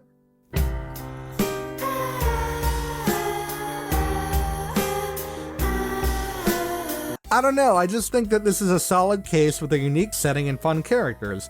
That being said, I still definitely have my gripes with it. A few of them are more so gripes with the structure of the game itself, but they're exemplified here. Like, for example, I find it very weird that for 3 of the 5 cases in Investigations 1, Edgeworth is either a suspect of the murder or basically bound and unconscious. And the 3 cases are in a row. And in this case specifically, both of those things happen. This is also more of a problem with the game as a whole, but it's kind of sad that the best case in the game, at least in my opinion, doesn't have Kay Faraday or Shilong Lang. characters that are featured prominently on the box art, but show up for a whopping 2 whole cases. I'd say the biggest problem with the case as a whole, however, has to be the true culprit. There's actually a good amount I like about Cammy Meal. Her theme is probably one of the most unique in all of Ace Attorney. Sounds like it should be in a kid's cartoon or something. Her tired facade works pretty well, and I don't know why they chose the animation for her getting more serious to be blowing bubbles, but I'm all here for it. The problems I have with her, however, can't really be ignored. It's extremely obvious from the moment she starts playing a more prominent role in the case that she's the culprit. Almost all of her dialogue is, no joke, just accusing Rhoda and trying to throw her under the bus. She's got no other personality except Rhoda guilty. But the big thing is that they really just don't go far enough with Cammy's character. It's revealed that she plays an important role in the smuggling ring, but they barely go into any detail as to what she does or why she does it. She's basically just forgotten about after this case. Compare this to Patricia Rowland, the culprit from the imprisoned turnabout, which, remember, I said was the worst case from Investigations 2, and worse than this case. Given that she plays a pretty important role in the main story of the game, she's utilized outside of her case as well, and is used very thoroughly throughout the remainder of the game, playing a vital role in the finale. Meanwhile, Cammy shows up for this one case and is said to be an important cog in the smuggling ring, and yet we never see her again. That's disappointing to say the least, and I think that's a good way to sum up Investigations 1 as a whole. Disappointing. At the very least, it gave us Investigations 2, so I mean, hey, take the good with the bad.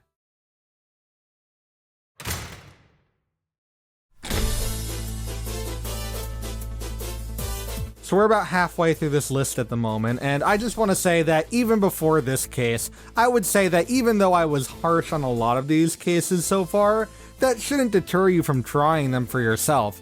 I'm looking at this in a more critical sense, sprinkled with my own personal bias. So I don't think you should look at this as a definitive ranking. You should definitely play all of these for yourselves, and you'll absolutely have differing opinions on a lot of these cases, and that's a good thing. Everyone has their own preferences, their own quirks, their own turnoffs, so there really is no way to judge something other than experiencing it yourself. I'm saying all of this because I want you to know that you might really enjoy the finale case of Spirit of Justice, but I don't. There is so much to unpack with Turnabout Revolution that honestly, I don't think I can really give it justice discussing it in this video, no matter how much time I give it. Let me start by saying this is bar none the longest case in the whole series, coming in at a whopping 12 hours, that's right, half a day, and man, does it drag. So much of this case reuses plot structures from other games in the franchise, except they don't understand what makes them work so well. Like, for example, Maya gets kidnapped again. Oh yeah, Maya's back in this game. We'll talk about that a little later as well. Unlike a much better case later on, there's almost no weight to this reveal at all. Like almost a passing mention. I mean, it's not that bad, but it definitely feels like it's treated as not a big deal. There's also a reveal that a character is actually being channeled by Maya, and while this moment is absolutely handled much better than the kidnapping thing, it's still a reused plot point that really doesn't hold a candle to the original. This is actually a very confusing case in that it's actually 2 completely different cases in one. Why this wasn't 2 separate cases, I don't know, but really glad they got Turnabout Storyteller in there. That wasn't an awkward placement at all. The first case actually plays out differently than your standard Ace Attorney case. Instead of a murder case, it's a civil trial for the possession of a spiritual orb. I mean, there is murder involved, but that's nothing new for the Ace Attorney franchise. The real kicker here is that while Apollo is on the defense, the prosecutor is Phoenix?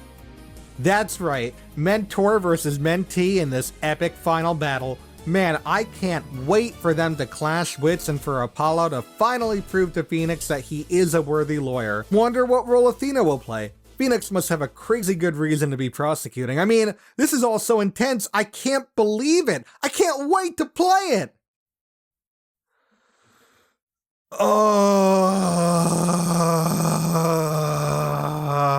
So, I could talk about how Athena is given next to nothing to do in this case, or, I could talk about how Apollo, with no build-up or anything, turns from an insecure lawyer who is able to find the truth because of his belief in his clients, to a literal unbelievable god of law who cannot be beat and is confident in every scenario he's in, again, just for this single case. Or, maybe I could talk about how Phoenix, who has had years and years of experience under his belt at this point, and was able to pull off the most ingenious plan to bring a culprit to justice that took over 7 years for him to accomplish, including getting disbarred in order to do so, is reduced to someone who is basically forced to play along with the culprit because he didn't have the foresight to think about Maya, and is so out of character here that it feels like he was written this way just to make Apollo look even more epic. I mean, yeah, I could talk about all of those things, but that's only one half of the coin. Would you believe me if I said I enjoyed the civil trial case more than what followed? I really don't want to go into too much detail here, because at that point I'd be ranting, and I think I've done enough for this case already. I mean, ignoring Apollo Justice, this is by far the worst final case in the entire mainline series. The final boss is a literal evil cartoon villain, which just completely takes away so much tension. This is supposed to act as a conclusion for the game's prosecutor, Nayuta, and hoo boy, that's a whole other can of worms for a whole different video. Let's just say that I don't think I'd be lambasted if I said he's no doubt the worst prosecutor in Ace Attorney, and it's no contest. The problems from the civil trial rear their ugly heads here too. Athena plays no role, Phoenix's intelligence is basically cut in half, and they made Apollo the main character here, despite the fact that it was Phoenix who spent most of the time in Karine. I really don't like what happened to Apollo's character. They keep trying to add more and more convoluted lore to the point where it's a mess.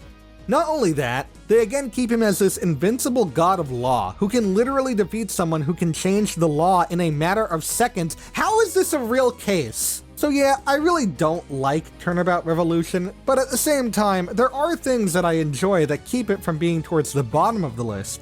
In the civil case, I really enjoyed the character of Army Buff. I don't want to even spoil what happens with them, you gotta experience that yourself. And I'm not gonna lie, when they tried to make these moments feel big and epic, I'd be lying if I said they didn't somewhat succeed. And for whatever reason, the investigation scenes are actually pretty solid. I don't like the story between Dirk and Apollo, but I mean, if we had to stick with it, they chose a good way to handle it here. It's nice to see them bond in different settings and circumstances compared to the other investigation scenes. Other than that, though, I mean, I really don't know what else to say. Turnabout Revolution makes the top half, but just barely. This looks to be the last we'll see of Apollo if the mainline games continue, and as much as I hate to admit it, that's probably for the best, lest we get another backstory about his long-lost sister. Wait a second.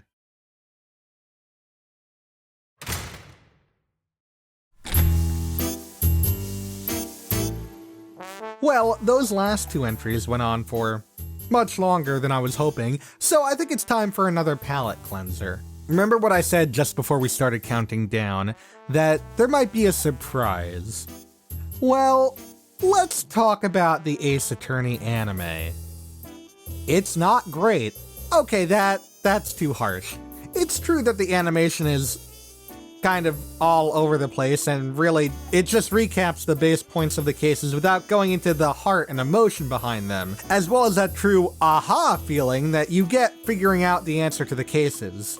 That being said, there is still a lot to enjoy. There is only one thing on my menu: dick. Gumshoe. Whereas it's not the best at telling the story of the cases, the anime actually does a very good job showing off these characters in settings that were never really explored in these games. Did you know that Phoenix lived in a tiny apartment and rode his bike to work every day? If he only played the games, then probably not. It's just nice seeing these lovable characters in a more chill setting. And while the stories they retold were lackluster, the original stories they came up with for the show add so much character and perspective to these goofballs. It's never anything too crazy in regards to divulging from the story. We'll get like maybe 1 to 2 episodes revolved around Pearl reminiscing about Mystic Maya and a shell that holds sentimental value, or some origin stories that were described in the games, but the anime goes into so much more detail as to the importance of said moments. Like I said, nothing really in regards to a fully fledged case. Except for one instance. Northward Turnabout Express is a case that takes place smack dab in the middle of Season 2, which covers the third Ace Attorney game, and is 100% original to the anime. And I kind of love it? For starters, the whole case takes place on a train that just so happens to have not only Phoenix and Maya on board, but Gumshoe and the Judge? And they're rooming together, which would imply some sort of relationship between the two, whether that be a friendship or something else. I don't know. I'm not one to judge. That's his job after all. The fact that this whole thing takes place on a train is such a big positive for me. And I do mean everything, including the trial. That's just so good. I know murder mysteries on a train are cliche and tropey, but I'd be lying if I said I didn't love me a good train mystery. And this is a really good one. I love how it starts as a retrial from a case from years ago, only to turn into a murder mystery. I love how it escalates in insanity to the point that there's a bomb on the train. I know, like I said, cliche, but it works so well here. Also, in order not to fuck with any of the canon, they introduce a completely new and original prosecutor, Tristan Turnbull, who is just such a good prosecutor. I mean, I don't really want to spoil anything else. I'm begging any Ace Attorney fans to watch this 3-episode turnabout. It is absolutely worth their time. I really can't place it any higher because of the special circumstances of this case, but don't let its placement in this video fool you. It is a really good time all around. Okay, back to the games.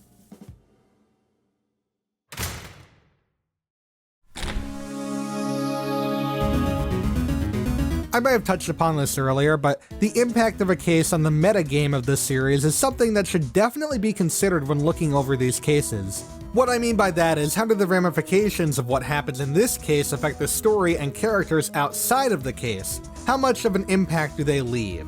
An example of this would be, as I said, Turnabout Samurai's introduction of the Steel Samurai to the players, which then blossomed into becoming a recurring background character and constant references made throughout almost all of the games. It's funny that I mentioned Turnabout Samurai, because the case right before it probably leaves the biggest impact on the entire mainline game, at least in the sense of what we actually play through. Turnabout Sisters is a massive turning point in the Ace Attorney canon, and it's only the second case of the first game. What happens in this case is that Phoenix's mentor, Mia Fey, gets murdered in the law offices, and her sister, Maya Fey, is the prime suspect. Anyone who's played this game before knows how important the characters of Mia and Maya are in the original trilogy, so playing through the event that led to Phoenix and Maya meeting for the first time in such unfortunate circumstances, it kind of brings a tear to your eye, doesn't it? Unfortunately, impact isn't everything when it comes to ranking. And while this case's ramifications left a lasting effect on the entire series, the case itself doesn't really live up to the hype of the legacy. Really, I think it boils down to two things in general. First, I think that the villain, Red White, had very good writing in the beginning of the case. He's a larger-than-life CEO who uses big words he probably doesn't even know the meaning of, and he's so rich and important that he's able to basically accuse Phoenix on the spot once Phoenix confronts him. However, the second he gets legitimate pushback from Phoenix in court, he folds over. He jumbles his words, says things he's not supposed to, and tries to fake a stomach illness to get him off the witness bench. This is fine, I have no problem with this whatsoever. What I do have a problem with is how we eventually take him down. You basically read off a list of people who he's blackmailed in the past, and for whatever reason that gets him to admit his crimes? Okay? Like, they hint as to what this is, but they don't give a good reason as to why he just gave up. And the other thing, which I think is the much bigger problem in this case, is the introduction of spirit channeling. Now, I know this is a controversial opinion, I just want you to hear me out on this. In the mainline games, one of the gimmicks is that Maya can spirit channel dead people to help out with the cases, though mostly this is just used on her sister Mia to help Phoenix out in court. Personally, I don't really have a problem with this at all. I know this sort of ruins people's suspension of disbelief, but the Ace Attorney series has always been very fucky when it comes to real-world laws, so I mean, I'm not against it. And credit where credit is due, they do a good job tying spirit channeling into law later on. explaining a case from the past that involved hiring Maya's mom to conjure the victim of a murder. I actually really like that. What I don't like is how it's executed, especially in this case. I don't have a problem with Mia being very handholdy here with Phoenix. I mean, after all, this is his second case ever, and his first case without Mia. Not to mention he's up against Miles Edgeworth, who at the time was seen as this ruthless prosecutor who would do whatever it took to win. Like, if it was me, I'd basically let her take the reins on this one. How she helps, though... look, I get that Phoenix is a rookie here, so he'll sometimes do something he's not supposed to do, or say something he's not supposed to say, so he'll need guidance in the right direction. That being said, it is absolutely ridiculous that Phoenix needed Mia to tell him he needed to flip over a piece of paper with bloody writing on it that has extremely important information pertaining to the case. Rookie or not, if you're examining evidence and there's some paper, your first instinct should always be to check both sides. I mean, come on! And I think that's the big problem with this case. It has a huge impact on the franchise, but the introduction of new characters and mechanics is just written very sloppily. Luckily, it gets tightened up very quickly, and Mia does get her justice in the end, but we have to wait a few games before we hit that mark.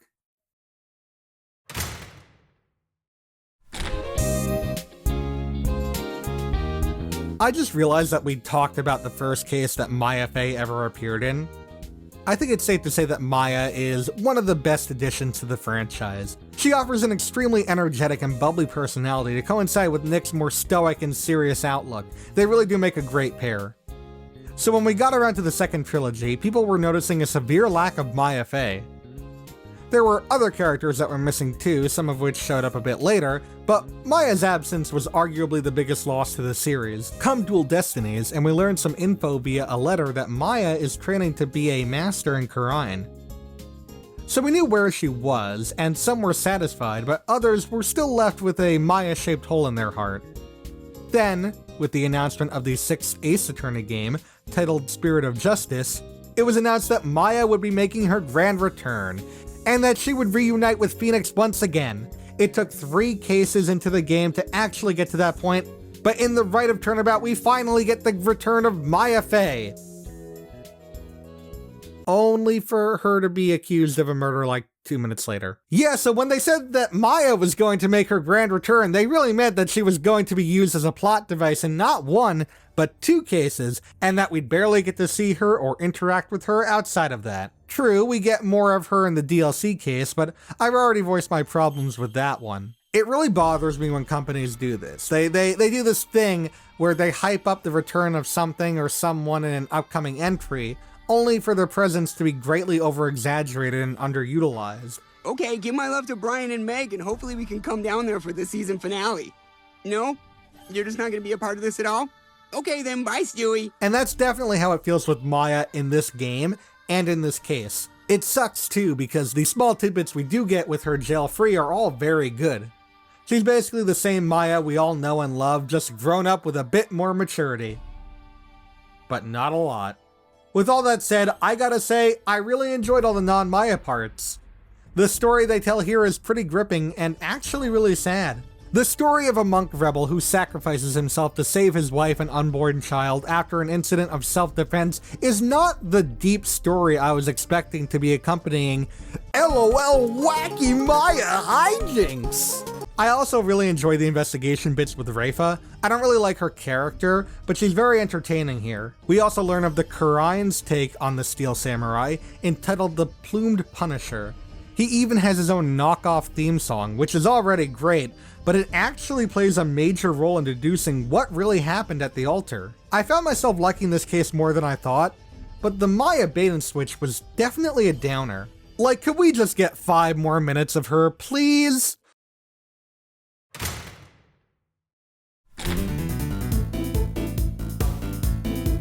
I probably could have said this in the previous entry, but now that I realize where we are, I think we've hit another turning point in this ranking. From here on out, I'm going to try to be a lot more positive when I discuss these remaining 23 cases, since these are some of the best offerings that the Ace Attorney series has to offer. They're not perfect, but a lot of the negatives that I have to say going forward are either nitpicky or trivial in the grand scheme, Or they're more of a personal problem that I have with something that might not even have a big effect on the overall case to many people watching this.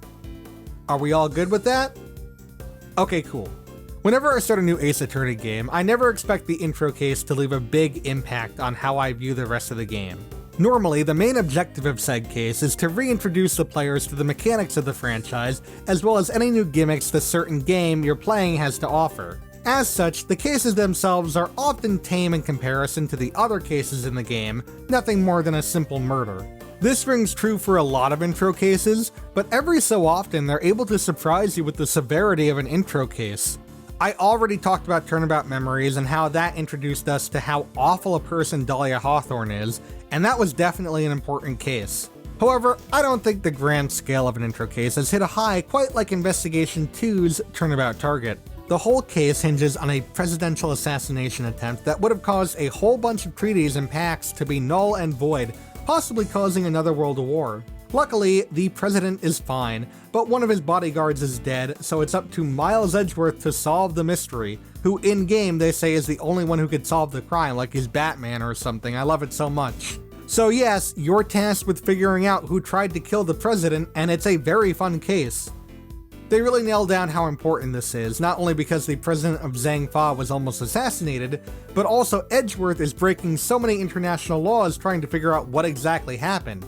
Like, for example, examining the president's plane without a proper warrant. And Edgeworth knows about this and defies said laws anyways in order to find the truth, something that bites him in the ass in the next case. Even with all the craziness this case has to offer, it acts as a really good introduction case as well. It gives you ample time to get reacquainted with the overworld controls and the logic mechanic by solving some rudimentary problems. And it shows off the brand new gimmick introduced in Investigations 2, Logic Chess, which took a rather boring by-the-numbers playstyle from the first game, added some new flair and a timer mechanic, and made it into something very fun to play through. I do have some minor gripes with this case, of course I do. There's a picture of the president with a red dot on his head that they all think is a mole, and I'm very curious as to how Miles was their go-to choice if he initially thought that this picture taken a moment before the assassination attempt was anything other than a laser. And the other thing is that this case reintroduces a character from a previous game that we haven't talked about yet, but based on what the character was wearing, Miles should easily have been able to deduce exactly who this character was. Other than those two negligible instances, Turnabout Target proves to be one of the best intro cases this series has to offer, and it's a great introduction to what the rest of the game is like, just one high point after the other.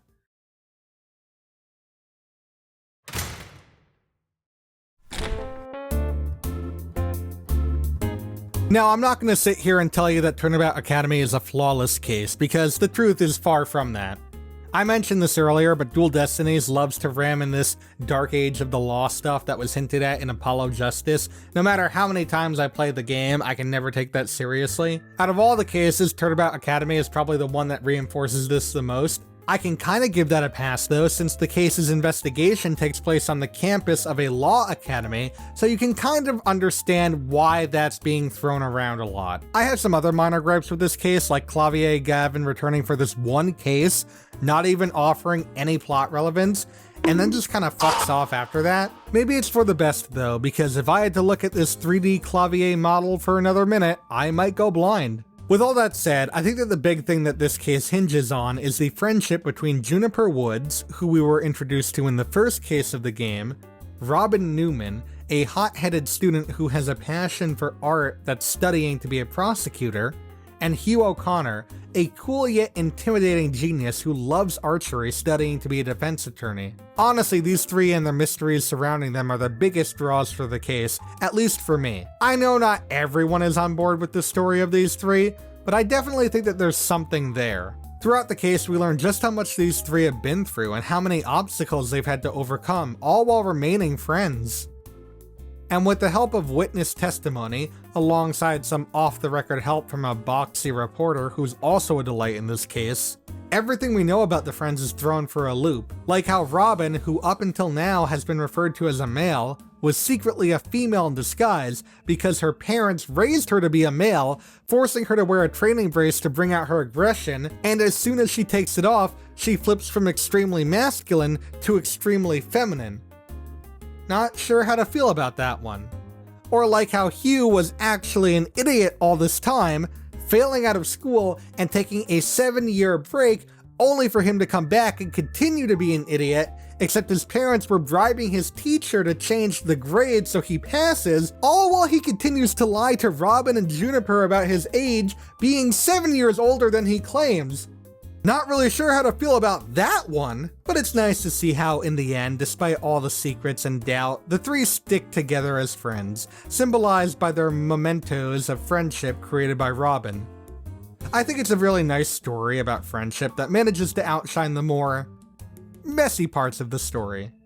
And hey, Athena actually gets to be the defense attorney this time around for the entirety of the case. That's good, right? Man, poor Athena.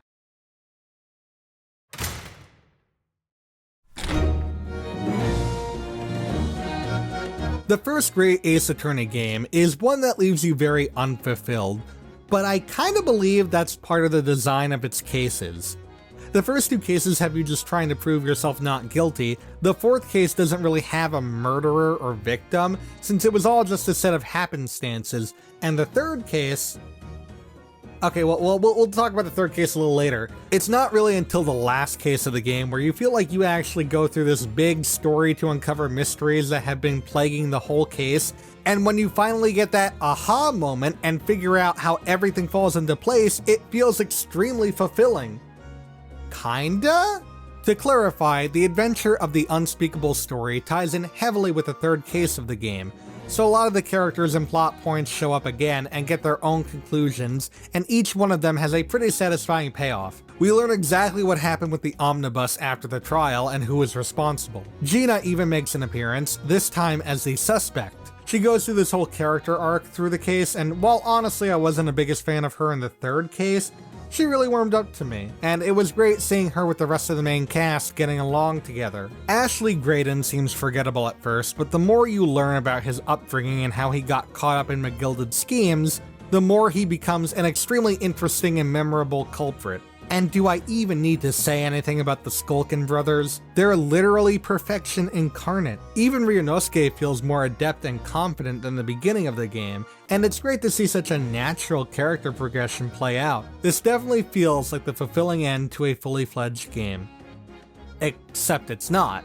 See, what happens after this trial, with the contents of the middle disc and Susato having to go back to Japan, sort of makes it feel a bit half-baked. And when you realize that this game and its sequel are already just one really long game, the pacing problems of the first game, and even this case, start to make a lot more sense. In a vacuum, this case is one of the more tightly wound cases in the whole franchise, and every beat plays out near perfectly, given a few minor pacing problems in the end. But when you see this as a case that is no longer the final case of the first game, but instead the halfway point of this epic adventure, the problems start to show up more and more. And while it's fulfilling to beat this case, knowing that, in the grand scheme of things, this case doesn't really have any effect to the overarching story of the Great Ace Attorney, well, that's a bit unfulfilling. But again, looking at this case on its own, it's one of the better cases that the franchise has, so it definitely has that going for it. Give us a spin-off game with the Skulkin brothers and we might just have a top contender on our hands.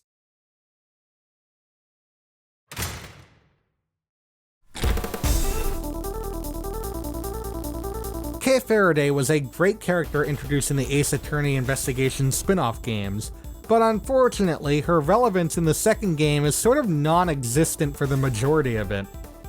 She mostly plays off Edgeworth and Gumshoe and offers a bit of comic relief here and there. Unfortunately, she doesn't really offer any importance to Edgeworth's story in the second game. Luckily, however, we do get a Kay-focused case with the Forgotten Turnabout, which revolves around a murder at the Prosecutorial Investigation Committee's headquarters, and Kay having a near-death experience causing her to lose her memory. I've already made my stance clear that I don't really like amnesiac plots in any sense of the word, but I'm not gonna lie, they kind of pull it off here pretty well. When you first see Kay after her experience, she's all bandaged up and in her hospital garb, and she seems very unlike herself, seeming so quiet and tense, whereas we've normally seen her so eccentric and full of spirit. Not only that, but because of where she was found and her lack of recollection as to who she is and what happened the night of the murder, she's the prime suspect in this murder case. She has to deal with all of this while Edgeworth and Gumshoe have to keep her together and keep her from going full-blown amnesiac. Speaking of Edgeworth, this is the case where he really begins to question his path as a prosecutor. He's been constantly loomed over by Justine Courtney and Sebastian DeBest, who have been non-stop threatening to revoke his prosecutor's badge for the entirety of the game. It isn't until the introduction of Blaze DeBest, the chairman of the PIC and father of Sebastian, is introduced as yet another thorn in Edgeworth's side and demands that Kay be arrested immediately despite many loose ends, that's when he finally snaps and basically willingly hands over his prosecutor's badge, forfeiting the title of something he held so near and dear to his heart. There's some other really fantastic stuff this case has to offer as well. We finally get the jumpstart needed for Justine and Sebastian's story arcs to make them more than just unlikable pricks. The whole case takes place in this massive skyscraper that has really beautiful artwork when you get to the roof. There's the returning character of Lotta Hart, who actually contributes really important information for not only this case, but the next case as well. I just think this is a really well put together case. The only thing that I do have a bit of a problem with, at least in regards to this case, is I don't particularly care for Blaze DeBest. There's a lot that I do like with him. I think his appearance is really foreboding, the fact that he cries so much that he has to clear his goggles every so often, and his attachment to his lighter that he waves around, hence the name Blaze. I also really like the way he talks to and about his son, basically just putting him down at every chance he gets, calling him a hopeless loser who basically won't accomplish anything in life and will always be a failure. And the way Sebastian continues to stand by his dad through all of this, up until he's outed as the true culprit, it's just so heartbreaking. But honestly, other than that, he's kind of boring. Like, he doesn't really pose as any more of a threat or obstacle than Justine Courtney did, and he's kind of just used to reiterate the points that she makes. He gets a lot better in the next case, but we'll get to that soon enough.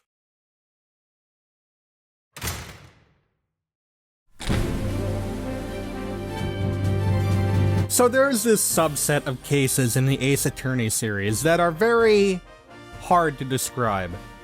Just to give you an idea, almost every single Ace Attorney game follows this 5-case structure, with the final case being this big final act to the plot of the game, and the remaining 4 maybe have some relevance, whether that be through a character or a plotline playing out in the background, but for the most part, they're sort of just their own enclosed cases. That's not really the case all the time, as every so often there will be a game that utilizes its 4th case as a sort of prelude to the final case of the game. As such, these cases will, more often than not really have a decisive conclusion, as it will spill over into the next case. The Forgotten Turnabout sort of falls into this group, since you're investigating many of the same areas in the final case of the game, but it manages to stick out thanks to having a completely different story involved in each case. The same can't really be said for the Cosmic Turnabout. Now, on its own, the Cosmic Turnabout is a really fun and enjoyable case. You're tasked with finding the culprit of an astronaut's murder while clearing another astronaut's name. To do so, you have to investigate a big futuristic space station that's not only a really cool set piece after 3 admittedly dull locations, but it also holds some importance to both Athena and Apollo, with Athena practically being raised on the space station since her mother worked there constantly, and Apollo because... Okay, well, we'll talk about that in a sec. We also have some fun characters that we're introduced to, including Solomon Starbuck, the astronaut we're defending, who's basically just given in at that point. We're also introduced to 2 robots who are very cute and helpful in giving us the information we need, and we're also introduced to their creator, Aura Blackwell, who is the older sister of Simon Blackwell, who believes that her brother was unjustly imprisoned all those years ago. And my personal favorite would have to be Yuri Cosmos, the director of the Space Center, who is very full of himself and loves flaunting his badges. Throughout the case, we're constantly tearing him down, and we're actually sort of painting him out to be the true culprit, despite that not being the case at all. You kinda have to feel bad for the guy. I mean, he really just lost all his credibility despite not being the one at fault here, and we're the ones that made him lose that. There are a few problems I do have with this case. The timeline for this case is really strange, as is the whole game. The first day of the first trial and investigation takes place before the first case, and the second day of the trial takes place after the first case.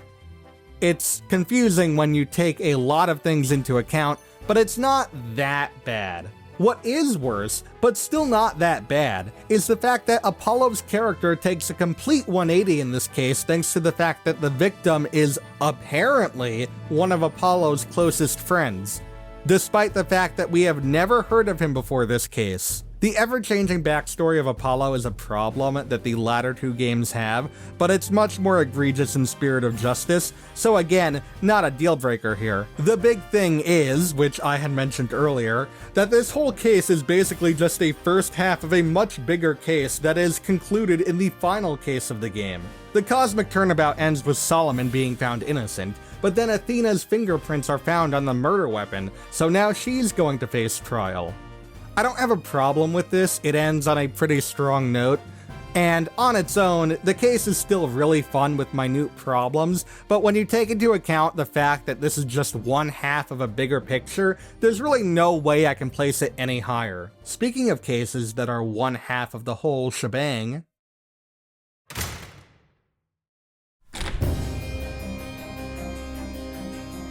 similar to the Cosmic Turnabout from Dual Destinies, Twisted Karma and his last bow from the Great Ace Attorney 2 is really there to set up the final case of the game.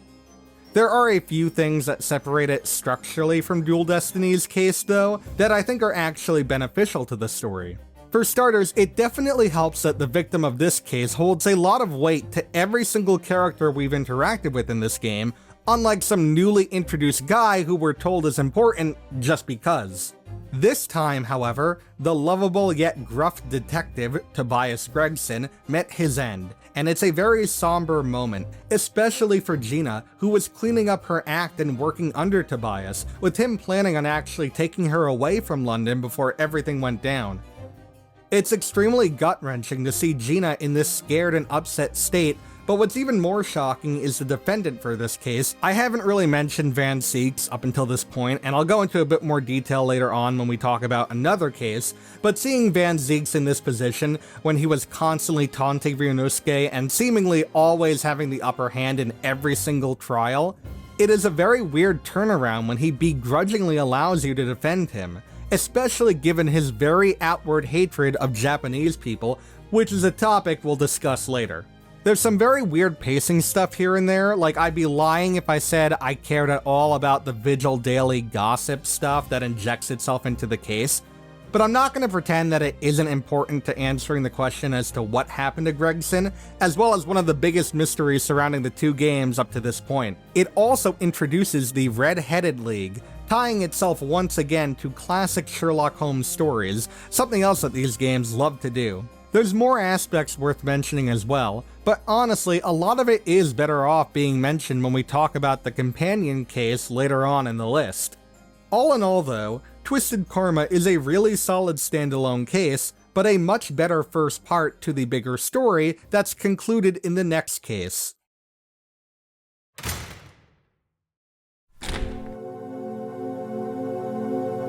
And now we move on to the final of the fourth cases that are really a bigger part of the next case with Turnabout Beginnings. Okay, well that's not entirely the case. Technically, the reason that we're going through this case is because Phoenix is studying up an old case file of Mia's in a hospital bed, which is something that will become more clear in the next case as to why he's there. So if you want to get technical, the case takes place during the events of the final case of the game, but in reality, this case takes place 6 years in the past, where we're once again playing as Mia Fey for the second and last time. Our first case in this game sees her tackle her second case, with her mentioning how traumatized her first case left her. And now we get to see exactly how that first case played out. And boy, let me tell you, There aren't many times that I've wept a tear in this series, but god damn was I weeping like a baby by the end of this one.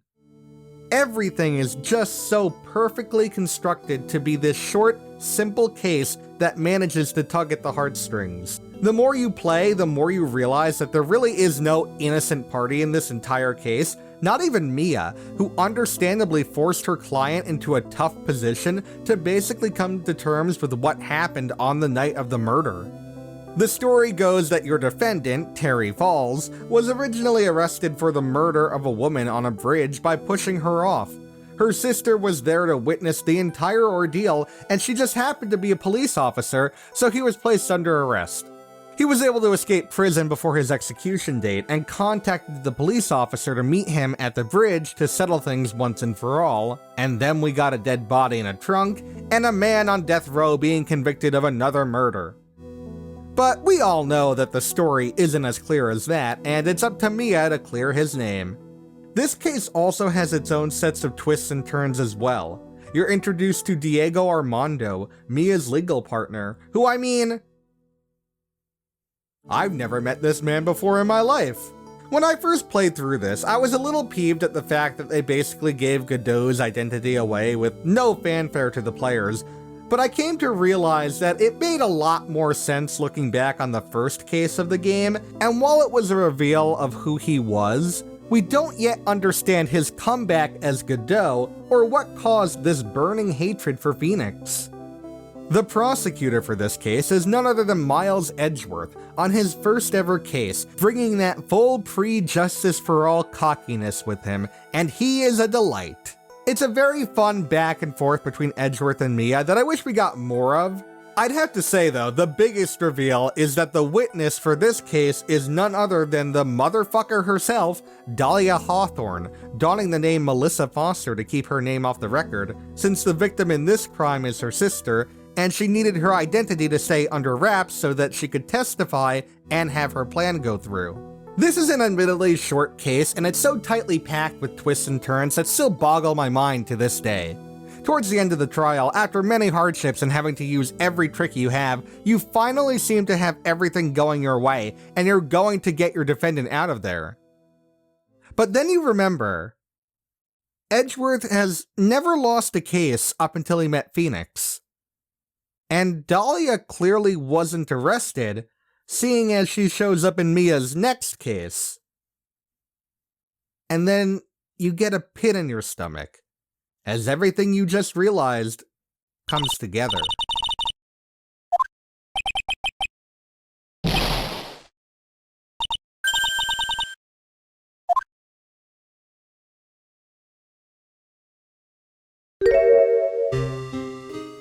This scene right here broke me, and it continues to break me every time I play it.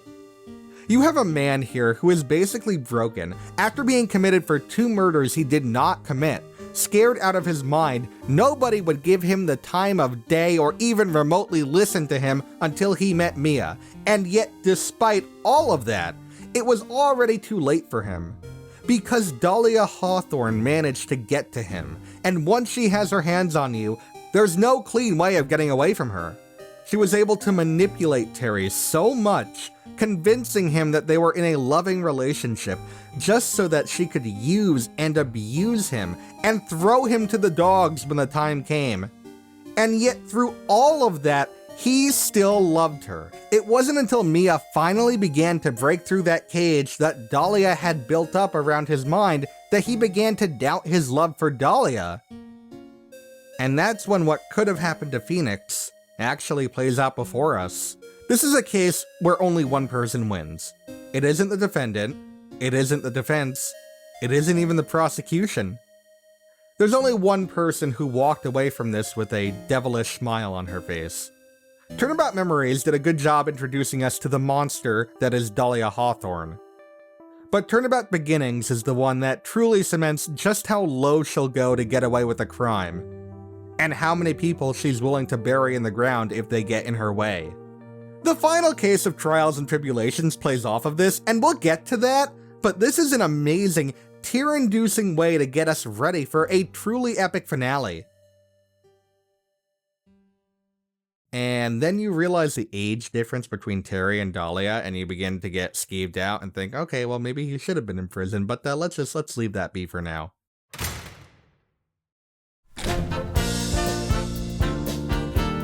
Okay, so we just covered a lot of story-heavy cases in a row, so let's take a step back and look at some filler cases. I know the word filler probably sends a shiver down your spine, and honestly, I can't blame you. There are some pretty awful filler cases in the Ace Attorney series, but honestly, the filler cases also provide some of the best one-off stories that the series has to offer.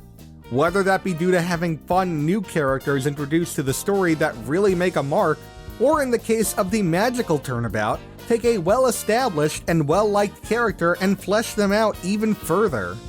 The case revolves around Trucy Wright, which is kind of shocking given that after Apollo Justice, the game, not the character, she had taken a huge backseat role for the following 2 mainline games, which is extremely upsetting given how great she was in her breakout role. But here, we get Trucy in spades, and it is a welcome change of pace. Since Apollo Justice, the game, not the character, am I gonna say that every time? She's been performing her magical shows to make ends meet for the Write Anything agency, and they've actually become so popular that one of her shows ends up almost being televised. But things go awry when a trick during a rehearsal leads to the death of Mr. Roos, an ex-member and one of the last surviving members of the troupe Gramarye, who was assisting Trucy with her show and acted as the onstage villain. And unfortunately for our favorite magical girl, it looks like she's the prime suspect. Admittedly, Trucy does spend a lot of her time in this case behind bars or in the witness stand, but because of this, we see a lot of sides to her unfold that weren't really present in the Apollo Justice game. This girl, who we've come to know as an extremely confident and intelligent young woman with an undying love for magic, begins to doubt herself and her abilities when she's accused, thinking that she actually did mess up the trick, resulting in involuntary manslaughter. She's in an extremely vulnerable state, and it takes a lot from Apollo to actually have her admit this, but when Apollo believes her innocence and Trucy cries and thanks him, I'm not gonna lie, it got to me. We also get a lot more story based on the troupe Gramarye, a magical troupe that Trucy's relatives were a part of before disbanding due to, well, let's just say a lot of reasons. It was a very heavy focus in the Apollo Justice game. Here we learn more of the group, including an ex-member who was not actually part of the family, named Mr. Roos, who was kicked out for being a hazard to himself and the group after a fire trick goes wrong and he injures himself. The mystery surrounding him, as well as more info about the troupe that doesn't exactly paint them in the best light, really makes this case shine. We also get some fun new characters introduced here too, including Bonnie the Bunny Girl, who acts as Trucy's magical assistant who has her own teleportation trick that in itself is such a fun twist that I don't dare spoil it. And Roger Rettens, a TV producer looking for blood from Trucy and Apollo after the accident, and basically seizing all of their assets if Trucy is found guilty. There's a reveal with him as well that's a lot of fun, and it shines a lot of light on some darker suspicions of the troupe Gramarye. The setting here is great too, I mean everything about this is great. I love being able to investigate a magic stage set and the underbelly and rafters. It makes this single location feel a lot bigger and more fleshed out. And I'm not, this isn't in the script, but I just realized this while I was recording. There's this really cool like connection between how the magic stage is like all pretty and show-offy and full of pizzazz and whatnot, and how the underbelly and the rafters are all shady and gross and disgusting. And, you know, like there's a connection between that and everything that goes on with the troupe Gramarye, and I just realized that. So I'm improvising this part right now. So, I'm gonna go back to the script now.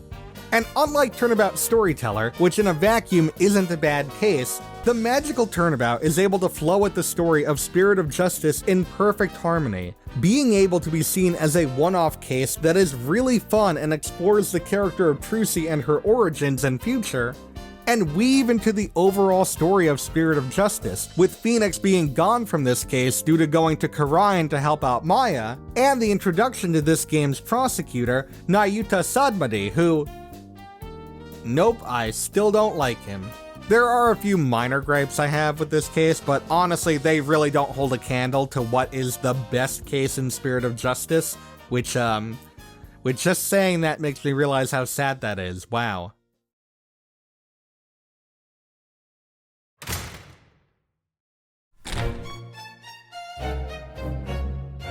This one might come as a surprise to a lot of people, but I actually really enjoyed the Memoirs of the Clouded Kokoro from the Great Ace Attorney 2. Its placement in the timeline is a little weird though. Like, it's the second case of the game, but it's actually a flashback case that takes place almost immediately after the fourth case of the first Great Ace Attorney game, but before the fifth case. We're once again defending Soseki Natsumi, as he's pinned as the primary suspect in a poisoning case, right after we just cleared his name from stabbing Olive Green in the fourth case of the first game.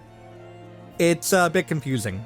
Though I will say it helps that the adventure of the Clouded Kokoro introduced Soseki to us and we sort of got used to his mannerisms, because while I didn't particularly mind him in said case, there is definitely an argument for him being a bit overbearing.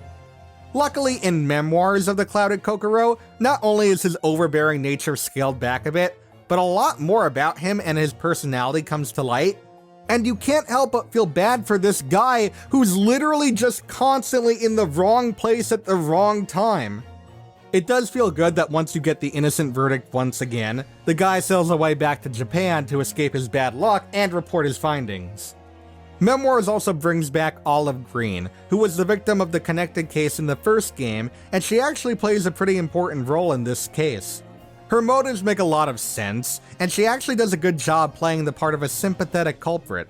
There's some other minor characters who are introduced in this case as well who bring a lot of charm with them, like Adron B. Meterman, a meterman for a gas company who was sent to spy on the victim of this case to see if he's stealing any gas. And I mean, come on, it looks like he's ripped out of a Popeye cartoon, and I love it! But of course, the main star this time around is none other than the victim of this case, William Shamspeare. Alongside Adron, he's sort of casually introduced in the fourth case of the first game, although we have no idea who he is and what he's up to. It wasn't until this case we know exactly how much of a character this guy is. Being a devout Shakespeare fan, Shamspeare dresses up in an extremely gaudy outfit that just fits alongside something Shakespeare would wear, and almost all of his dialogue is either quoting Shakespeare or talking with a sort of ye olden times soliloquy speech. Even in times of distress, he still stays in character. Like, it's only when he's extremely caught off guard that he breaks, which only happens like once or twice in this game. Honestly, he's probably one of the funniest characters in the series, and if you did not laugh at him rising from the dead, I don't know what that says about your sense of humor, I'm sorry.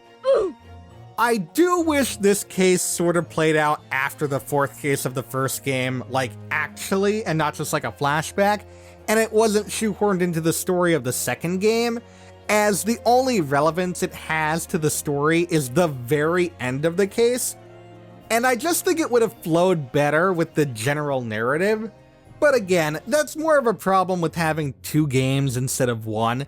And on its own, the Memoirs of the Clouded Kokoro is just a really enjoyable side piece that gets a lot of laughs out of me. And sometimes, that's all you need.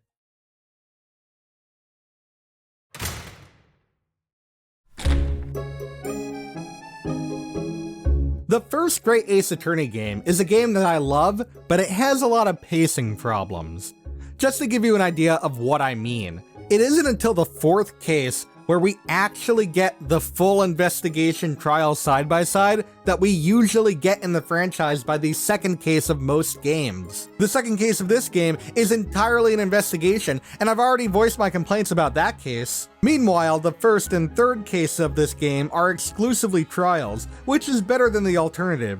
However, the first case fumbles for having extremely slow and drawn-out pacing, bloated witness testimonies, and the need to introduce players to every new mechanic to draw the case out to the 4-hour mark. You'd think that the third case of the game would run into a similar problem, as this is your first case in Britain, and your first time utilizing the jury system, needing to convince people to go with a not guilty verdict. And in some ways, the adventure of the Runaway Room does fall into those same traps.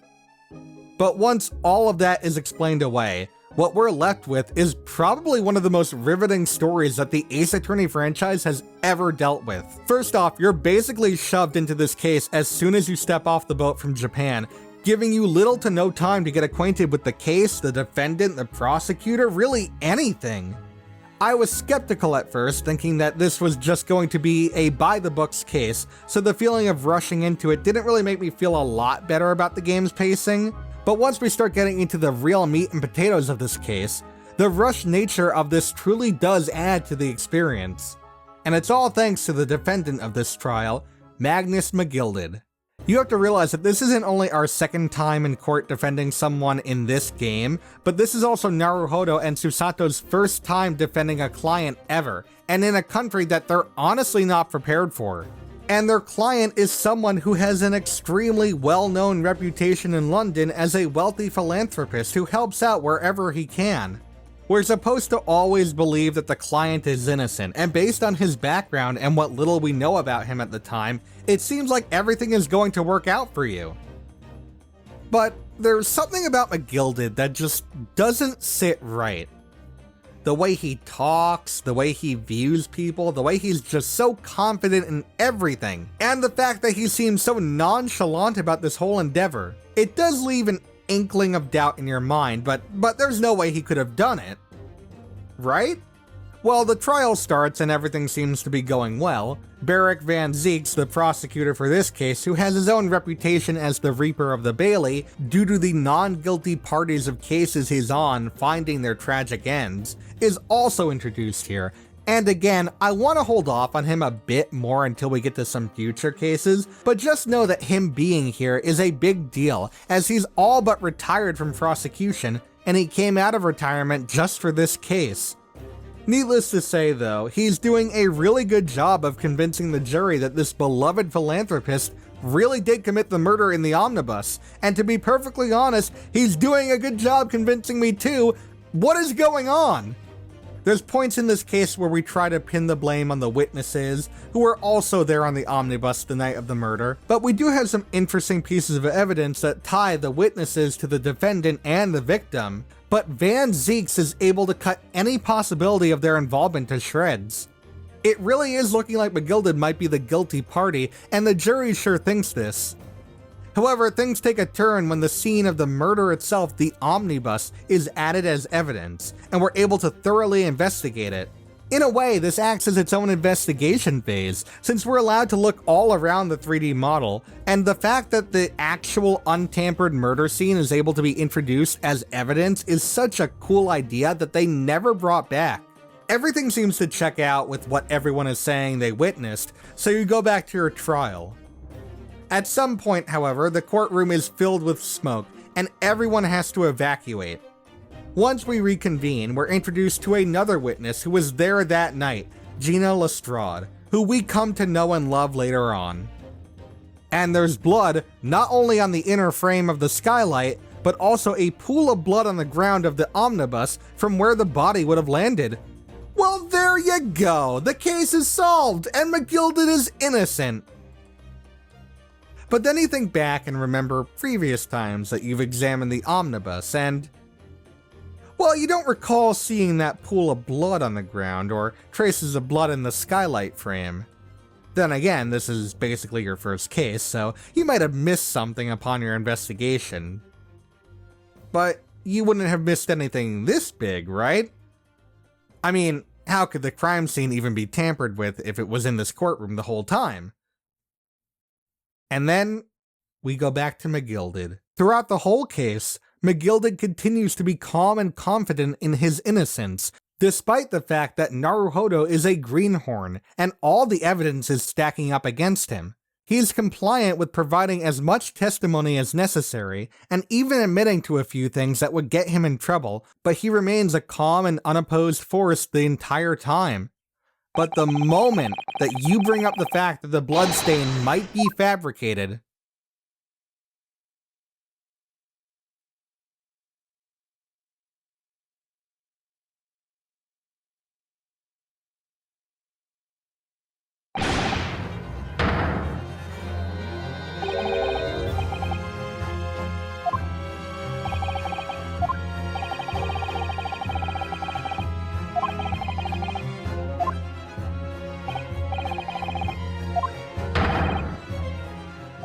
and then it all clicks. The smoke from before was planned out so the fake evidence could be planted, and the only person who would want said evidence to be planted is the one who's currently on the chopping block, aka one Magnus McGilded. Despite that, there's no way to tell whether or not the blood has always been there, as there's no hard evidence to prove it, and memory recollection is not admissible. Ergo, McGilded has got off scot-free due to a lack of evidence implicating him. And even when the prosecution rests and you state that you believe he could still be guilty, he just stands there and laughs, as you come to realize this was all set up from the very beginning. He played every single person in this courtroom like a fiddle and got away with it, with his good reputation still intact. But he played you most of all. This was your first case, and you're supposed to believe in the defendant and prove their innocence.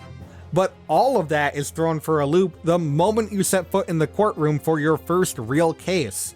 McGilded does end up getting his comeuppance in a fire in the omnibus in the courtroom, but honestly I think it's better that way. He made such a lasting impression that it's a good thing they sort of got rid of him before they could come up with a half-baked reason to bring him back. This case signifies a massive turning point in the great Ace Attorney games, that nothing is set in stone and everything you thought you knew about the franchise is completely up for debate in these games. The first game doesn't really do a good job keeping that tension up. I kind of wish the case after this one wasn't so mundane by comparison, but luckily the second game more than makes up for it with its myriad of excellent and nail-biting cases, some of which we'll get to very soon. Needless to say though, The Adventure of the Runaway Room is bar none the best case in the first great Ace Attorney game, and if you played it, you probably know why. And if you haven't, well, now you do.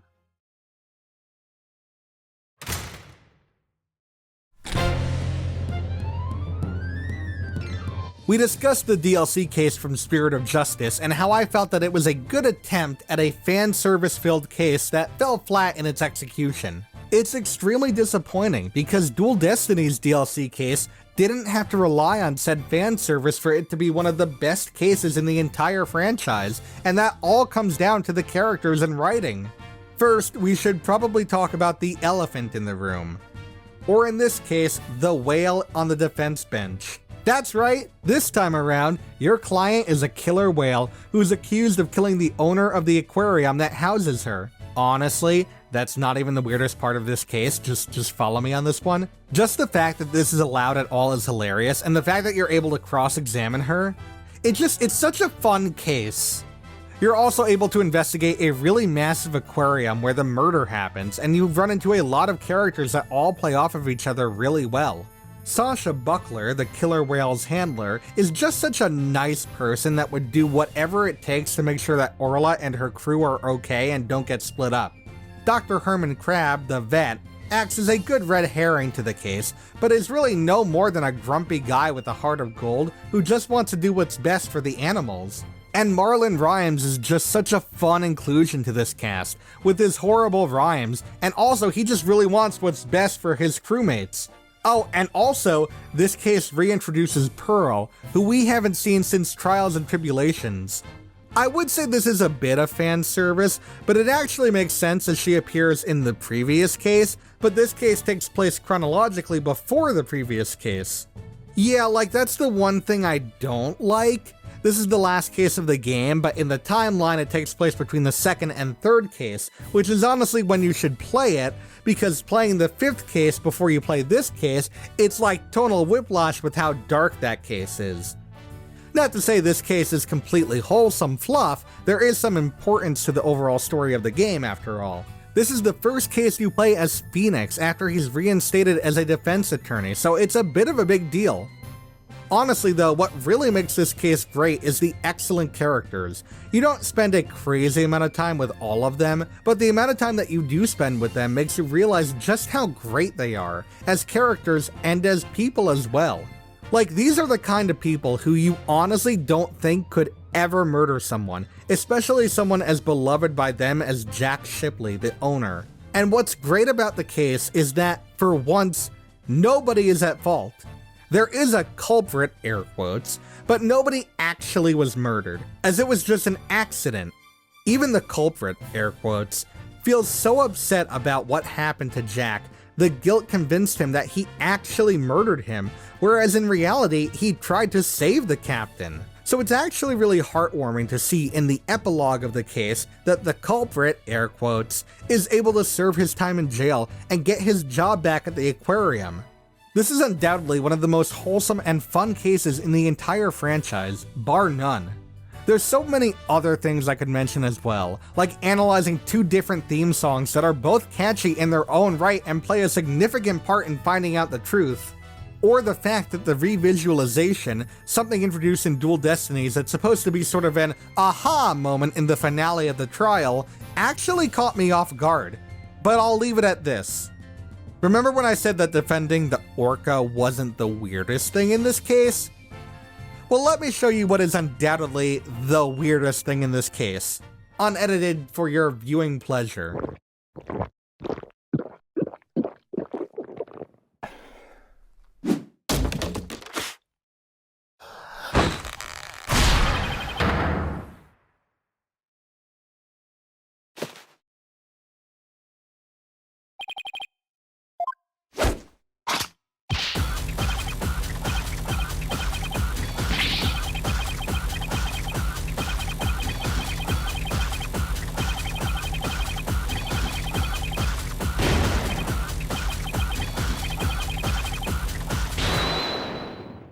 He has a testimony titled "The Dissin a Phoenix Right." That basically speaks for itself.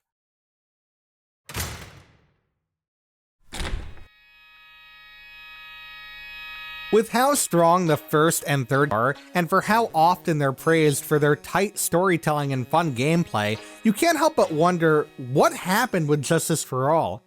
This game, man, it's just an enigma. It has arguably 2 of the worst cases in the entire franchise, but it also manages to have 2 of the most memorable and engaging cases to this date. For many, I can understand their confusion with me putting Reunion and Turnabout so high on this list, and I totally understand the skepticism.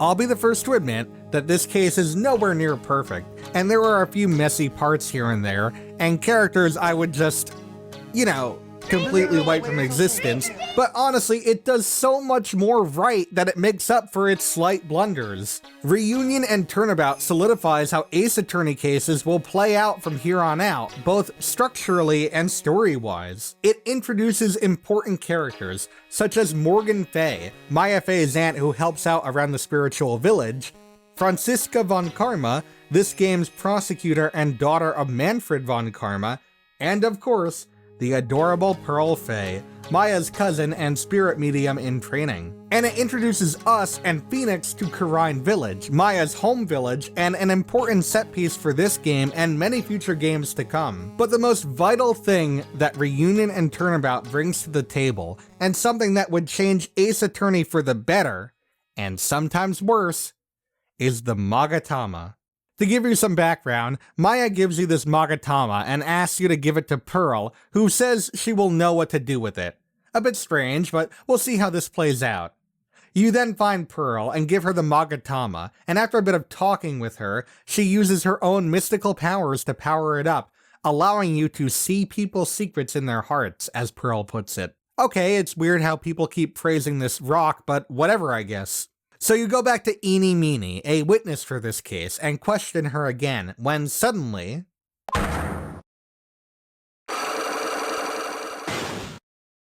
So these are Cyclocks. They're invisible chains that only show themselves to those who possess the Magatama, and they indicate that someone's response to your line of questioning may not be 100% true. You then have to figure out what someone is hiding in order to break the lock and reveal the truth. To do that, you need to utilize the evidence you've collected to make them spill the beans. If you don't have the right evidence, you gain a penalty just like you would in court, and you have to leave the conversation to get the right evidence, come back, and start over from the very beginning of the conversation. The more Cyclocks the person has, the harder they're trying to keep their secret safe, the more evidence you need for the truth to come out. Okay, so let's go over why I think the Magatama is the best gimmick introduced to the Ace Attorney games, as well as why this shift to the more paranormal doesn't bother me, and why other gimmicks in future games don't work as well as the Magatama. I think it's important to start out on the fact that these Cyclocks only appear in the investigation scenes. For as much as I loved the first game, these investigations were definitely the weakest part. It kinda just boiled down to talk to guy, move to another place, talk to girl, move to another place, talk to boy, get a thing, go back to guy, present thing, get new information, go back to girl, present new information, go back to boy, bonk him on the head. Like it's functional, but there's no stakes at all.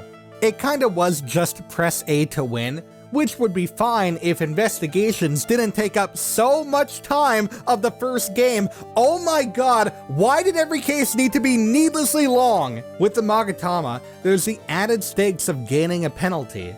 There's a sense of tension where you need to be 100% sure that you have the right evidence going in, because unlike trials, you may be missing something vital, and that'll cost you not only a penalty, but you'll also have to redo the whole Cyclock phase from the very beginning when you do get the evidence.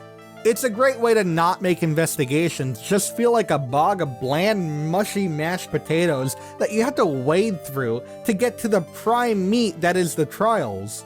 I mean, they're still mashed potatoes, but there's more consistency and flavor, and there's little bits of bacon inside to entice you to enjoy the potatoes. I regret writing this part before I eat dinner. There's another complaint that the Magatama, as well as Reunion and Turnabout, really introduce a lot more paranormal magic to the series, which sort of dilutes the logic and deduction that turned so many players onto the game in the first place. The first game really only dipped its toe into this realm by introducing Maya, who can channel spirits, but the only person she's ever been able to channel in that game is Mia, and it's more so just to help Phoenix in trials and nothing more. Reunion and Turnabout's introduction of not only the Magatama, but more lore of the Fae family and spirit mediums, and the Kurine village itself, kind of serves as a turning point in the series, where a lot of more mystical, magical type stuff is injected into the cases. And again, I get it, I get why people don't like it, but by saying that, you're really doing a disservice to how the Magatama is implemented in this series, and especially in Reunion and Turnabout. Of course, I'm not going to say that the Magatama is realistic in the slightest, because let's face it, it's not. However, while the spectacle and show of the Magatama is very otherworldly, you have to realize that all it's doing, in reality, is telling you that someone is hiding a secret. That's all it does. It's up to you to figure out how to make that person divulge that secret. And how do you do that? That's right, good old-fashioned logic and deduction that we all love. Only this time with more stakes on the line. See, this is where the balance of the spiritual and logical worlds is perfectly matched. The Magatama is revealing something that could not be uncovered using logic, but you need to utilize your cross-examination skills to realize what the Magatama is trying to tell you. To put it simply, the crazy magic relic is there just so that you could do more exciting logic and deduction, and because of its restraint and allowance to make investigations more exciting, it is an excellent addition to the Ace Attorney mechanics that never leaves Phoenix's side throughout the entire franchise. And again, it's extremely important to point out that you can only utilize the Magatama in investigations. It doesn't work in trials, and that's good because that's where logic and evidence and deductions triumphs over the supernatural like it should. Until it doesn't. Or it does too much. Okay, the Mood Matrix isn't that bad. It just seems like an overly complex mechanic that you have to deal with in Dual Destinies and Spirit of Justice. What? I don't know these emotions. The divination seance is kinda dumb, but it's only performed in the country where all the spirit medium magic originates from, so I guess it can get a pass. Perceive is just fucking stupid. Forget about the fact that Apollo can just notice slight details that are imperceivable to the naked eye thanks to his magic bracelets, which is an entire fucking can of worms story that I'm not opening up for business. Nah, it's the fact that stuff like someone sweating or fidgeting or tightening their grip automatically means they're lying? Oh, your one eye is ever so slightly twitching. You're a horrible liar. And now I just realized that I spent most of this entry talking about the Magatama and not discussing the case that much. I mean, it's still a great case that deserves this placement. Mini Miney is an excellent and believable sympathetic villain. The twist at the end really caught me off guard in a good way. Kinda wish that we got more of Morgan Fay for how important she is here and later on in the series, but that's my only big gripe. Yeah, Reunion and Turnabout is great, and we love the Magatama in this house.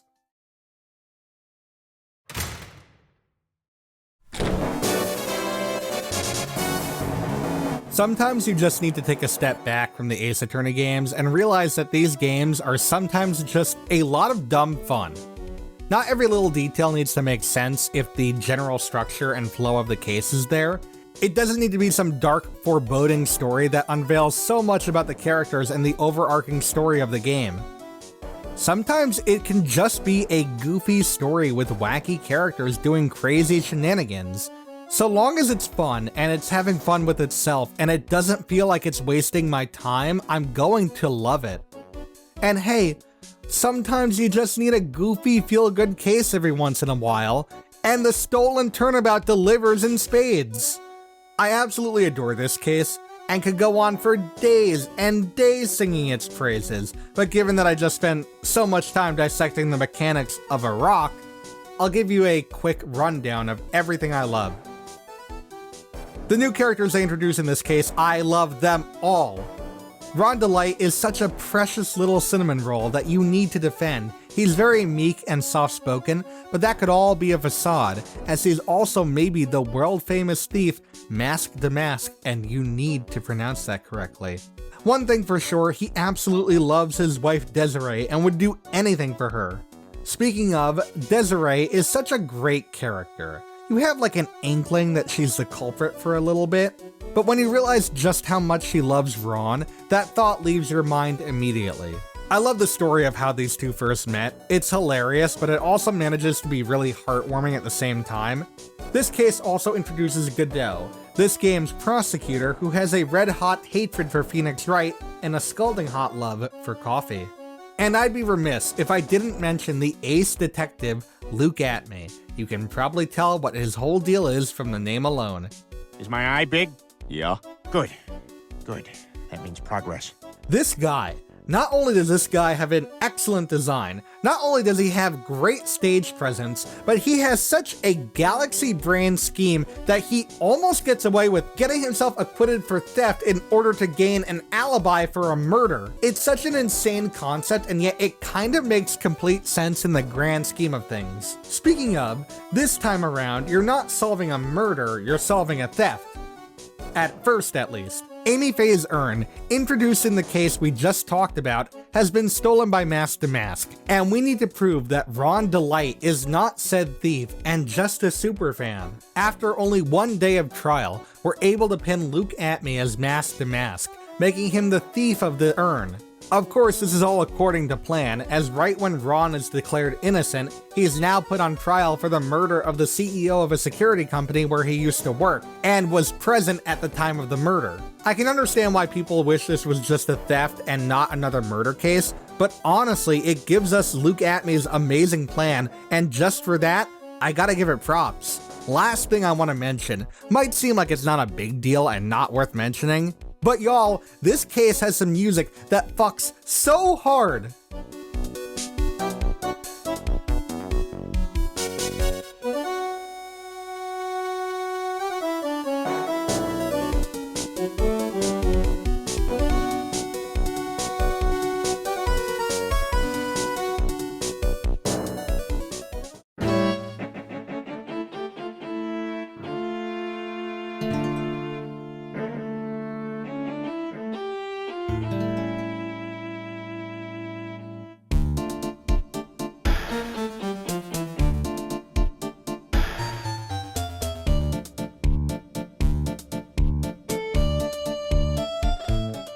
It even introduces us to Godot's theme, and that is a banger in itself.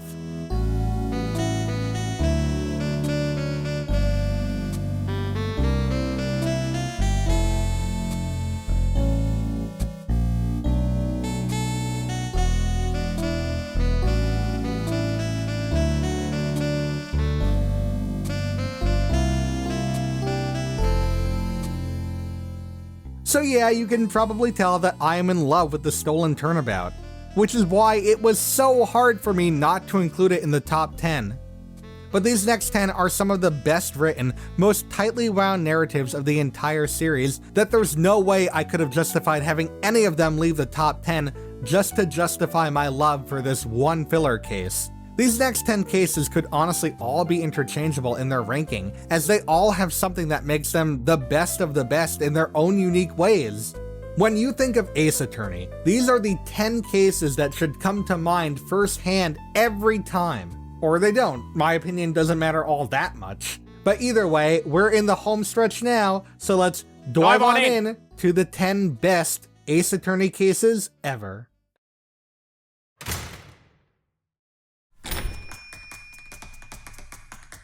The final case of the second great Ace Attorney game had a lot riding on its shoulders. Not only did it have to wrap up everything that was set up in the fourth case of the second game, it also needed to wrap up the story of the second game, as well as the entirety of the great Ace Attorney story, since the games really are just two halves of a whole.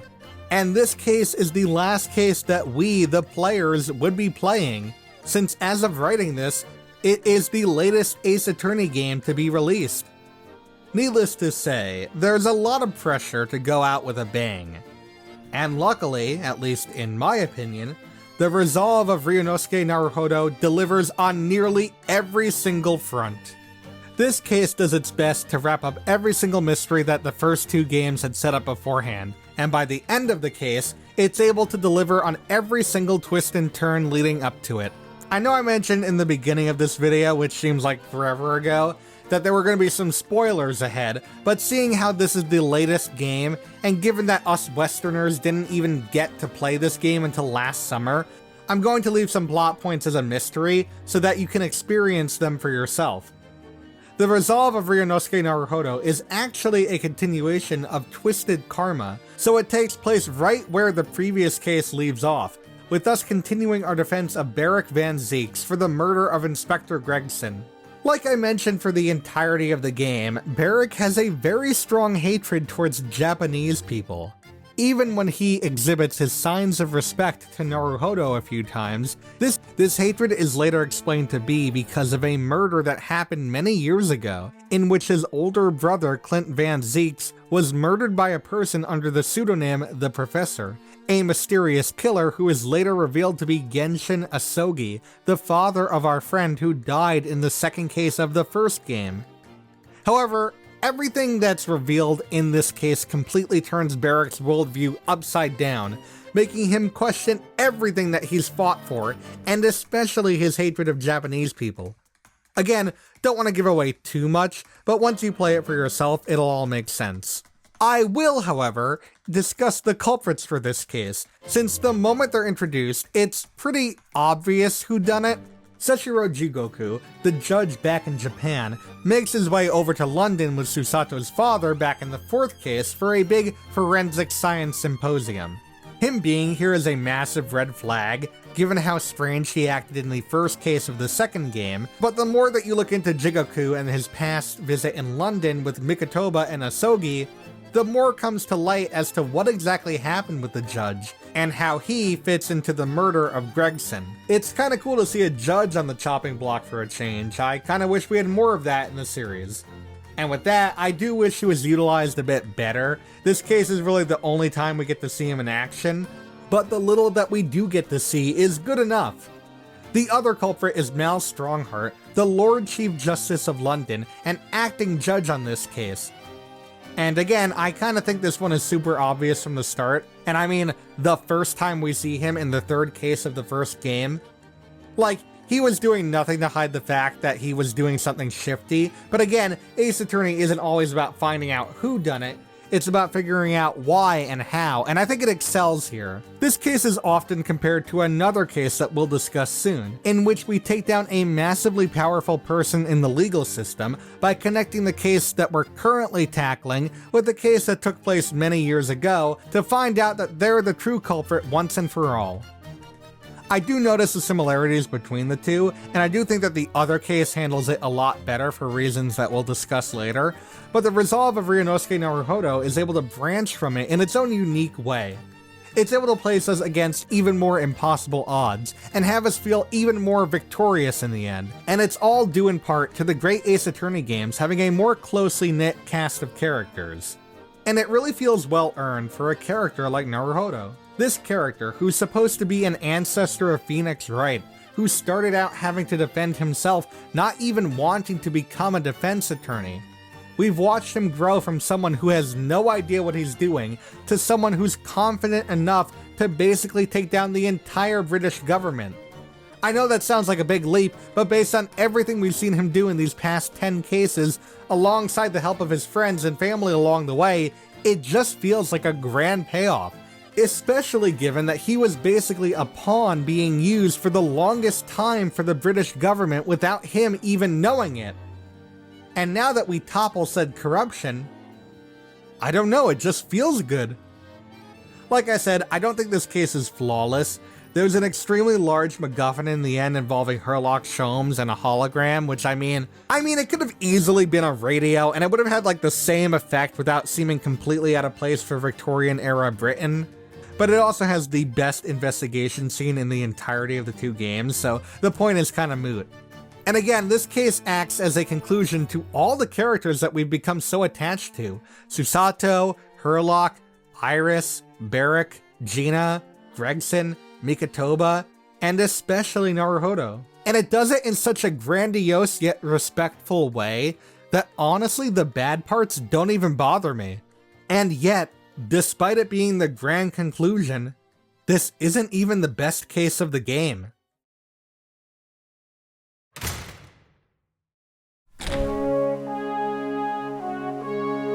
Miles Edgeworth in the majority of the Ace Attorney series is a very different character than he was when looking at him solely in the first game.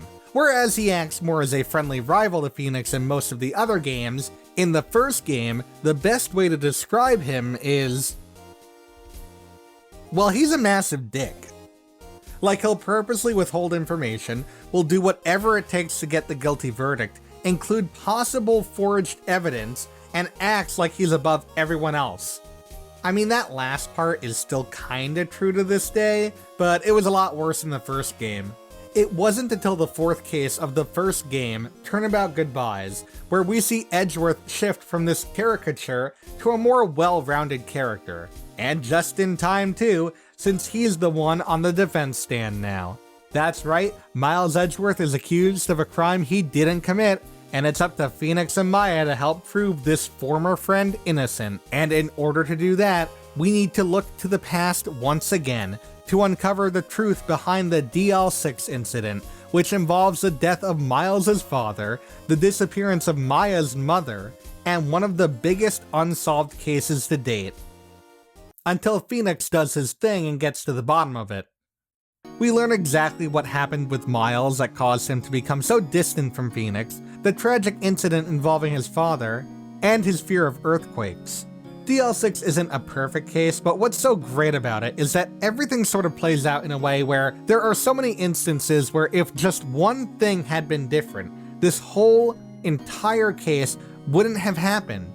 If Miles hadn't thrown the gun, if he hadn't passed out right after, if he didn't hear that scream, there's just so much. But because all this plays out the way it does, it's able to make the culprit of this case look all the more worse. And when it comes to Manfred von Karma, that's a really, really good thing. Von Karma is the epitome of leave them wanting more. Besides a few flashback cases in the Investigations games, this is his only appearance in the entire franchise, and he makes his presence known. He's basically referred to as this god of prosecution, never losing a case in 40 years. He was also Miles' mentor for a while after his father's death, but that doesn't mean that Von Karma is going to go easy on him. In fact, based on how he performs in this case, It seems like he's going even harder on him than he might usually. Von Karma doesn't have a lot of screen time, but the amount of screen time that he does have shows us just how much of a horrible person that he is. He's this conniving son of a bitch who's able to look like 5 steps ahead of us, and he always seems to have a trump card. His personality might just boil down to evil, but honestly, after dealing with Edgeworth for the whole game, it's good to see just how much better he is than Von Karma. And now it makes more sense why Edgeworth acted the way he did. And yeah, Von Karma might be the worst person in the entire series.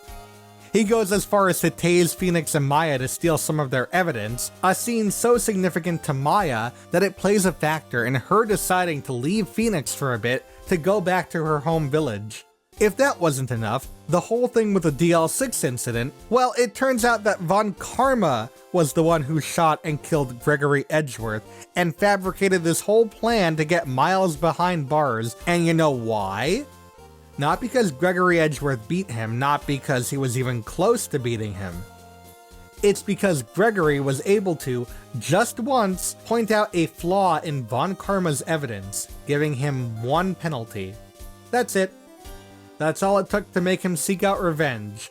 It's petty, it's completely unnecessary, and yet I love that we have a character that just does this and is able to get away with it for 15 years. This case isn't all dark and broody, it can actually be pretty funny too. Larry Butts, who is actually a part of Phoenix's and Miles' backstory, not only has a pretty funny appearance that doesn't border on annoying just yet, but he also is able to introduce some very important information to the case at hand, as well as solve a mystery from all 3 of their childhoods. Albeit inadvertently, but that makes it all the more funny. And remember in Turnabout Reclaimed, where you have to defend an orca? Well, that's actually the second case where an animal takes the stand, as in this case, you cross-examine a parrot. And it actually works. And of course, this case spawned the infamous "Almost Christmas means it wasn't Christmas" line, which is still used to this day, even by the official Twitter account. God, I love this series so much. Like the resolve of Ryunosuke Naruhodo, it's not a perfect case. Yana Yogi is a character that always confuses me with his pretending to be insane thing. Like, I feel bad for what happened to him and how he got involved, but he kinda just never really clicked with me. Lotta Hart was introduced in this case, but as much as I love her presence in the series, this is definitely her at her worst. She kinda has the opposite problem as Larry, where she starts out really annoying and derivative, but gets a lot funnier with each subsequent case and game she's in. And of course, because this is the first game, this trial is dragged out to be 3 days long, which is very stupid and dumb and bad, and I'm really glad they stopped forcing this in every other game, because it just made the pacing atrocious in some areas. This case wasn't nearly as bad in that department as Turnabout Samurai, but it definitely had its moments of just wishing that we had 2 days instead of 3. But again, none of that really matters in the long run, because what we got from Turnabout Goodbyes was an extremely solid finale to the first game, and a very important step for Miles Edgeworth becoming the character that we know and love today. Thank God for that.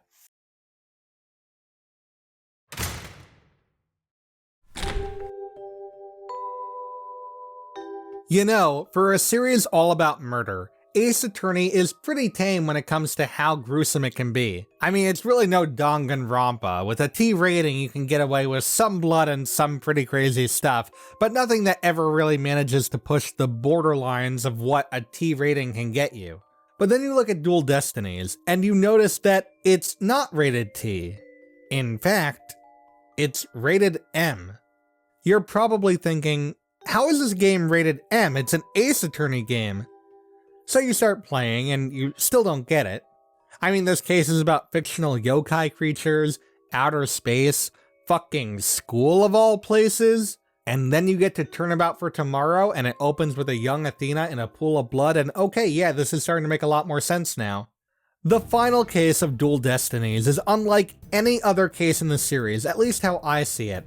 It's another one of those cases where it sort of starts in the case prior to this one, and is concluded here, but it's able to differentiate itself enough to be a standalone case as well.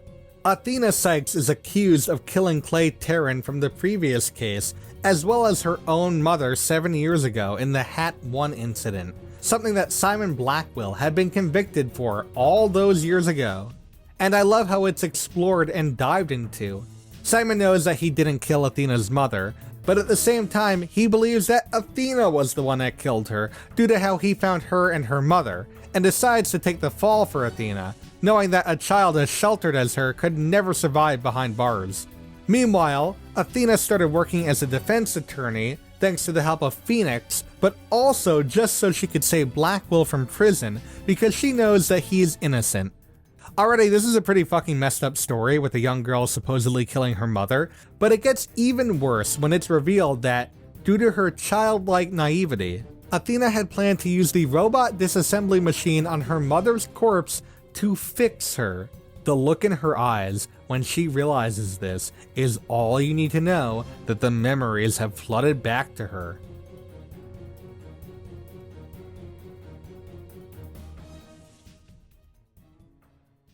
Of course, this is just one half of the turnabout for tomorrow, as the other half is revealing the identity of the true culprit, named the Phantom, an international spy who can be anyone, anywhere, and is said to show no human emotions. This is a person who is seen as the ultimate face of evil for the entire game, someone cunning enough to have planned out every little step in excruciating detail, and someone who clearly has no sense of justice whatsoever. And yet, the reveal of who exactly the Phantom is the exact opposite of what I just said. In Dual Destinies, we're introduced to a new character, Bobby Fulbright, the de facto detective for this game. And he's someone who is all about fighting for justice and the right thing, and displays a wide variety of emotions that seems to be constantly fluctuating. But all of this is just surface level. The fact that he's able to hide the fact that he has no emotions by displaying extreme emotions is such a fun idea, and it's utilized so well with Bobby. I mean, technically this isn't really Bobby Fulbright, since Bobby was killed 1 year prior, so really we don't know who the actual Phantom is, and even after a nightmare-fueled montage, we still have no idea who he is, and I think that was a very smart choice. But honestly, the best thing about this case is that it just puts an end to the goddamn dark age of the law. Thank God, because that shit is just corny as fuck. And the fact that it's able to just cease with the conviction of one spy just further proves how little thought was put into this. But yeah, I love Turnabout for Tomorrow. It's a great end to a game that I honestly think gets a bit too much hate, and I think it deserves the M rating for how brutal and terrifying this case can get, intentionally or otherwise.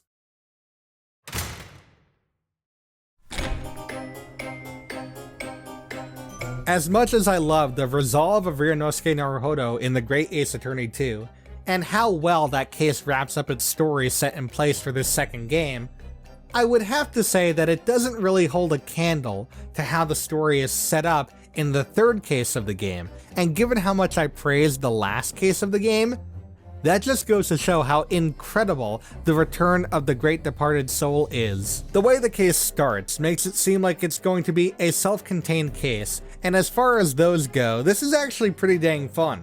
We're defending Albert Hairbrain, a scientist from Germany who came to London to exhibit his transportation device for the Great Exhibition. Unfortunately, things go awry, as the machine malfunctions and seemingly kills Odie Asman, who funded the project and even volunteers to test it for the Great Exhibition. Hairbrain himself is a very unique client, and I don't mean that just because he's friends with Barrick. He's a man of science first and foremost, so he wants us to prove that his transportation machine works successfully, and that it wasn't a hoax. However, if we do that, that would just prove that Hairbrain is guilty of the crime, something that he's fully aware of, and yet still has that as his top priority and request for Naruhodo over proving his own innocence. In addition, if they do claim that the machine is indeed fake, then all legal acts protecting Hairbrain's work and hypothesis would be void, and the machine would be dismantled to be investigated. It really does put us in a tight spot of whether we respect the client's requests or the client's well-being. In the end, unfortunately, Harebrained is finally convinced that his machine was really just an illusion when he reveals that he hired a third-party engineer to build his machine, someone who is notorious for engineering elusive tricks. You really do feel bad for Harebrained. Like, there was no way that both him and his invention were getting out of there unscathed, but you can't help but feel bad that the guy who basically spent his whole life figuring this out had it turn out to be a hoax that wasn't even under his control. Of course, this is only one half of the case, as the second half is dedicated to Enoch Drebber, the engineer in question, and introducing us to the professor and his true identity. Enoch might just be my favorite character in the entire Great Ace Attorney series.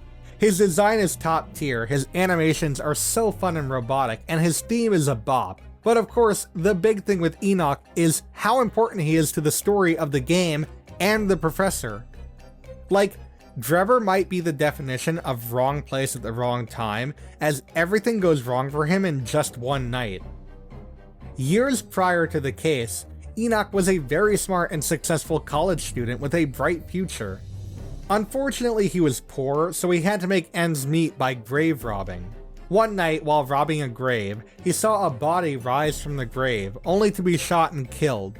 Traumatized by the event, he told everyone he could, but no one would believe him, until one day he was interviewed by a reporter who went by the name of Odie Asman.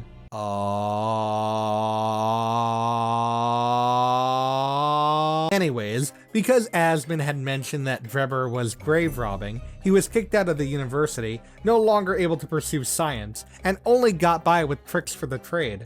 If that wasn't enough, it turns out that the person that he saw rise from the grave was none other than the professor, a serial killer who was set to be executed that day. Needless to say, this wasn't the case, and Scotland Yard did whatever they could to deny the story and shut Drebber up, even going so far as to force the waxwork of the professor to wear a metal mask so that his identity would never be revealed.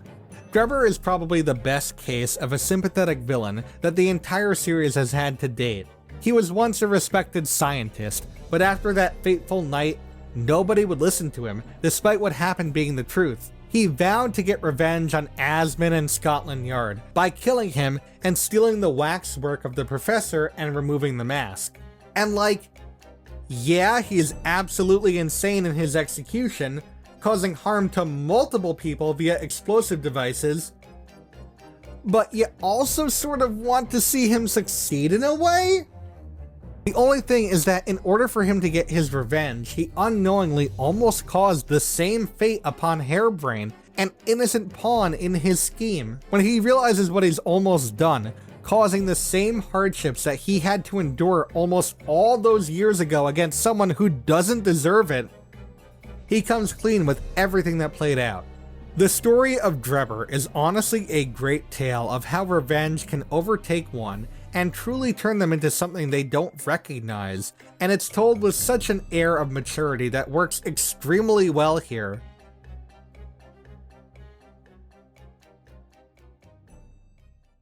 And like I said, this is the case where we're finally introduced to the professor, an excellent introduction that concludes with a few twists that shape the entirety of the rest of the game. And it also ties into a mysterious new masked character that is introduced in this case as Barrick's apprentice. He doesn't really play a major role until the second half of the case, and he barely has any lines, but Susato thinks there's something very familiar about him. It's not until the end of the case, when the mask comes off the Professor Waxwork revealing his true identity, that the identity of the masked apprentice comes to light. The waxwork reveals that Genshin Asogi, the father of Naruhodo's dead friend Kazuya, is indeed the killer known as the Professor. However, the twists don't end there, as seeing the true face of the Professor ignites the memories of the masked apprentice, who reveals himself to be none other than Kazuya himself, somehow surviving his supposed death from the boat. In hindsight, given the name of the case and how Susato reacts to the apprentice, it's a bit obvious what the twist was going to be from the beginning, but honestly, it's still an important revelation that's necessary to building Kazuya's character for the rest of the game, who continues to be a prosecutor from this point on, even prosecuting on the next two cases in order to clear his dad's name. Honestly, there's a lot more that I could say about this case, but I've already talked an earful about it. This is undoubtedly the peak of the Great Ace Attorney series, and I'm glad that we have a story that's able to tell such a fascinating tale, even after it turns out that the main gimmick behind it turns out to be false. I'm looking at you, Turnabout Time Traveler.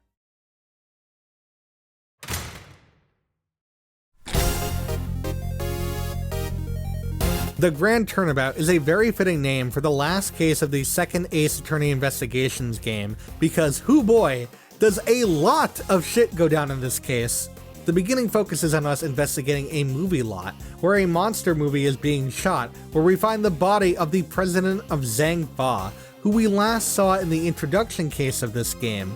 We're also officially reintroduced to Shilong Lang, the Interpol agent from Zhang Fa who played an extremely crucial role in the previous game. It's a little strange to see him just show up here, especially given how important he is to this last case, but at least we get a really interesting story out of it that sort of ties into his arc from the previous game and relates to this game's message of forging your own path. If that wasn't enough, we also have to solve a kidnapping case.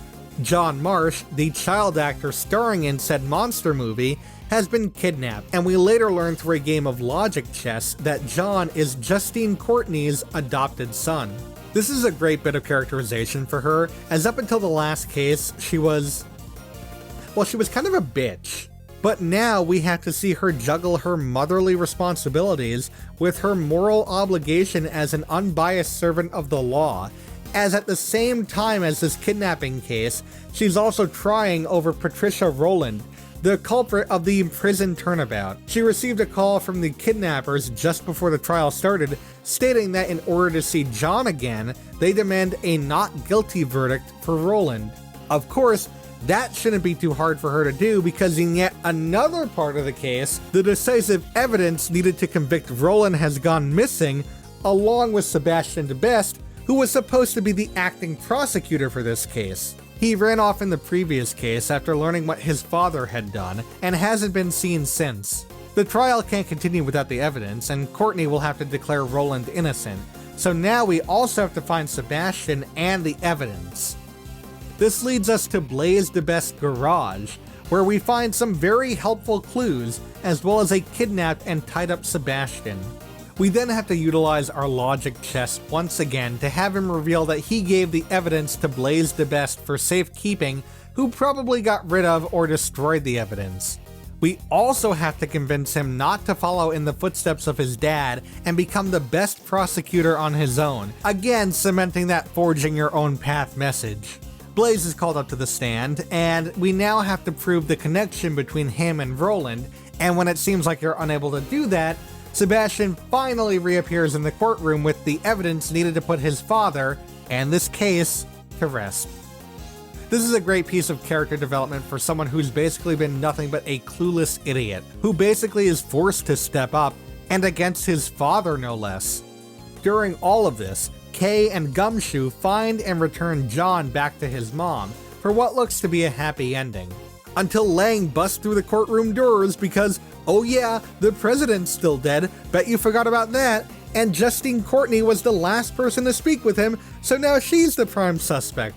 And all of what I just mentioned is only a third of the whole case. I'm not going to go into too much detail with the remaining 2/3 of the case, only because it's more straightforward and contains a massive twist that I really don't want to spoil, if only because this game was never officially released in the West, so chances are a lot of people haven't even heard of this game before, let alone played it. Needless to say, while the tension isn't as nail-biting as this first third, it's still as interesting, as we learn that behind basically everything that happened in this entire game, there was a single mastermind who planned everything, and it's up to us to deduce the true identity and confront them for the final showdown, and words cannot describe how chaotic this gets. And I love it. I absolutely adore the second Investigations game, and the finale does an amazing job tying literally every single case together in an equally harmonious and anarchic way, something that was attempted in the first game, but failed with its execution, at least in my opinion. And yet, despite it being the grand conclusion, this isn't even the best case of the game.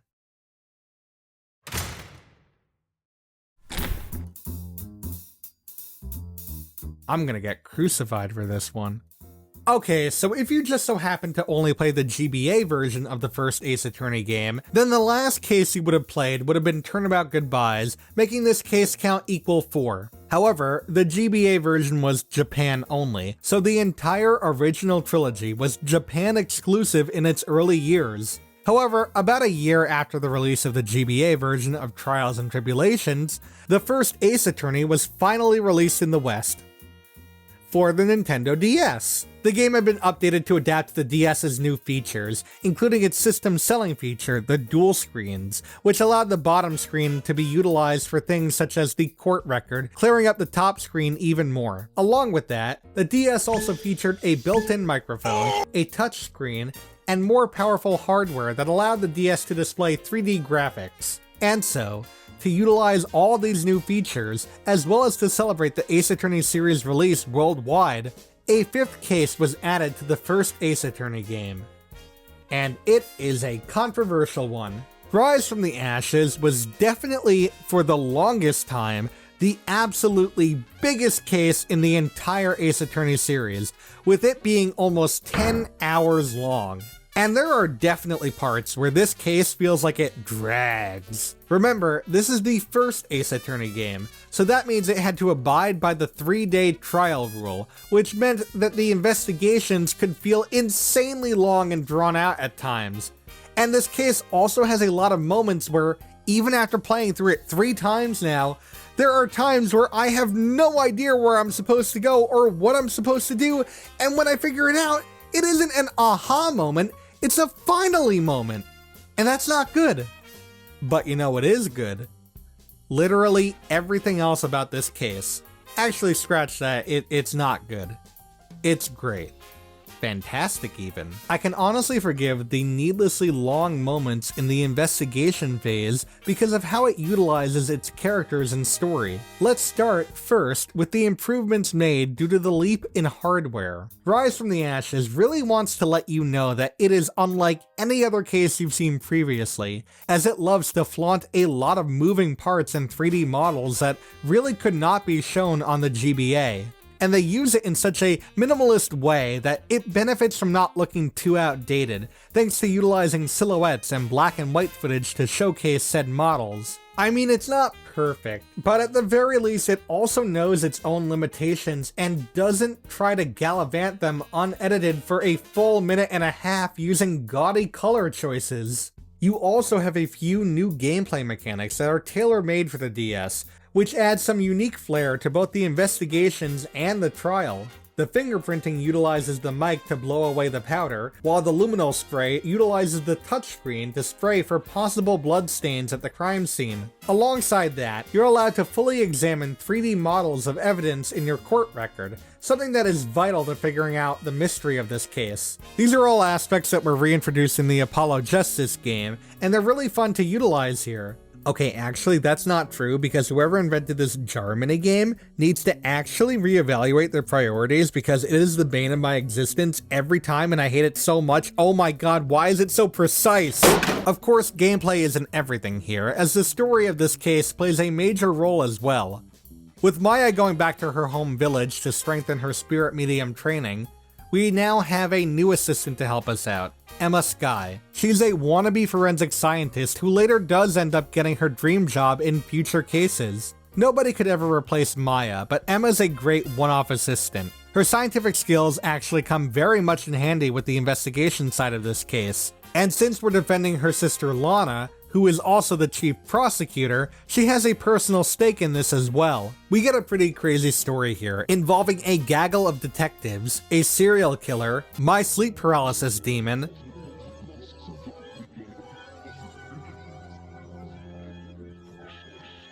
and a corruption scandal that goes all the way to the top, with the culprit of this case, District Chief of Police, Damon Gant. What I love about Damon Gant is that it is so obvious that the game is doing nothing to hide the fact that this man is clearly the culprit, whether that be due to his intimidating stature, foreboding presence, or his own theme music. But the thing is, they don't need to hide the fact that Gant is the culprit because he's so good at what he does. he's able to keep 3 steps ahead of us and is constantly holding Edgeworth's position on the line just because he can. He's constantly using his power to forge and dispose of evidence, and is very smart when it comes to the law, able to utilize certain tactics that make him almost impossible to cross-examine due to his stature. And yet, he comes across as an extremely friendly guy at first, being friends with the judge and even offering us $50. So it takes everything to figure out what exactly he's up to and take him down. And honestly, that might just be my favorite part. Remember, you do not have access to Maya in this case, and ergo, that equates to Mia as well. As such, this is technically your first case where you're on your own with no outside help from a legal higher-up or mystical powers. This case requires Phoenix, who is still a rookie at this point, to utilize all of his logic and reasoning skills to take down the big bad once and for all. Although you're not actually entirely alone. Since this takes place after Turnabout Goodbyes, we actually get to see Edgeworth begin his character arc of becoming a better person, and despite us going against him once more in this case, he's fighting for the truth this time around. So whenever he sees that we're onto something, he nudges us to keep going. Towards the end of this case, when we seem to corner Damon Gant, there's this great back and forth with Phoenix and Edgeworth constantly going off on Gant, and this was absolutely the peak of the case for me. And honestly the peak of the game. You were able to stop this corrupt power, due solely to your logic and reasoning, with almost no outside help whatsoever. I know a lot of people don't like Rise from the Ashes, but not only do I think that the hate is undeserved, I think it's one of the best cases that the first game has to offer. Granted, it was written after the entirety of the original trilogy had already been created, so they had a lot of practice at that point, but that's besides the point.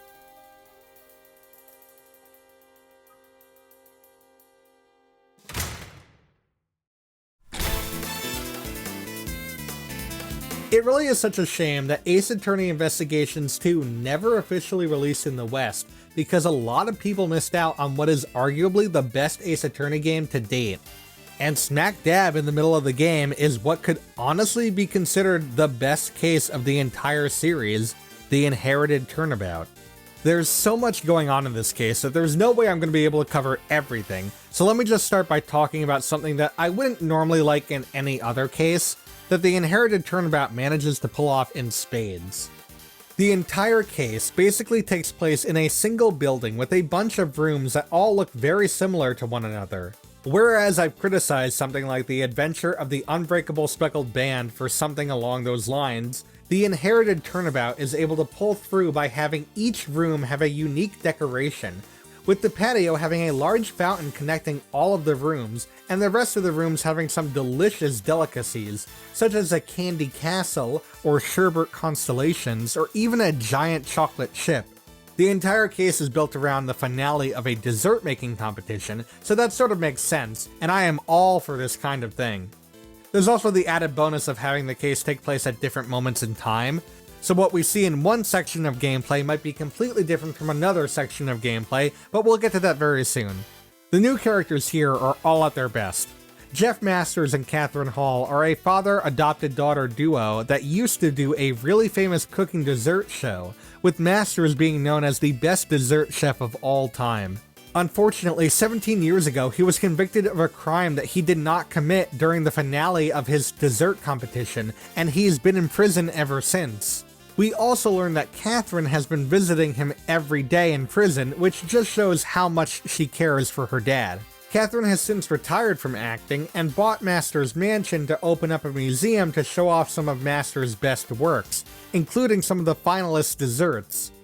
Because of this, all of the living finalists return for the grand opening. Delicia Scones is a very funny character. I honestly thought she was going to get on my nerves, but luckily she's not overused, and she's actually able to provide some pretty useful information for this case from 17 years ago. And Dane Gustavia... Well, let's discuss the story of this beast of a case. As I mentioned before, the Inherited Turnabout is a case that actually takes place during 2 time periods. In the present, Ray, who has been working with Jeff Masters for 17 years to acquit him, asks for Edgeworth's help to find the true culprit of what has been deemed the IS-7 incident. Because of the grand opening of the museum, all of the suspects have once again returned, which means that it's up to us to find out what really happened 17 years ago. In addition to that, we also get to play through the IS-7 incident that took place 17 years ago to get further context as to what exactly happened. And this is where the case jumps from great to fantastic. Because for these sections, you're no longer playing as Miles Edgeworth, world-famous prosecutor. No, for these parts of the case, you're playing as Gregory Edgeworth, Miles' father and defense attorney, and his assistant Ray Shields, as they take on Masters as their client. This is such an amazing addition to the game. You're constantly going back and forth between the past and present, so you get a really good idea of the similarities and differences between Miles and his father, and you start to realize just how strong their bond was before the fateful DL6 incident. I'm actually glad that this case is as long as it is, because honestly, I love playing as Gregory. He's just different enough from Miles to make the gameplay and interactions fun and unique. And because this case takes place in the past, we get some returning faces, such as Manfred von Karma acting as a prosecutor, and the return of Tyrell Bad as the detective from the previous game, one of the only characters I actually liked from that game. Honestly, I can't stress enough just how great the addition of Gregory is to this case, like, it's amazing. Of course, I wouldn't be placing it this high if it was just this. The story here actually takes a lot of twists and turns that I did not see coming at all. Like the fact that Delicia is actually not a dessert chef, but a pharmacist who entered the competition in order to sell the grand prize. And also in the present day, Dane Gustavia is somehow assaulted with a noxious gas, and we have to figure out exactly how and what happened. This case also does a really good job mending together the past and the present. Nothing feels too contrived, and everything is explained in a way that not only makes sense, but makes sense for the characters in the story. There were a few things in this case bordering on the impossible, such as the grand prize for the dessert competition being a recipe book containing a cure for a disease that causes you to lose your taste, but honestly, it doesn't really take me out of the case all that much. And now I think it's time to talk about Dane Gustavia. So, as it turns out, Dane is the culprit from the IS-7 incident from all those years ago that ended with Masters getting arrested. Originally, he planned on framing Delicia, since he found out all about her intentions and he actually really liked and respected Masters, but unfortunately his plan failed due to a series of unfortunate events that left the victim's body in Masters' room. After all of this went down, he studied in Zhang Fa for a bit and came back for the grand opening, trying to clean up any and all evidence from that case 17 years ago.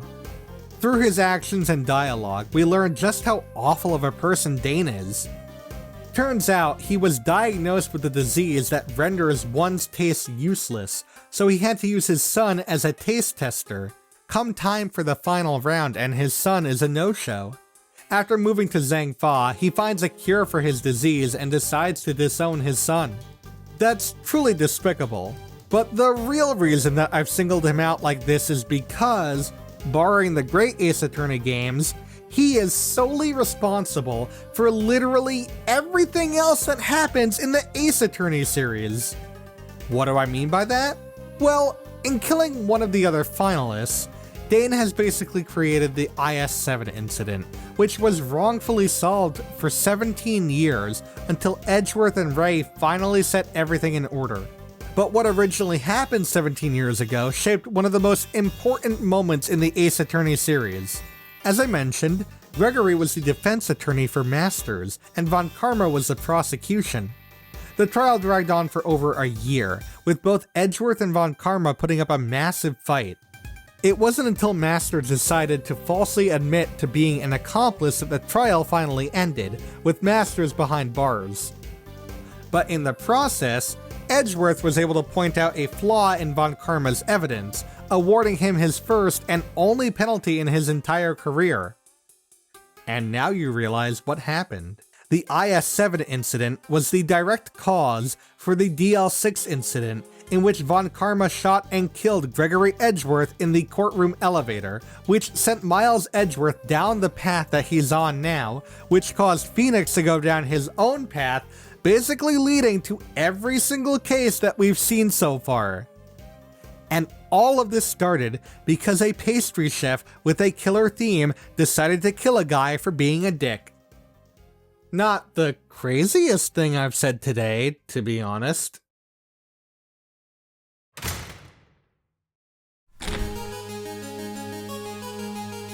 If there's one thing I think we can all agree on, it's that the original trilogy really knows how to end its games. Depending on exactly which case you ended off playing the first Ace Attorney game with, you could argue that either one of those cases sees Phoenix at the high point of his career. So it only makes sense that by the end of the sequel, the final case of that game undoubtedly sees Phoenix at the lowest point of his career. Just to give you a rundown of this case before I go into how and why it manages to be one of the best cases to date, at a celebrity event, an actor by the name of Juan Corrida is killed in his hotel room, and a rival actor named Matt Ongard is the main suspect. At the same exact time as this is going on, Maya is kidnapped from the event by an assassin by the name of Shelly the Killer, who says that if Phoenix does not get a not guilty verdict for Matt, he will kill Maya, and he only has 1 day to do it. So already the stakes are set extremely high, and unlike the grand turnabout, the kidnapping is in place for the entirety of the case, so the tension never really feels like it's lowered. That's not the only thing that's changed for this case. You see, Franziska von Karma, who has been the rival prosecutor for the entire game, has been shot outside the courthouse, and now she's unable to prosecute for the case. In lieu of her, Miles Edgeworth returns to the stand once again, who we had been told for the entirety of the game was dead. Nope, turns out that he was just in another country. But now he's back, and this might be his best appearance. He's still cocky and full of himself, but he's also lost that Von Karma edge that makes him so unlikable. Now, instead of fighting for the win, he's fighting to find the truth, and it's such a good character shift for him. And despite Phoenix being mad at him for running away, and them being on opposite sides of the courtroom, Edgeworth still helps out Phoenix in order to save Maya's life. Honestly, because of Maya's kidnapping, everyone is acting this way, and it's great to see everyone doing everything they can to help out Maya, even if it goes against which side they're fighting for. It really shows that these characters are real human beings with real emotions, and not just fighting for their cause.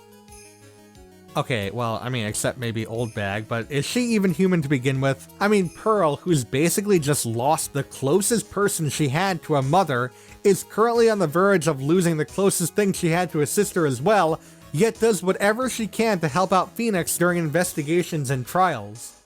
Mia acts as sort of a communication between Maya and Phoenix, checking in on Maya's condition. Franziska comes back in the last moment to present some evidence that helps out Phoenix, albeit in order to get the guilty verdict, but still. And Edgeworth plays a major role, giving helpful information to Phoenix about Shelly, and stalling the trial for as long as possible so the police can catch up with the assassin and Maya. And Gumshoe, God bless his heart, he basically risks everything to save Maya, putting his job on the line to give Phoenix as much information as possible, and his life when he gets into an accident with vital evidence in hand. He seriously deserves a raise after this, I mean, my god. That's not to say the new characters offer nothing, because they've got their own compelling storyline. Adrian Andrews seems like a strong and independent woman who would put up a solid fight, but we soon learn that that's all a facade, as she's actually extremely unconfident and relies heavily on other people. It's her greatest shame, and in order to get Maya out of this bind, we may just have to expose her secret, or possibly worse. Meanwhile, Shelly the Killer is a world-class assassin whose top priority is trust between himself and his client. He's clean, quick, and does the job with no questions asked. He seems like an extremely formidable foe, and the fact that he doesn't end up behind bars at the end of the case just goes to show how truly formidable he is. And at first, I wasn't too into the back and forth rivalry story between Matt Ongard and Juan Corrida, like it just seemed petty at first.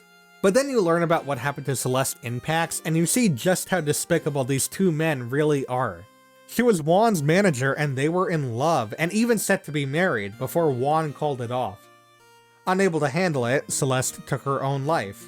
Juan, who came across the grisly scene, decided to forge a suicide note listing all of Matt Engarde's misdeeds. And Matt Engarde, he's somehow even worse. Yeah, that's right, the guy you're defending in this case, the guy who seems to be nothing more than a good-looking airhead, the guy whose verdict determines Maya's fate, is actually one of the most sinister people in the entire series. Before she started dating Juan, Celeste was originally Matt Engarde's manager and girlfriend. They seemed to be in love, but it turns out that Engarde was using her to get higher standings in his career, and just threw her to the side afterwards. Upset by this, she decides to switch studios and boyfriends, hitting it off with Juan Corrida instead. And despite those two actually being in love, Engarde mentions that he and Celeste used to be together to Juan, which makes him extremely upset, canceling their wedding. And at the awards ceremony, when Juan was going to come forward with everything Matt had done, Matt decided to hire an assassin to once and for all put an end to their rivalry. Which means that, for the first time ever in this series, you're defending someone who is actually guilty. And therein lies the through line with this case being Phoenix's low point. For the first half of this case, Phoenix does whatever he can to try and clear Matt's name, thinking that he actually is innocent. In fact, he almost succeeds, thinking that Adrian Andrews is the true culprit, with a motive and everything. However, when he comes to realize that that's not the case, he confronts Matt Engarde once more, and his true intentions become revealed. Phoenix already wasn't able to get a non-guilty verdict in one day, despite his best efforts, so he's on very thin ice already. He also found out that Maya wrote him a note, stating that he needs to do the right thing and get Engarde a guilty verdict, and not to worry about her. And now it's up to him to decide what to do, as he has to make the most difficult decision of his entire life. If he gets Engarde a not guilty verdict, Maya is free to go, but that would mean that he would have to implicate Andrews, an innocent party in the grand scheme of things, ruining her life in the process, not to mention that Engarde would freely roam the streets. But if he does get the guilty verdict, Engarde gets locked behind bars where he belongs, and Andrews is free to go, but Maya will face the ultimate price. So Phoenix has to choose. Follow his moral compass and make sure that Matt gets what he deserves, or listen to his emotions and protect Maya first and foremost. No matter what choice he makes, Phoenix ends up losing no matter what. It is a thought that haunts him for the entirety of the case, and he dreads having to make the choice. Luckily in the end, it all sort of works out, with us being able to convince the killer that Matt was someone he could not trust, thereby breaking the contract between the two and setting Maya free, allowing us to push for a guilty verdict. But that doesn't negate any of the emotions that were in this case. They were on full blast. This is undoubtedly Phoenix's lowest point in his career, and it's portrayed in an emotional and extremely tight way. I mean, I guess you could argue that this isn't actually Phoenix's lowest point, and you could definitely make a case for that, especially when talking about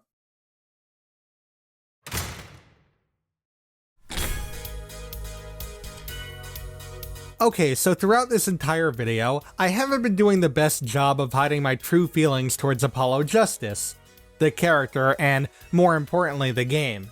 I honestly think that it's one of the best looking and best sounding games to date, but honestly, none of the cases I've talked about have done anything to convince me to take another look at it again in my free time.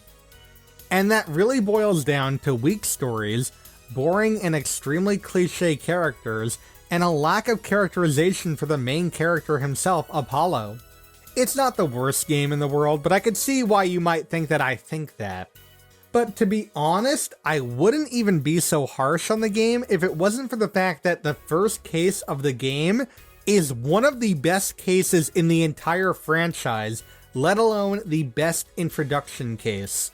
Intro cases are primarily meant to introduce or reintroduce the players to the mechanics of the game, and sometimes set up the overarching story being told, unless you're Justice for All and just decide to make the worst case ever, but that's besides the point. The first case of Apollo Justice had a lot of pressure riding on its shoulders, especially since it had the added task of introducing us to a brand new set of characters, since this game takes place 7 years after the events of Trials and Tribulations, and you're now playing as rookie attorney Apollo Justice.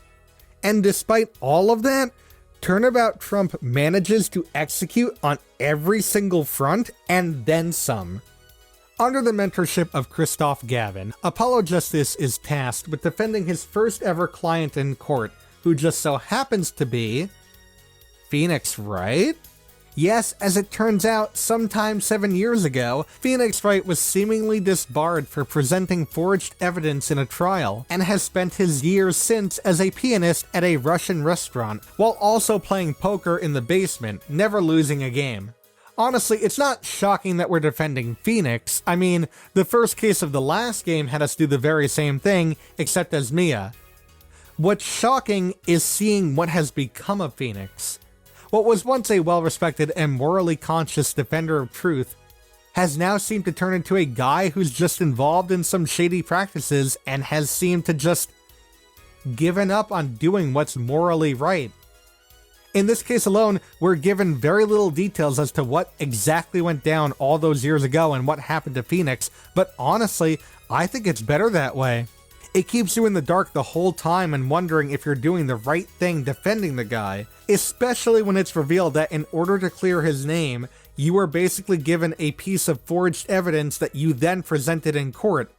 Something that Phoenix himself got disbarred for so many years ago, and something Phoenix has stated on multiple accounts is a huge deal. So to see him just do this so nonchalantly to clear his name? No wonder Apollo punched him after this case was over. Then there's also the relationship between Christoph and Phoenix that's explored in this case. At the beginning it seems like they're pretty good friends, and Apollo defending him is a favor from Phoenix. However, you could just sort of feel the tension in the air before the trial starts, as if there's sort of a strain in their friendship, and as they'll soon figure out, it goes a lot deeper than that. You start by defending Phoenix, who seems to know a lot about what actually went down that night, yet continues to insist that he's innocent. While he does seem a bit suspicious, he's able to make a lot of clear points. However, things take a turn when he reveals a conversation between himself and Christoph that he recovered over the phone, in which Christoph slipped up and mentioned something he wouldn't have known unless he was at the scene of the crime. Suddenly, the tables have turned, and Phoenix is back at the defense bench, while Christoph is being asked to provide testimony. And I assure you, it's quite based. You're able to expose Christoph's scheme and send him to jail, but there are some things that just don't quite add up. But before we discuss that, let's talk about the gameplay of this case. Now, despite all the twists and turns that this case has, and how much it leaves us in the dark, and how great it is at setting up the characters and mysteries, it is still an introductory case, and its primary job is still to explain and utilize the basic mechanics of the trial system. I've criticized previous introduction cases for feeling like it was treading on old ground, or finding a convoluted reason to reintroduce the basics, or just being plain boring. I'm happy to say, though, that Turnabout Trump does a spectacular job handling the duties of an intro case. Because we're in a new era, and because we're using new characters, it actually makes sense for us within the story to be reintroduced to the mechanics of the game, not only because in-universe this is Apollo's first case that he's handling, but also because for a lot of people, this will be their first ever Ace Attorney game.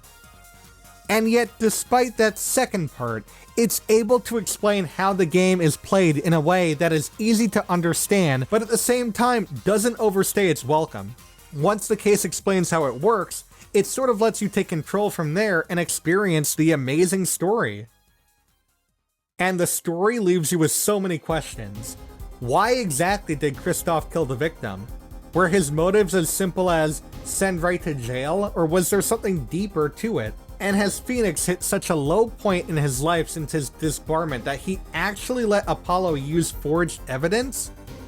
What has gotten him to this point? And why does it feel like he knows more than he lets on?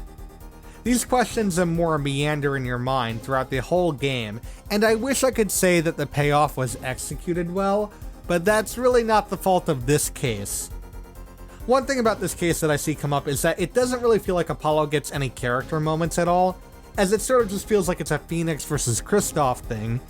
And to that I say, A, it's an introduction case, so it makes sense why we don't dive deep into his character, as that's saved for later cases in games, and B, the mystery between Phoenix and Kristoff is easily the best part of the case, so I'm all for that.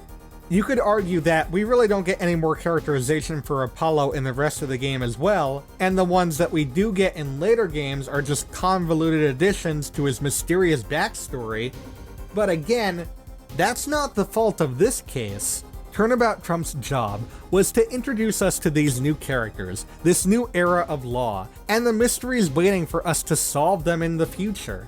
It's the other case's faults for failing on that execution, and that's just what I find so fascinating about Turnabout Trump. It's able to outshine literally everything that comes after it with its extremely competent writing and setup. I cannot believe that the intro case to Apollo Justice is actually this amazing. Even people who hate Apollo Justice say that this is easily the best case of the game, so clearly they at least got something right when making this game. I mean, it has to have been great given its placement on this list. Number 2 best Ace Attorney case is an extremely high honor, but there's just one case that trumps even this one.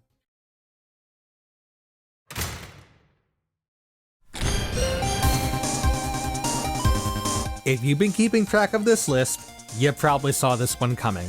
Hell, even if you haven't, if you played the games before, chances are that you still saw this one coming. It might seem like an extremely obvious choice to put the finale from Trials and Tribulations as the best case in the entirety of the series, but honestly, that's because Bridge to the Turnabout deserves all of the praise. With the ending of the first game being the high point of Phoenix's story, and the ending of the second game being the low point of Phoenix's story, the ending of the third game acts as the ending of Phoenix's story. Not just his story actually, but the ending of a lot of characters' stories. Mia, Maya, Pearl, Edgeworth, Gumshoe, Franziska, even Larry, and Godot and Dahlia as well, but we'll discuss them in due time. This was originally supposed to be the final game in the Ace Attorney series, and while I'm glad that it continued, giving us games like Dual Destinies and the Great Ace Attorney Chronicles, I could absolutely see this being the last game of the series, since the ending does such a good job wrapping up everybody's stories. There is a reason that the OG trilogy is so beloved after all. I could go into a lot of details about all the characters and how they impact the story and how the stories are wrapped up, but I'm only going to focus on a few here. While visiting the Hazakura Temple with Maya and Pearl, Phoenix comes across an individual named Iris, who has a very similar resemblance to Dahlia Hawthorne. This leaves him extremely suspicious of her, especially when another character introduced in this chapter, who ends up being Maya's long-lost mother, is killed, and Iris is the primary suspect. Phoenix has to take her case despite his reservations. And he's all alone this time, as Maya is trapped on another mountain with no way to access her for the time being, and Pearl being lost somewhere at the temple, meaning that not even Mia can help him from the beginning. Of course, even Phoenix is out of commission since he's hospitalized for falling off the bridge into the icy cold river. So, for the first part of the trial, you get to play as Edgeworth. Yep, predating the Investigations games, you actually play as Edgeworth for like a third of this case. He's acting as a defense attorney, and since Godot is MIA for whatever reason, he has Franziska act as the prosecutor. This is such an amazing area of the game, both the investigations and the trial. Seeing Edgeworth's inner monologues and how it differs from Phoenix is so much fun. And him facing off against Franziska is a great way to end both their stories, while also giving Edgeworth a taste of the defense attorney life that he comes to question his path over in the second Investigations game. When Phoenix takes over again for the remainder of the trial, everything starts coming into play. The bridge is repaired, but Maya is locked away in the cave and they're unable to get her out. Godot reappears and is looking forward to taking you down in court. And on the plus side, Pearl is found, and that means we now have access to Mia again, who becomes very vital later on in this case. Edgeworth also reveals that Dahlia Hawthorne died in prison, meaning that Iris couldn't be Dahlia. Or at least not physically. And now we can shift focus to the two characters who make this case as strong as it is. Dahlia makes her grand return here, this time as a specter. We've seen just how cruel of a person she can be in the first and fourth case, basically showing herself to be an outright monster. Turns out that in her time in prison, she met up with Morgan Fay from the second case of Justice for All, and they devised a plan to finally get revenge on Mia Fey by killing Maya as Pearl, which would then make Pearl the head honcho of the Spirit Medium clan. This really just goes to show how awful this person truly is, but then you learn that Dahlia Hawthorne is actually the daughter of Morgan Fay, making her Pearl's sister and Mia and Maya's cousin. So Dahlia basically goes out of her way to destroy her family just because of what Mia did in the first case. She's literally the most heartless person in the entire series, and to see her get her comeuppance is so satisfying. And then there's Godot. At this point, even if it's not revealed to the characters, it's obvious that Godot is Diego Armando, Mia's boyfriend who was poisoned by Dahlia, leaving him in a coma for 5 years. When he awoke, he was blind and his hair was white, but with the help of a visor, the former was no longer a problem, albeit he couldn't make out the color red.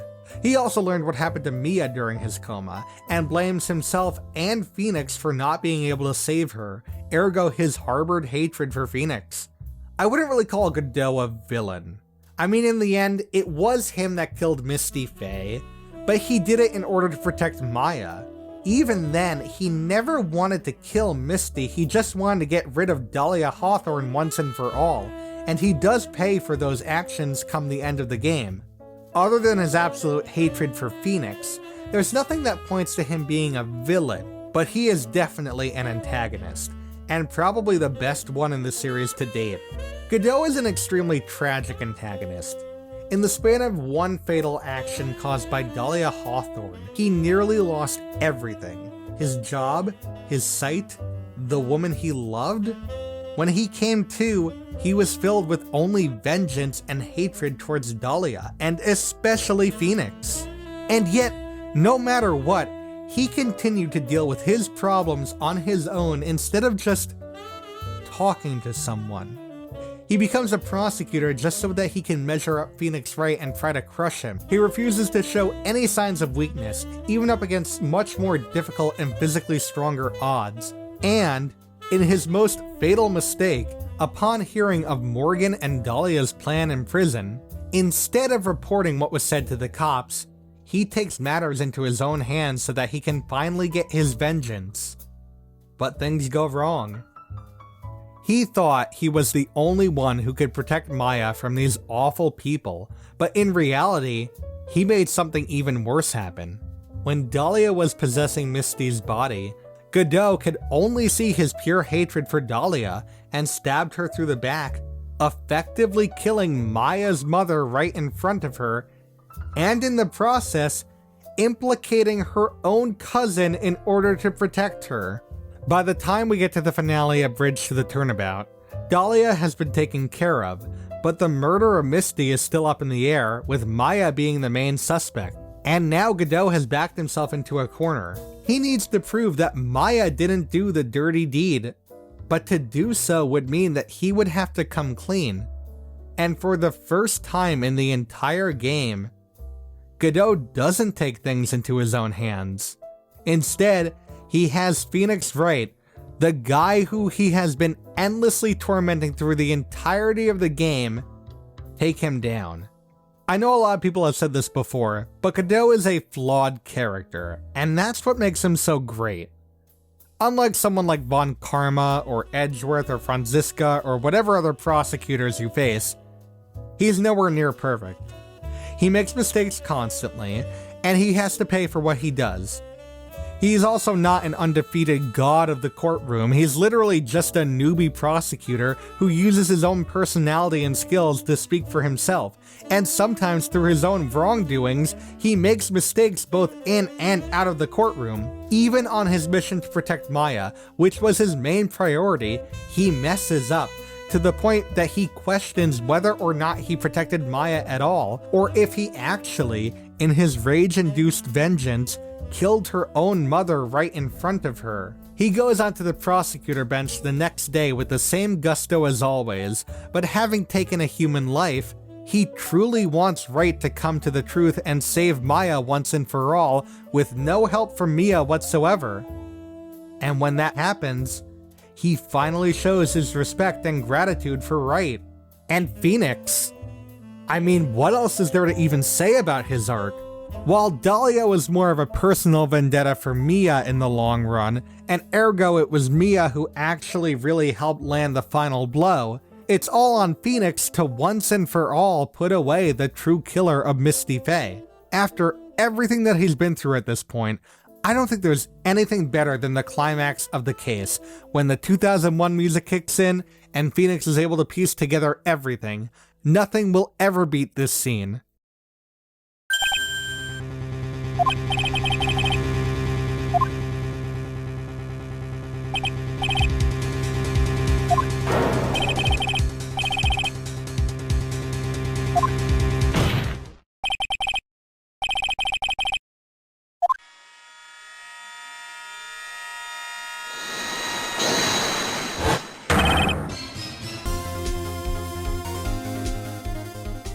This is truly the end of Phoenix's story. We've seen him go from a novice defense attorney making tons of mistakes and constantly doubting himself, as well as relying on the help of others, to this competent defense attorney that is able to hold his own in court against his most formidable and personal foe yet. Even with the subsequent games, this truly does feel like the closing chapter to Phoenix's story. And they went out with the best case in the entire Ace Attorney series.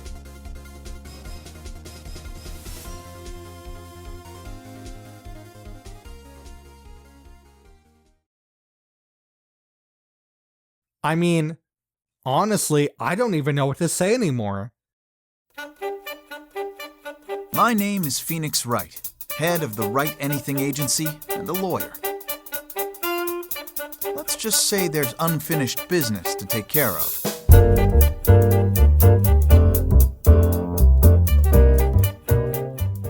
I actually didn't grow up with the Ace Attorney series like a lot of other people did, so I might not hold the same sentimental value that a lot of people watching this video might hold, so your opinions could be greatly different from mine. Hell, you might hate Bridge to the Turnabout, and also absolutely adore the Lost Turnabout, and that's totally okay. I mean, I wouldn't want to be near you in public, but it's still okay. That's the thing about these cases, and even the games as a whole. Even though I was extremely hard on a lot of these cases, that doesn't mean they're devoid of things I like. And even the cases that I sing the praises of have some aspects that I can't stand. You might like aspects that I hate and hate aspects that I love, and that's okay. What's great about these cases is that they're so diverse and unique in the content that there's going to be something for everybody. Literally every game is going to have a case that you're going to enjoy, or at the very least, a case with aspects that you enjoy. So don't let my conflicting opinions get in the way of you experiencing these games, whether it be a replay or for the first time. The likelihood of a new Ace Attorney game is still very much in the air, and while I'd like to see the series continue, 11 games and over 50 cases is a pretty dang good legacy. So even if this is the end, I'm always going to continue to enjoy these cases and this series for the rest of my life.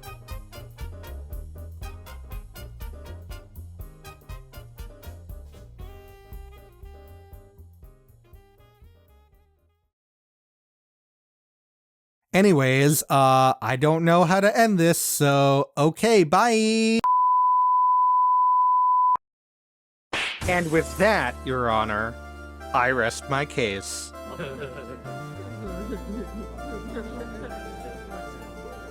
And what exactly did this decisive evidence prove? What did it prove? What do you mean, what did it prove? It should be clear as day to everyone in this courtroom that with this decisive evidence, I have been absolved of all guilt, and proves without a shadow of a doubt that I am not guilty of this crime.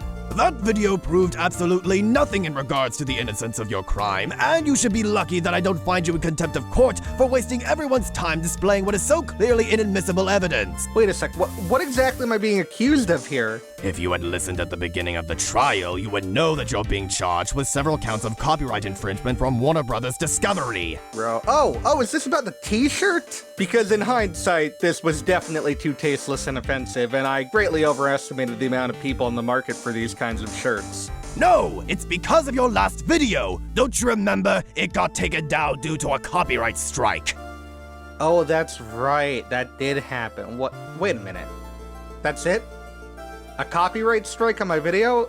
I'll just appeal the claim. Why are we making a federal case out of this? Defendant, it is not my position to understand the intricacies of why multi-billion-dollar companies and so-called creator-friendly platforms continue to go after content creators like yourself that put in months of work into one video just to take it down because they detected a second of a 5-second edited clip with commentary over it, or because a faulty automation system detects things as inappropriate content without giving the slightest bit of context as to what it could have detected. And that's if they even have a reason at all. It's also not my job to understand why these companies continue to do this while turning a blind eye to videos promoting racism, sexism, hate speech, homophobia, fear-mongering, actual unedited extreme violence in real life, and worst of all, full unedited episodes of television shows. My job is not to make the laws. My job is to make sure the laws are followed, and based on what has been shown before me, it is clear that you have not followed the law. Objection! You can't object to a judge, but for the sake of it, on what ground? On the ground that this whole trial is a kangaroo court. On the grounds that I was not provided a proper defense attorney and therefore was forced to defend for myself. Defendant? Not only were you provided a lawyer, but it was one of the best lawyers out there. It isn't the court's fault that you decided to defend yourself. I was given a cardboard cutout of Perry Mason to defend myself. Yes, and he's one of the best TV lawyers you can find. Okay, yes, but this isn't actually Perry Mason. It's a cardboard cutout. He's made of triple wall cardboard. That's the strongest type there is. Again, it's a cardboard cut. He isn't even a real lawyer. That's a character from a TV show. Order! Order in the court! Defendant, you have wasted enough of everyone's time with your inadmissible evidence and bashing of culture, especially those of your jury peers who are deciding your fate as we speak. Those weren't jury peers, those were Judy Greer's. And I'm at least 80% positive that they're cardboard cutouts too! Defendant, I now have the final verdict in my hand. Wait, where did you— Daniel T. Mansworth, you are hereby found guilty of 26 counts of copyright infringement, in addition to being held in contempt of court for wasting everyone's time with that inadmissible and overused evidence format. What? And while I've acted as an unbiased figure throughout this entire trial, I'm extremely happy to serve you with the worst punishment that is known to mankind, to be enforced immediately. A forced marketable redesign. Court is adjourned. Wait a second, what did he say? A forced market? What does that even mean?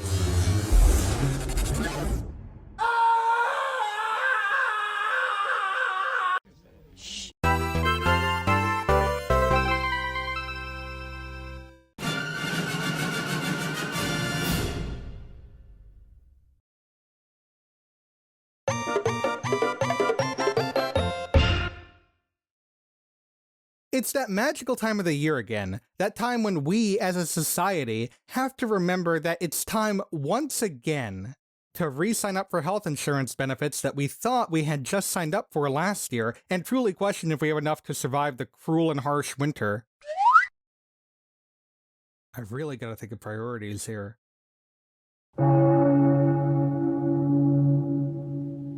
Oh, and it's also Christmas too, I guess. If you've been around my channel for a while, you know that I'm no stranger to talking about holiday specials. I don't know what it is about them specifically that I enjoy so much. I know that now that I'm in my mid-20s, I'm supposed to be really dismissive and moody towards Christmas and its specials, seeing as it's nothing more than a cash grab from corporations and executives to rake in that sweet, sweet revenue, but I gotta be honest, I really don't hate Christmas. specials. I also don't hate Christmas, and I really don't hate American Dad. In fact, you might say that I love it. So when you cross a show that I love with a holiday that I love, you get something all kinds of screwed up.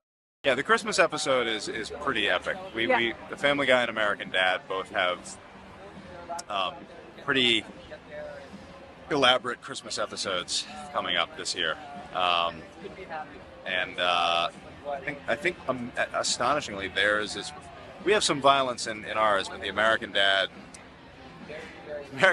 Christmas special probably takes the cake as being the most violent piece of animation. But it's glorious violence. Yeah, American Dad has been known for having some absolutely insane Christmas specials, with some of them being highlights of not only their respective seasons, but also of the show as a whole. And with a show running as long as American Dad has been, you know that's quite the achievement. So, given that I'm working on this big American Dad video and it's that most special time of the year again, I figured I'd take a bit of a breather between these nice big videos that I've been making and go over all 10 Christmas specials that this show has given us, which is a nice round number. Wait, what day is this going up? Motherfucker!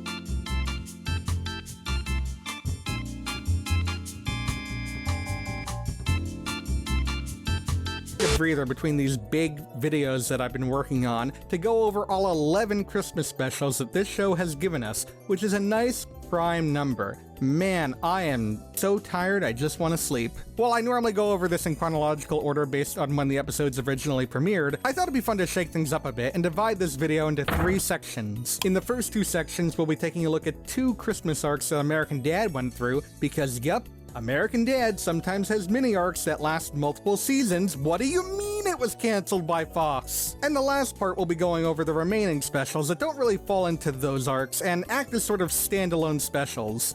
I'm not going to be going too much into how I feel about these episodes overall. This is more so just giving a brief synopsis and looking over all the Christmas episodes. I'm saving my scathing thoughts for the big video.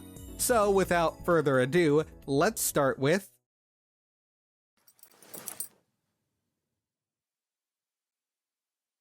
You're not really Jesus, are you?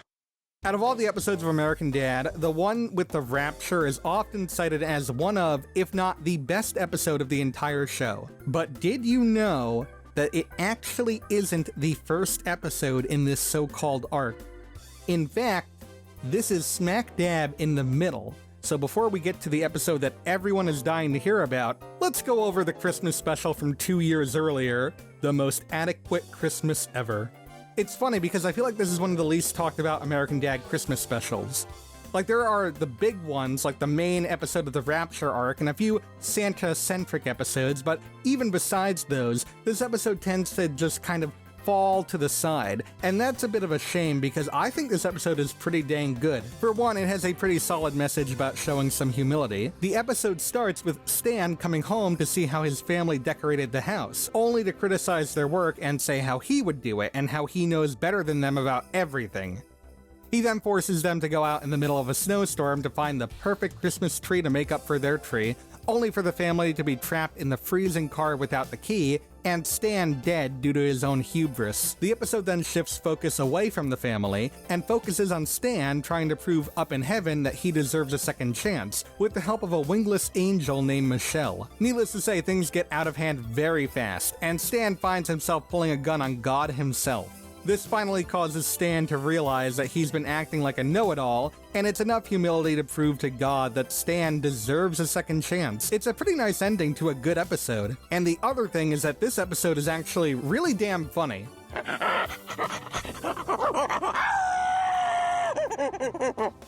Hey, Francine, you make coffee? In my defense, she hadn't made coffee. Like, not everything got a laugh out of me, but the episode is constantly firing on all cylinders, so if one joke doesn't land, they're already on to the next one. That's not to say they didn't stick with any of the funny jokes. I found the running joke of Stan constantly avoiding his death to be pretty funny, and the bit about the heaven gun got a chuckle out of me. Seriously, why do we have heaven guns? I don't mean to be that guy, I'm happy here, but why is this not an issue? Also, this is something I'll go into more in my ranking video, but Stan's ignorance here is just really, really funny. Like, it's extremely over the top to the point where he's still being awful to his wife and children and Michelle, but what he says and how he says it is so cartoonishly over the top that you know that there's still like love in this family and being poured into the show as well. You'll catch your death out here! Honey, just because snow is the same color as our refrigerator doesn't mean you know how it works. So yeah, good episode, and I look forward to covering it again in the big ranking video. But now it's time to discuss what many consider to be the best episode of the show, Rapture's Delight. This is probably one of the most well-known episodes of the show, and for a damn good reason. This episode cranks almost everything up to 11, especially in the second half. That's not to undermine the first half of the episode. I think that does a very good job setting up the plotline of the episode. It's also where a majority of the laughs are, since the second half is dedicated primarily to the post-apocalypse. Jesus is coming back for Armageddon! I can appreciate how even 6 seasons in, the show is able to commit to the idea of Stan trying to be this model American citizen, with him prioritizing church and religion over even his own family. That bites him in the ass when the Rapture comes along, and Stan and Francine are left behind, and Stan attempts to throw Francine under the bus to get raptured. After that fails, Francine leaves him and manages to hook up with the real-life JC, yo! Leaving Stan alone come time for the apocalypse. And that's just the first half. First and foremost, I gotta give props to the art direction. They could have just gone with, like, monsters in a Seth MacFarlane show style, and there are some instances of that here and there, but for the most part, these monsters look extremely out of place for the show, and I love it. They also play it extremely straight for the most part. Like, there aren't any moments of them breaking character. Every character knows how dire the situation is, and they all act serious the entire time, never breaking the tension. But they also don't make the characters feel like they're completely devoid of their personalities. Like, Stan will still come up with these cheesy one-liners when killing off demons, and Roger still acts like a petty bitch. After I defeat the Antichrist, I'm to begin the long road of rebuilding civilization. It's going to be a lot of work, and I could use your help. Yeah, it's okay. The only character I'd say breaks this tension is the Antichrist, who, instead of being some unyielding and uncaring monstrous demon, is revealed to be like opposite Jesus. So for example, he adds negatives to Bible quotes, he can swim and land, and he's a poor craftsman. Even his design is very opposite Jesus, having no hair and wearing some kind of cheesy knockoff 1960s Riddler costume. Because of that, I don't mind the fact that he does indeed break the tension, since he's supposed to be like this goofy opposite of Jesus. Anyways, yeah, fantastic episode, but you probably didn't need me to tell you that if you've seen the show. You're probably now asking, but Dan, you said this was the Rapture arc. How did the previous episode tie into this one? Well, astute viewer, the reason I have paired these episodes together is that Michelle, the angel from the previous episode, is guiding Steve, Haley, and Stan in heaven. Yeah, that's it. You wasted my time a little bit. But now I think it's time to move on to the final episode of this arc, Season's Beatings. I actually talked about this episode a bit in my Ranking All Roger Personas episode, which I did with my good friends Artis and Chorus, both of whom are American Dad aficionados, so be sure to check that out when you're done with this video. This is another one where I feel like it's often thrown to the sideline when talking about the Christmas episodes, and again, I think that's a shame because there's a lot of great stuff here. This is another one where there are extremely funny moments. You don't deserve to be on that cross, you lazy, wine-loving bisexual!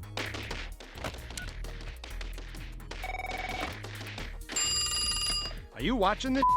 It's definitely not as rapid fire with the jokes as Most Adequate Christmas Ever, but I think the output of the jokes here is a slightly higher quality due to a much more experienced joke delivery with the show at this point. That punch right there, that's the punch where everything went black and I was finally able to achieve orgasm. Oh. I also like how the family plays a much bigger role in this special. The previous two were very Stan-centric, which isn't a bad thing, but I always enjoy when the whole family is involved in shenanigans, since they all play off each other very well. Anyways, the episode follows Stan getting excommunicated after beating up Roger dressed as Jesus Christ at a holiday show, and him trying to get back into his religion. Meanwhile, Jeff wants a kid, so he adopts a son from the orphanage. I named him after my favorite character in literature, Nemo, from the novelization of the film Finding Nemo. Very quickly, these two plots converge as it's revealed that Nemo is actually the Antichrist. so Stan tries to kill him in order to get back into Christianity. From here on out, the plot takes a lot more of a dark and spooky turn, and I gotta hand it to them, some of these scenes are a little unnerving. We've got body manipulation, possession, lots and lots of blood, and even a pretty meaningful death, with Father Donovan, who acted as Langley's priest up until this point and was a relatively frequent recurring character. And from what I can tell, he doesn't show up again for the rest of the series. Nemo! It's Omen spelled backwards! He is the Antichrist! But you picked the name Nemo. That doesn't make any sense. Again, this episode is a lot of fun. It got some laughs out of me and even a few spooks, though you're probably confused since we now seemingly have two different versions of the Antichrist, thus technically this shouldn't be part of the Rapture arc, right? Well... I'll see you again, Stan Smith, when the Rapture comes! Yeah, so some people have theorized that this episode is actually a prequel to Rapture's Delight, and I can totally see that being possible. But if that's the case, then a problem arises.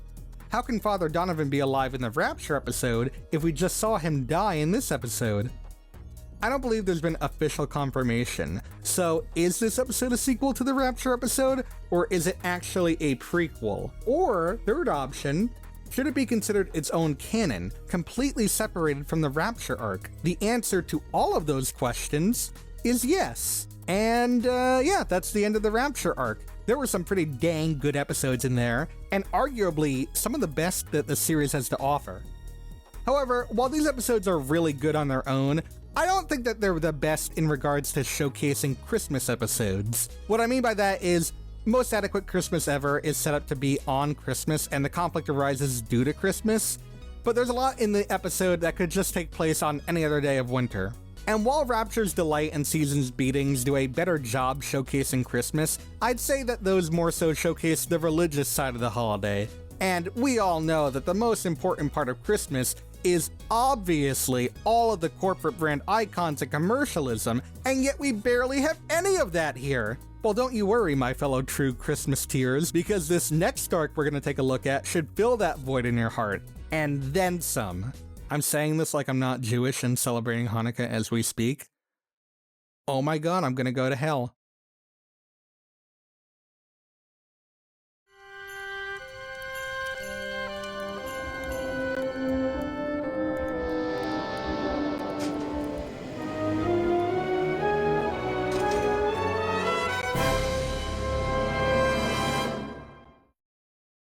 American Dad loves to zag when it's asked to zig, so of course they have a different take on Santa Claus.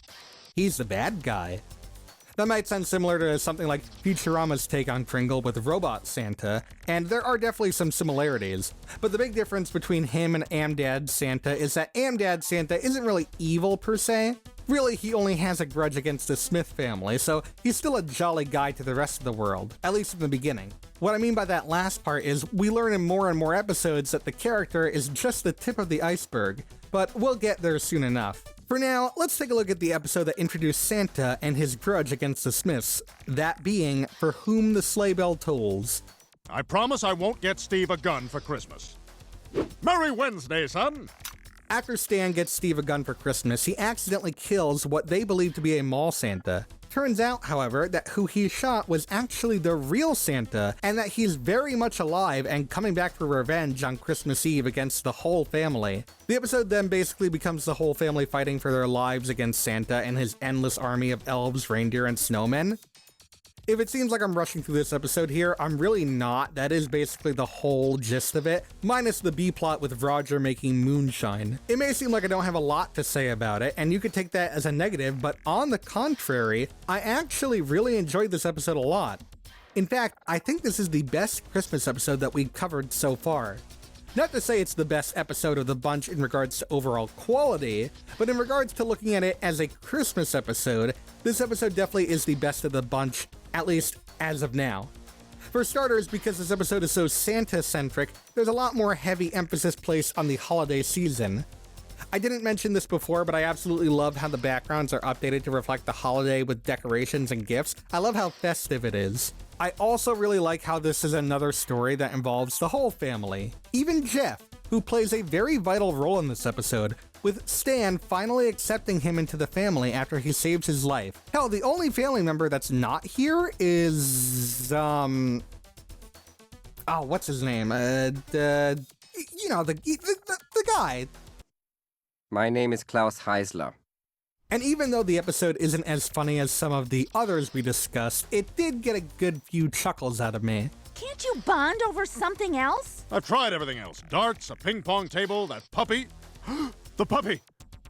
It's probably too late. Of course, the main portion of this episode is definitely the 5+ minute action fight set piece between the Smiths and the forces of the North Pole. I love everything about this scene. The Mountain Knight set piece, the Christmas-themed weapons, the amazing music, like holy shit, this all goes so hard! But I gotta say, I think the big thing that I really enjoy is American Dad's interpretation of Santa. It literally is just what you'd expect Santa to look like from a design perspective, but it works surprisingly well with the Santa's more ill intentions. As a result, certain actions this Santa does may seem normal Santa-type fare, but because of how we perceive him here and how foreboding he comes across as, it comes off a lot more menacing. Really great Christmas episode, and I'm especially glad that this was the start of an ongoing plot line and not just like a one-and-done episode. It makes the following Christmas episode something to really look forward to. You were lucky this year, Smith, but I'll be back next Christmas to kill you. Oh my God! It looks like we found our new Christmas tradition!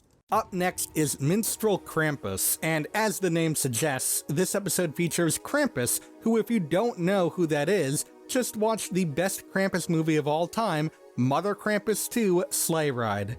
I really enjoy seeing Krampus pop up in different forms of media. He's an often overlooked yet important character within the Christmas mythos. If there's anything negative worth mentioning in this episode, I'd say it's a little strange that Steve just starts acting extremely rude and naughty towards his parents for like no reason whatsoever. It's not like we haven't seen him act this way before, but there was always like a catalyst of sorts that caused him to act like this. Here, though, he's just acting like a spoiled brat from the very beginning. Hey, bitch! Where's my Mickey Mouse towel? I'm sorry. I'll try harder. Honestly, though, if that's what was needed for the episode to play out the way it does, then by all means, it's totally worth it. Minstrel Krampus lives and dies with its namesake character, Krampus, played by Danny Glover, with his singing voice provided by the late great Charles Bradley. And they both pour in 110% with this character.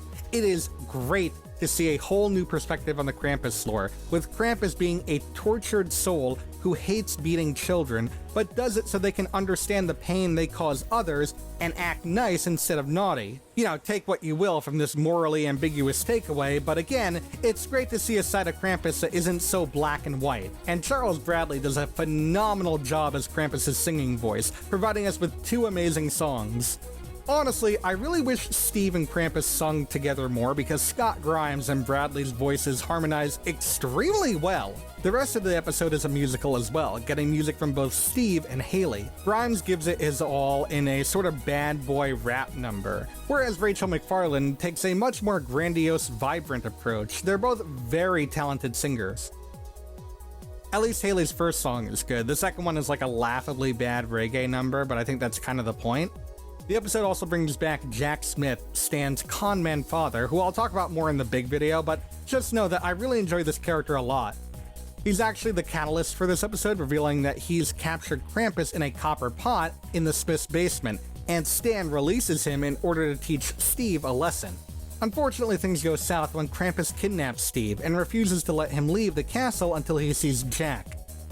Stan tries to get his father's help, but he quickly bails on him, which means there's only one other person who can help him: the man in red himself. After he and Roger get instantly captured in the North Pole, Stan is able to convince Santa to help him save his boy, with the caveat of helping him kill Krampus once and for all. They actually succeed in getting to Krampus' castle and killing Krampus, albeit Santa goes a little over the top, but not even a minute after, he turns on Stan. We had a deal. Yeah, well, I'm Santa. And maybe now even a dumbass like you can figure out that I'm the bad guy. Before he can kill him, though, Jack comes in at the last minute and sacrifices himself to save Stan. The episode ends with Krampus and Jack fusing together, so Jack is the new Krampus. If that sounds confusing, I feel very sorry for you with what's coming up. Another great Christmas episode. This one isn't too funny all things considered, but it does have some great visual gags, like the inconsistent ice wall height. And it makes up for it by being one of the best musical episodes of the show to date, alongside continuing to add new perspectives to characters that seem so black and white. You really love to see it. You better be good, boys and girls, or I'll beat you until blood's coming from your ears and your eyes and your mouth. Merry Christmas! And from your ass. 90 North, 0 West is the next episode in the Santa arc. First of all, let me just say that this is aesthetically gorgeous. The Smith household in the beginning is completely decked out with Christmas decorations and a nice warm glow. Santa's workshop looks magical from the exterior, but once we see the interior, it's a lot darker and more foreboding. I love it. Unlike the previous episode, right from the get-go, you know that Santa is going to play a major role in this episode, and even the Smith family knows this, as they decide to forego Christmas entirely due to bad experiences. Steve, however, is upset that he won't be able to celebrate the splendor of Christmas, so he sneaks out and goes to the Christmas train village, which turns out to actually be a front where Santa literally kidnaps children, sends them to the North Pole, and has them mine for rare stones until they're completely exhausted of energy. Ha! It'll take more than 2 elves to... Actually, 2 seems like overkill. So in contrary to how Santa was first introduced, just having him have like a personal gripe with the Smiths, here it's revealed that he's just full-blown evil, with the entire Christmas holiday just being a front for him being able to mine for said stones from an extremely well-known story.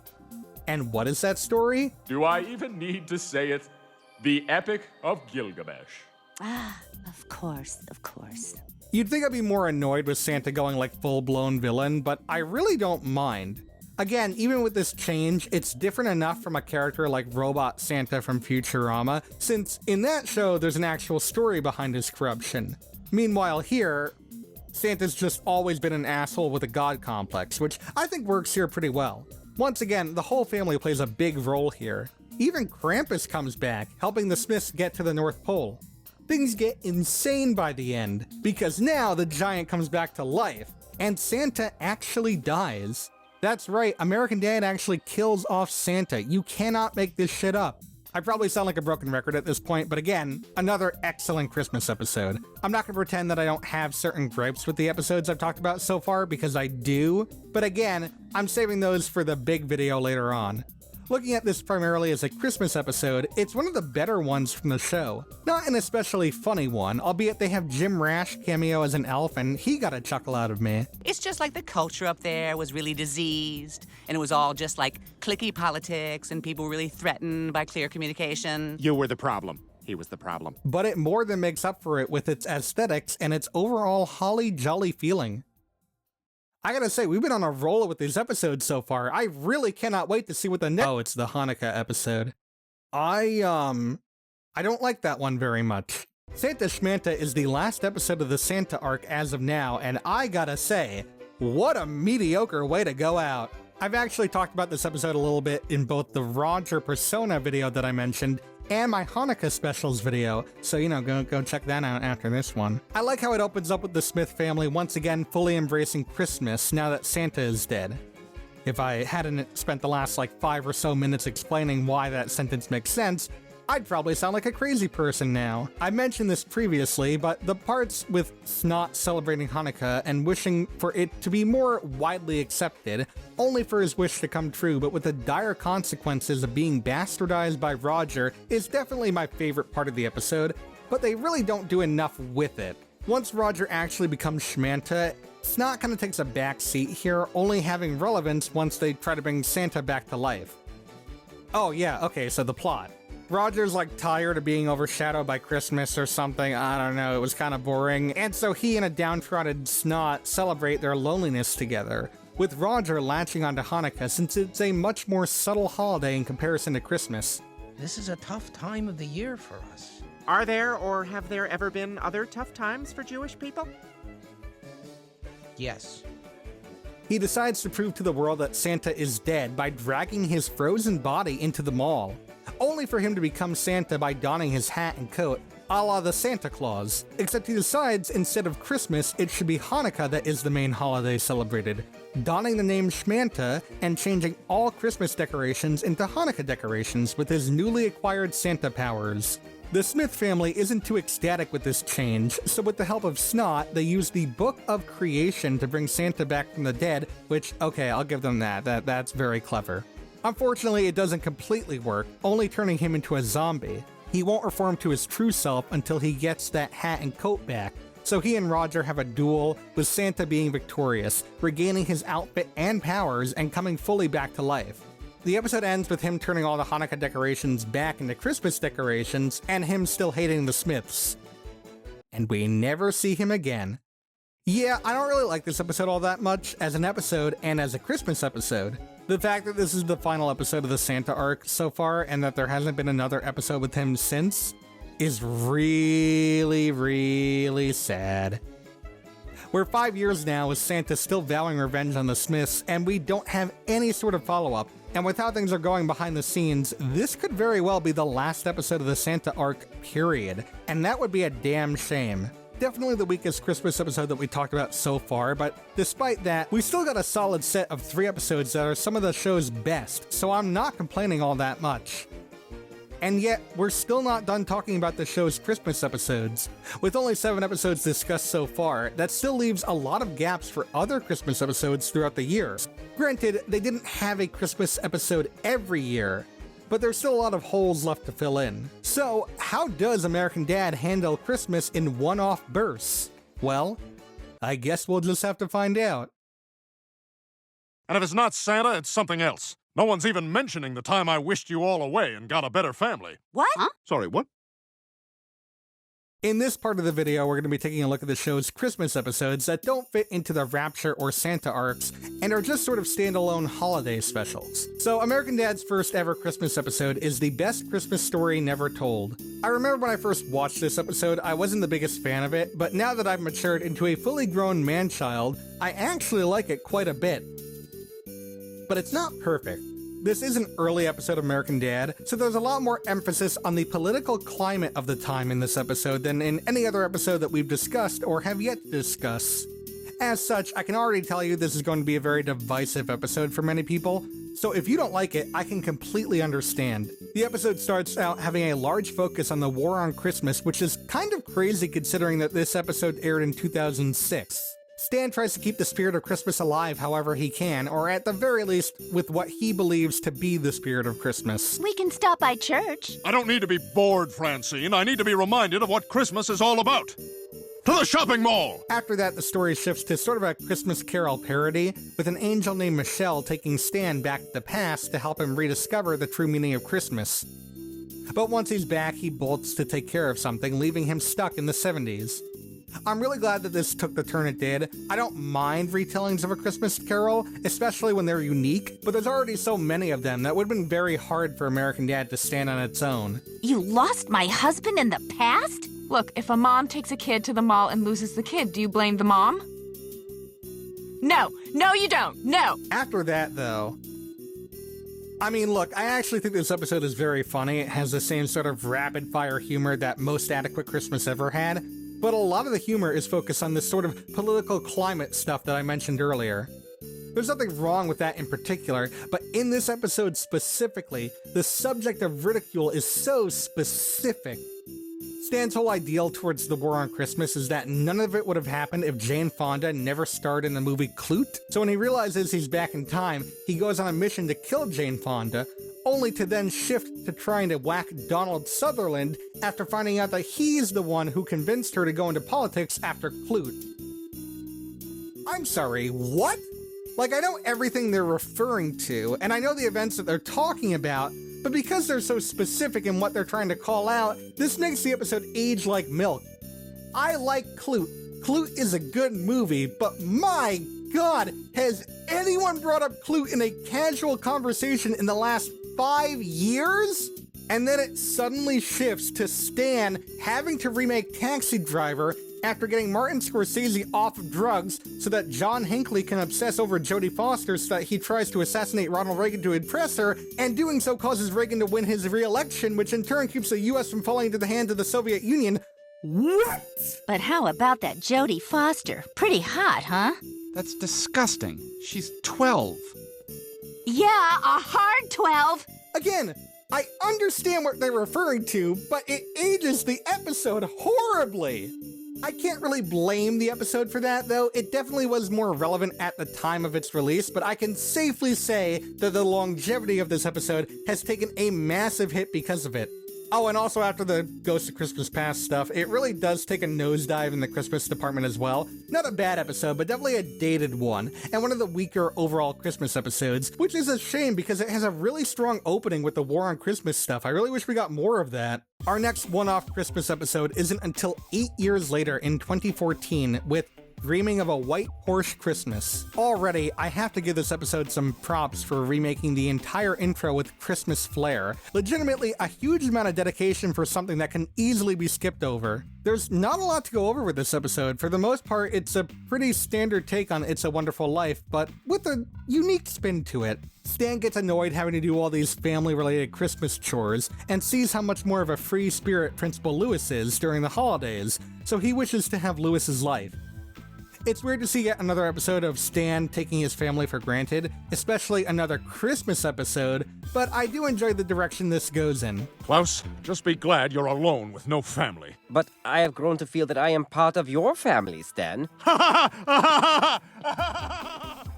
His wish gets granted, and now he's living his best bachelor life. Or so he thinks.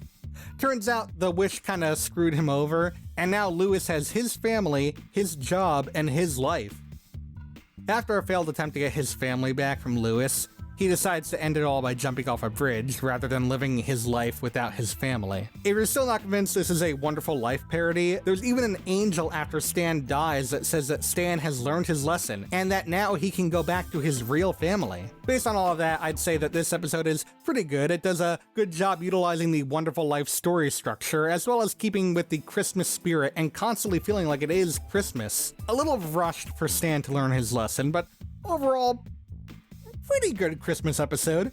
However, all of that is just the first part of this story, and what happens next elevates this episode from good to great. When he actually gets his family back from the angel, it turns out that the family that we know and love was actually a temporary family to teach Stan another lesson that got lost in the sands of time. Now, he's with his real, actual family with a perfect wife, daughter, and son. However, he's been stuck with the crappy family, as they're referred to, for so long that he considers that his real family, and now has to find a way to get back to them. This is such an amazing concept that I don't see talked about nearly as much as it should be. Here we have Stan with a family consisting of a jock son, a delightful young girl, a smart, lovely wife, and a non-German fish. Literally the perfect family that Stan has been trying to achieve for so long. But this isn't the family that he and we have grown to know and love, and have seen bond through thick and thin. He's willing to give up his perfect family just to be with the family that he loves, even if they're considered the worst family. And I love this so much. Great episode, and a really damn good Christmas episode at that. Admittedly, the last third carries it, and it does retread on very similar ground of Stan taking his family for granted, but it's able to put such a unique spin on it that it works out in the end. And in regards to the Christmas aesthetic, it stays consistently good the whole time. I'm just now realizing that up next is Gifted Me Liberty, and I'm now reading this unscripted because I'm not going to talk about this episode because it's not a Christmas episode. It takes place on Christmas, but only in like the very beginning and the very end. The rest of it's just like a normal episode. It didn't air during Christmas or even close to Christmas. It aired in June. Like if it aired in July, you can make the argument, oh, Christmas in July, you can count that. No. It aired in June, so it's not a Christmas episode. So yeah, I'm not going to talk about it. Sorry for all the ones of tens of Gifted Me Liberty fans out there. Sorry. Yuletide Repeat is extremely similar to the most adequate Christmas ever. It's yet another episode of Stan taking his family for granted, with him trying to have the most perfect Norman Rockwell Christmas ever, having his family abide by his Christmas rules and schedule, completely ignoring what they want to do. He takes his family to the Langley, an outdoor shopping mall, and after getting into a fight with them, it ends with his family, as well as all the other people at the event, dying in a big explosion, leaving Stan all alone for Christmas. This is where the episode's plot takes off as he opens a fortune cookie and is taken back to the Langley 5 minutes before the explosion. After everyone explodes again, he's sent back 5 minutes once more, effectively trapping him in a time loop. Now he has to figure out how to stop the explosion in the span of only 5 minutes so that he can save his family from a grisly end. And how do I feel about this Christmas episode? I adore it. In fact, I think it's my favorite Christmas episode we've talked about so far. First, we gotta talk about the Langley. I know I say this a lot, but my god, the animators and artists go hard when it comes to designing Christmas set pieces. This is gorgeous! I also gotta say, after seeing American Dad parody so many Christmas movies like It's a Wonderful Life and A Christmas Carol, it's really cool to see them take a non-Christmas movie with Edge of Tomorrow and add a Christmas spin to it. Because of that, it never feels like it forgets that it is indeed a Christmas episode. Alongside having a similar message to Most Adequate Christmas, I have to say that I'm also shocked that it has a very similar joke structure to the episode. It's very rare to see a modern Am-Dad episode with a sort of rapid-fire joke approach, and it feels like it hasn't aged a single day. It works surprisingly well here, and except for maybe like the Rapture episode, this one probably puts Stan through the most trauma, having to relive the same events over and over again, only to constantly fail to save his family. And then the one time he does succeed, it turns out he couldn't change their fate as they die in another arguably more grisly way. So he has to come to terms with that as he uses his last remaining loops to spend as much time with his family as possible doing what they want. And because of the circumstances, it definitely feels like the most earned lesson learned of all the times that they've done this. I don't actually have much else to say about Yuletide Repeat. An amazing Christmas episode, and again, I'd say probably, or you know what, yeah, definitely my favorite one so far. Yes, even better than any of the Rapture or Santa episodes, at least in regards to the Christmas aspect of it. And finally, we end off with this year's Christmas episode, The Grouch. Okay, I'm gonna level with you guys here. I'm already running behind on schedule with this video, and I wasn't even originally planning on covering this one since it literally just aired this past Monday at the time that I'm recording this. I decided to include it anyways, but I really don't have time to give it a long, thoughtful look from a Christmas perspective. The good news is, in that regard, I already don't have a lot to say, because, oh boy, does this one suck as a Christmas episode. Snot ranks the Smith family based on how hot they are, and Roger is the least hot in the ranking, which makes him feel extremely unconfident, just in time for his annual Christmas sex party, which ends so poorly for him that he decides to never have sex again and marry someone else who takes the same vow. Come 1 year later, and his wife is seen at the sex party without him, and this causes him to turn into a monster very similar in appearance to the Grinch, named the Grouch, and tries to ruin the sex party for everyone before he realizes what he's done, starts feeling confident again, and has sex again, turning him back to normal. And Stan makes a magazine. That's it. Admittedly, I do think that the Grouch stuff is pretty fun. Roger's Grouch design and expressions are extremely well done, and I really enjoy Klaus's totally original Not Stolen song. But like all that good stuff I mentioned happens in the last 6 minutes of the episode, so you're gonna have to excuse me if I don't think that it's a very good Christmas episode. In fact, you might say it's a very bad Christmas episode. Not including Gifted Me Liberty, because that episode is a lie, this is easily the worst Christmas episode of the entire show. Still better than Illumination's Grinch. And with that, we've now covered every single Christmas special the show has produced. With all the episodes that we've covered today, even with the few stinkers thrown in there, I think that this is a very solid showcase for some of the best Christmas episodes of, well, almost any show ever. It's not perfect, mind you, but the fact that American Dad has been able to deliver constant quality Christmas episodes for so many years, each bringing their own unique stories, twists, jokes, and visual flares, it makes me very happy just thinking about them all over again, and I'm very excited to talk about them again come next year. Hopefully. Oh god, please be done with this video by 2023. I'm so tired. I hope you all have a very happy holidays and a great new year. And I'll see you all very, very soon.